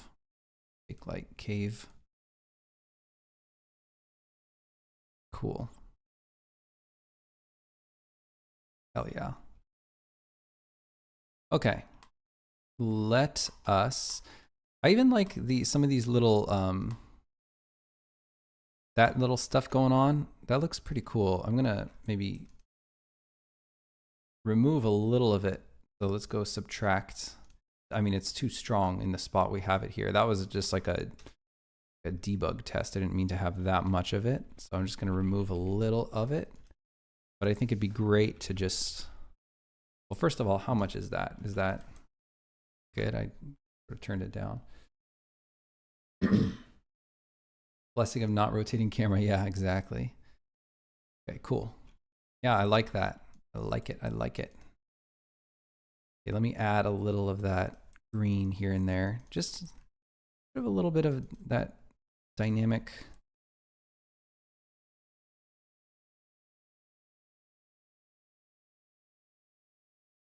What is going on? Why can't I? There it goes.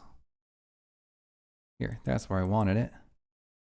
Oh, I wonder if we should do it right here on the edge. Will that look freaking awesome? I'm unreasonably excited to try this.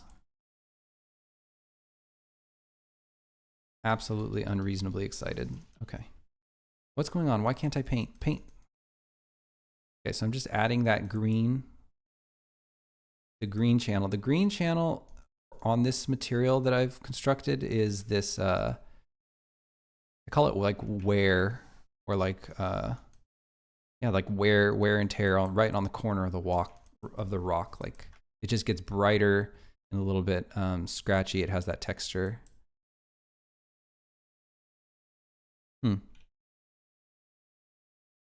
Didn't work as well as I wished it did. I mean, it looks okay, but it's not like changing the game here. That's for sure. Oh well, it'll just be a small improvement.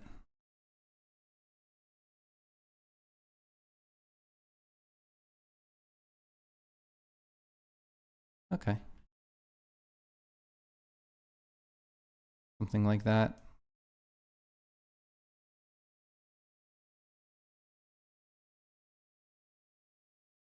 Just paints all over here.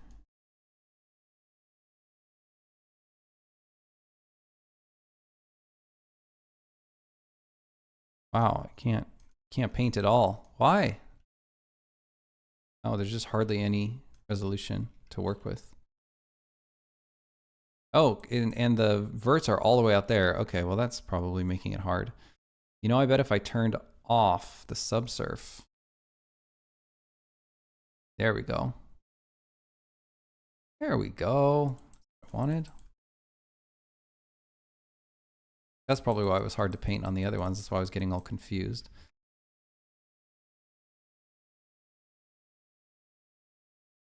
Betty Mai says, are there any playtests in the near future that we could participate in? So we already did a closed beta for Glimmerwick. But I am going to have more playtesters play the demo beta. I just don't know exactly when. The right one? Right? This is the right one? Yeah, I'll post it here in the chat if anyone wants to apply. And we're not pulling new testers right now, so probably won't, you know, be in anytime soon. But hey, you might get an email like randomly in a month or something that says, will you join the beta now? We need more testers. So there's the people who have applied to that form, it's not a huge pool of people. I think there's like only 50 applications in or something. And we've already entered about 30 of them in. So, but yeah, we don't need testers imminently right now, but we've already had a round of testing and it went really well. I mean, people seem to really like the game, really excited about it. One Bakwa says, what are the colors representing on the mesh in Blender? So there's 3 things going on. Oh, cool. I turned off the mesh smoothing and I actually think I like it better. I think I like it better. It's like more craggy. That's what we did with the other. What we did with the cliffs and it looked better. Okay, we're in business. So the 3 colors represents, it's called a splat shader, One Bakwa. I don't know if you've heard of that. Maybe you're already a pro and you already, that's all nothing new to you. But it's a 3-way splat shader and we have one color representing this kind of like whatever you'd call this. It's technically, it used to be called rough soil, but I made it gray, so it looks more like rock now, kind of like layers of rock. And then we have this really cut rock on the side that looks like it's like chunked off. And then we also have this really lighter like scratchy, I call it wear. And we've got the 3 different colors. So we have red is representing this rough soil on the top. That's why the pink stuff The pink is actually, so the reason why the colors look really weird is because the blue channel is representing nothing. The blue channel is actually just a brightness information. So like wherever it's like a 1 on the blue, like a 255 on the blue, just means it's fully bright, and a 0 on the blue means it's dark. So basically I can paint lighting into the model. And whenever we model in Glimmerwick, there is no lighting. I mean, there's only like fall off. There's no directional lighting. So I'm painting the light. Whenever I model something, I have to paint the light into the vertex color, and I do it in the blue channel. Whenever we have sprites, like illustrations, Jacqueline paints the lighting into her illustration. So I'm always trying to paint lighting into the models whenever I do something in 3D. But that's why we have the weird pink. The pink is just the full red. We want the soil plus the full blue. We want it to be bright there. That's what's happening. And then the absence of the red is which is this, just the blue is left. That's the cut rock. And then the green channel, you see this green is that wear line I was talking about. Okay, so I like this cragginess. I just think we're going to add a lot more cuts here. Sort of sell that cragginess a little bit more is all. But otherwise, it's pretty pleased with that. Good. Okay, we added the, gosh, it's crazy how much more intense these.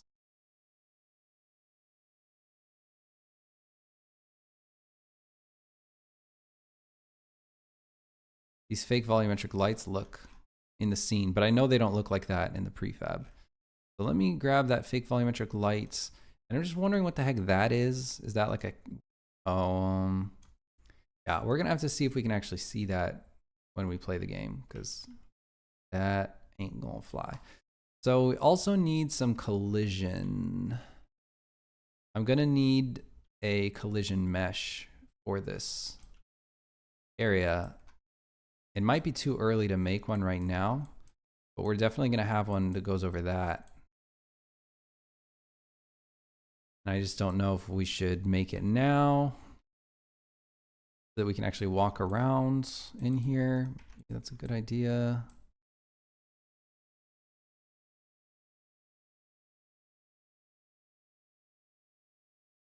No, let's keep just working on arting, because we have a lot of art to do. We have a lot of. So I was adding the little bit of little bits of this like green. Add. Well, that's way too much. Turn it down. Undo. Turn it way down. I'm gonna add a little bit of that green to introduce some of that cool wear and tear. And we have a lot more to work with here. Get my brush a little bit bigger, increase my brightness a little. Just add a little bit of that green here, just to break up the monotony of the texture. I think could be cool, just a little of that.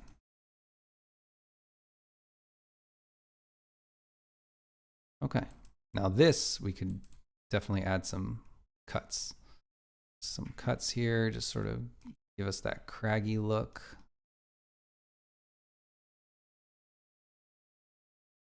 That's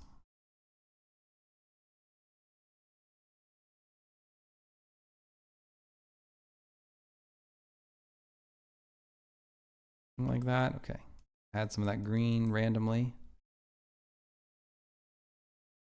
Don't want to overdo it.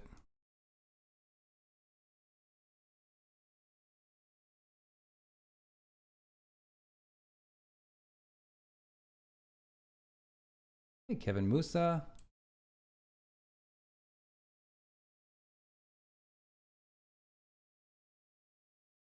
What I can do, got this glowy mushrooms. I might try doing a glow over the more prominent mushroom packs. And I happen to know that we have a perfectly good glow in the fireflies. I can just copy this and just paste it in here. And then turn it on. The only thing is we need a blue glow. which I actually don't know if we even have. I'll grab that orange soft glow, turn it into a mushroom, cave mushroom, blue glow.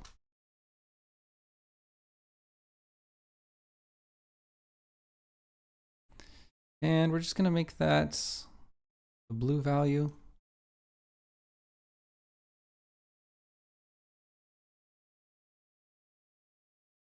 There we go. Cave mushroom blue glow.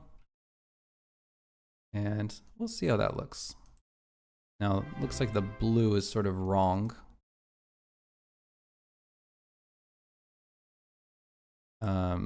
We want like a more cyan style of blue, I think. Or yeah, closer to green, it looks like. Do that. Escape from World. Thank you so much for the follow. GG Domino, thank you for the follow. I don't know why. Sometimes it doesn't notify me what that's all about. 9 Green says, how much of making something new in a game is trial and error, and how much is looking stuff up online? Are there some resources for experienced game devs that you use?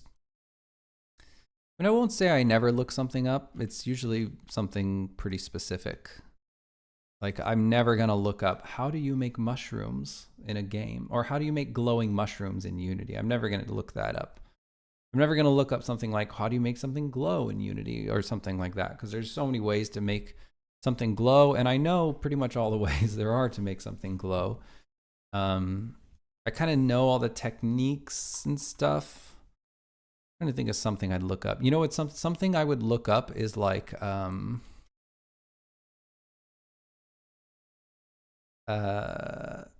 how do I get the light attenuation in a surface shader function? It'd be like super specific like that. And it'd be like, what is the syntax for passing in the light attenuation texture? Like, I don't know what that is. Or like how to make, I mean, this is not something I'd look up because I already know how to do it, but like how to make like a global shader property. Because every engine is different in the way that it does that. I know that global shader properties are a thing, and I know kind of when you would use them, but I might not know the exact way that Unity does it. So that would be something I'd look up. There's a lot of trial and error, I think, but it's like informed trial and error, right? Like, at least with me, because I'm like really experienced, I sort of have a great guess as to what might work. And a lot of times my first guess does work, but sometimes not. Like this entire cave, as some people witnessed, I had an idea for how we would make it. And I sort of like brought in some meshes from our last game, Eastshade. And it was horrible. It looked terrible, and it just was not going to work. And I trashed everything, and I started over.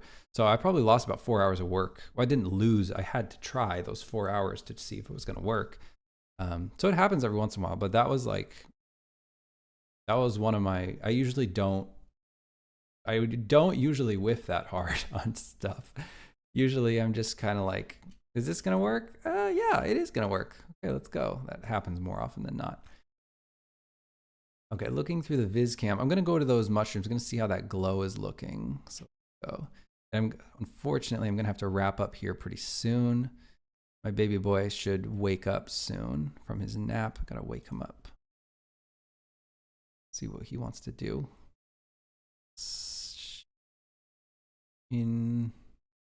Oh, right. Okay. Is this specialized at all? No. Let's go into the viz cam. Okay.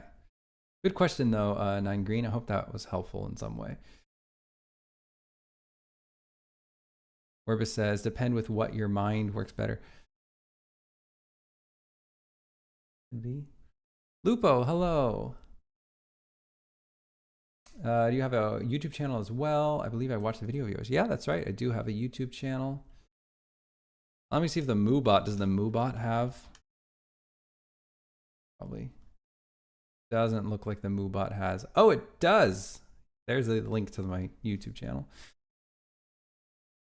Like, marketing isn't the problem, but the quality of the product was the topic. Yeah, that's right. That's my video. Kevin Musa says, I want to be a game developer. I'm currently trying to learn Unreal. My question, if you were starting everything over, what would you have done or done something different to be where you are? I don't know. I mean, everything went pretty smooth for me.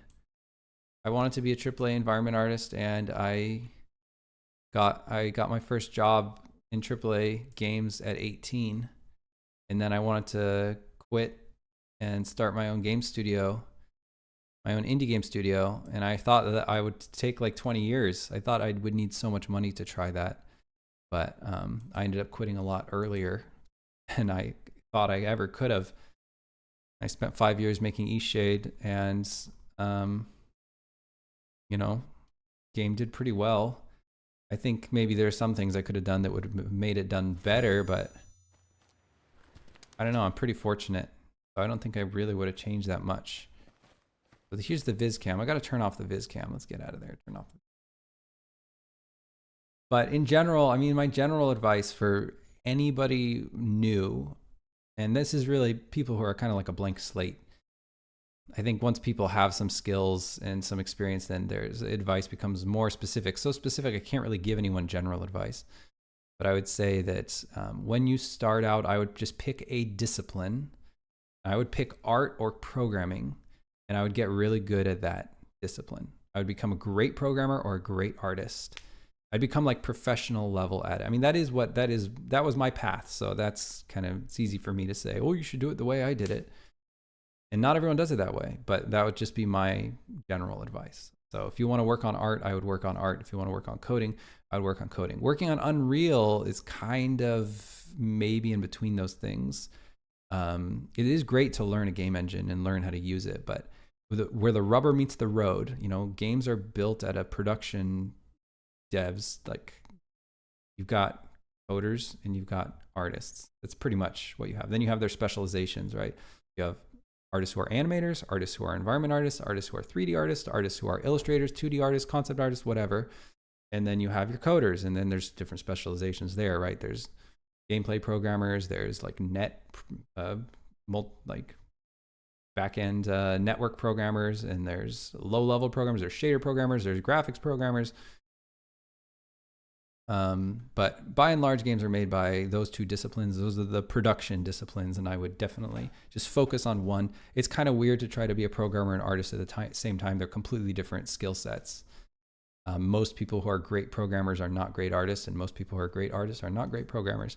I'm kind of a weird freak in that I learned game art to a high level and then learned programming to like a mid-level, like a serviceable level. I definitely would not say I'm a high-level programmer, but that's pretty rare. So I don't know if that's the right way to do it. It took all of my focus to become a good 3D artist. It wasn't, at the time, it wasn't like a stepping stone to becoming an indie game dev. It was literally my identity. I was like, I'm going to become a 3D game artist. That is what I'm going to do. And that was absolutely my only goal. Wasn't thinking about making my own game or heading a team or any of that. So that's what I would do.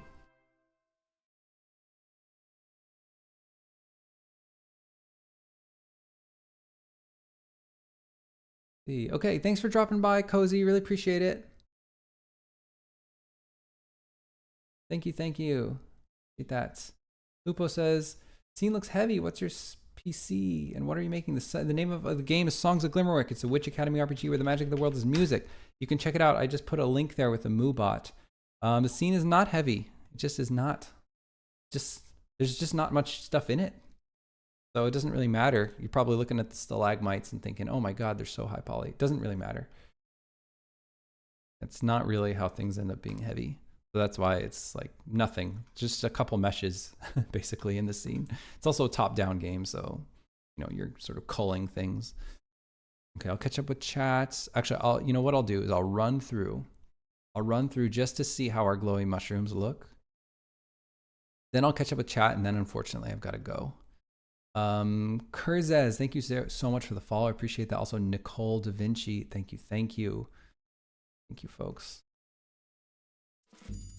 Okay.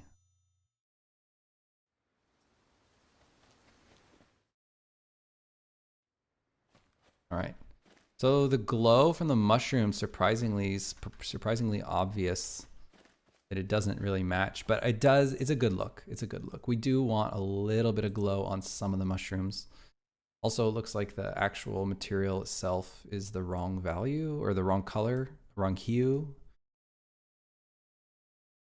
If we get that glow sort of closer to the ground, I bet that will make it look more like it's coming from the mushrooms. But I don't think the right thing is to put a glow on every single mushroom. I just don't think that will look very good. I like the look of some of the mushrooms just having that higher contrast. I'm just sort of moving this thing around. I cannot get it to move. There it goes. There. That looks good. That looks good. Let me copy the transform on that. And then I can go ahead and maybe just take this and looks like it needs to be greener, right? Yeah, I would say it needs to be greener. There, that I think that looks really good, at least for the mushrooms that are clustering together. I think that looks pretty good. I think we probably would want the fireflies to be the same exact hue as the mushrooms. I just think it would be simpler if we just have the one accent color. Let's go check out the waterfall and then I'll catch up with chats. I think these fireflies are looking pretty dope. And I like that we went, sort of changed up that 2-tier waterfall. I think it looks pretty good. It's pretty good. It's gonna work. Serviceable. I don't know what's going on here. This weird little cut. We'll get rid of that. Good. Okay. Made some good progress to get today. Okay, let's catch up. Sarvati. Yes, living the dream. That's right. Evan Musa said, okay, I'm glad that that was helpful. How would you pursue art? I'd pick a specialization. I personally would pick environment art because I love environment art. And it's also way more in demand in general in the industry. So it's a bit easier. But if you love characters, then, you know, that's a valid option. But yeah, I would just learn 3D. I would learn game art and I would work on your artists. You would work on your eye and I would work on making amazing portfolio pieces. That's what I would do. Specialization does not work for me or did not work for me maybe. I ended up a generalist. I wish there was more appreciation for generalists. I mean, generalist is hard, right? Because you're, you know, the games are made by specialists for the most part. You want a person who's really, really, really good at the one thing you need them for. That's usually how it works. Like when we hire, and we haven't done much hiring, but now, actually, I used to be more interested in hiring generalists, but I felt like I kind of learned my lesson there. And now when I hire, let's say I want a programmer, I want a freaking programmer. Like I want someone who just is, you know, their identity is programming. They are good at programming. They think deeply about programming. They, you know, try to work. They're always wanting to learn and better themselves in programming. If they're good at other stuff, that's a bonus. Like Jenny turned out, and we did not hire her for this. Jenny turned out to be a freaking amazing writer. Like we didn't know that she writes dialogue for the characters and it's awesome. Like the stuff she writes is so good. And she writes jokes and they're so funny and they perfectly match the tone of the game. That's just so fun. She wrote a couple of the quests in the game as well. And that's just so cool. And we love that she can do that. But we would never try to hire a programmer who is also good at writing. It's a fool's errand to do that. It was hard enough to find a great programmer with good experience and all that. That's my approach when in tutorial. A lecturer says we have to do thing I do alone first, and if I do fuck up, then I watch video on how they do. Okay, gotcha. That's cool. Upo says just admit you're a genius. I'm open about my arrogance. That's for sure. Some people talk about imposter syndrome. I feel like I have the opposite of imposter syndrome, where I feel like everyone else is an imposter and I'm the only one who knows what I'm doing. It's disgusting. I hate myself. Okay. And Musa says, yeah, of course, no problem. I'm sorry I can't be of more help. I always feel a little bit useless when people ask me big questions like that. But that's just my opinion. That's the other thing I want people to know. I don't want to sound like I know. Everybody's different, and there's so many roads to Rome, and there's so many ways to do it, and there's so many valid paths. So when I say crazy shit like you should do X or Y, it's really hard to sound. It's really hard to make it not sound like I'm saying it with really strong conviction, like I'm saying it like I'm, this guru who knows everything, because I'm not, and really nobody is. But that's just from where I'm sitting. Sometimes I feel like people maybe would be better off if they specialized a little bit. I think.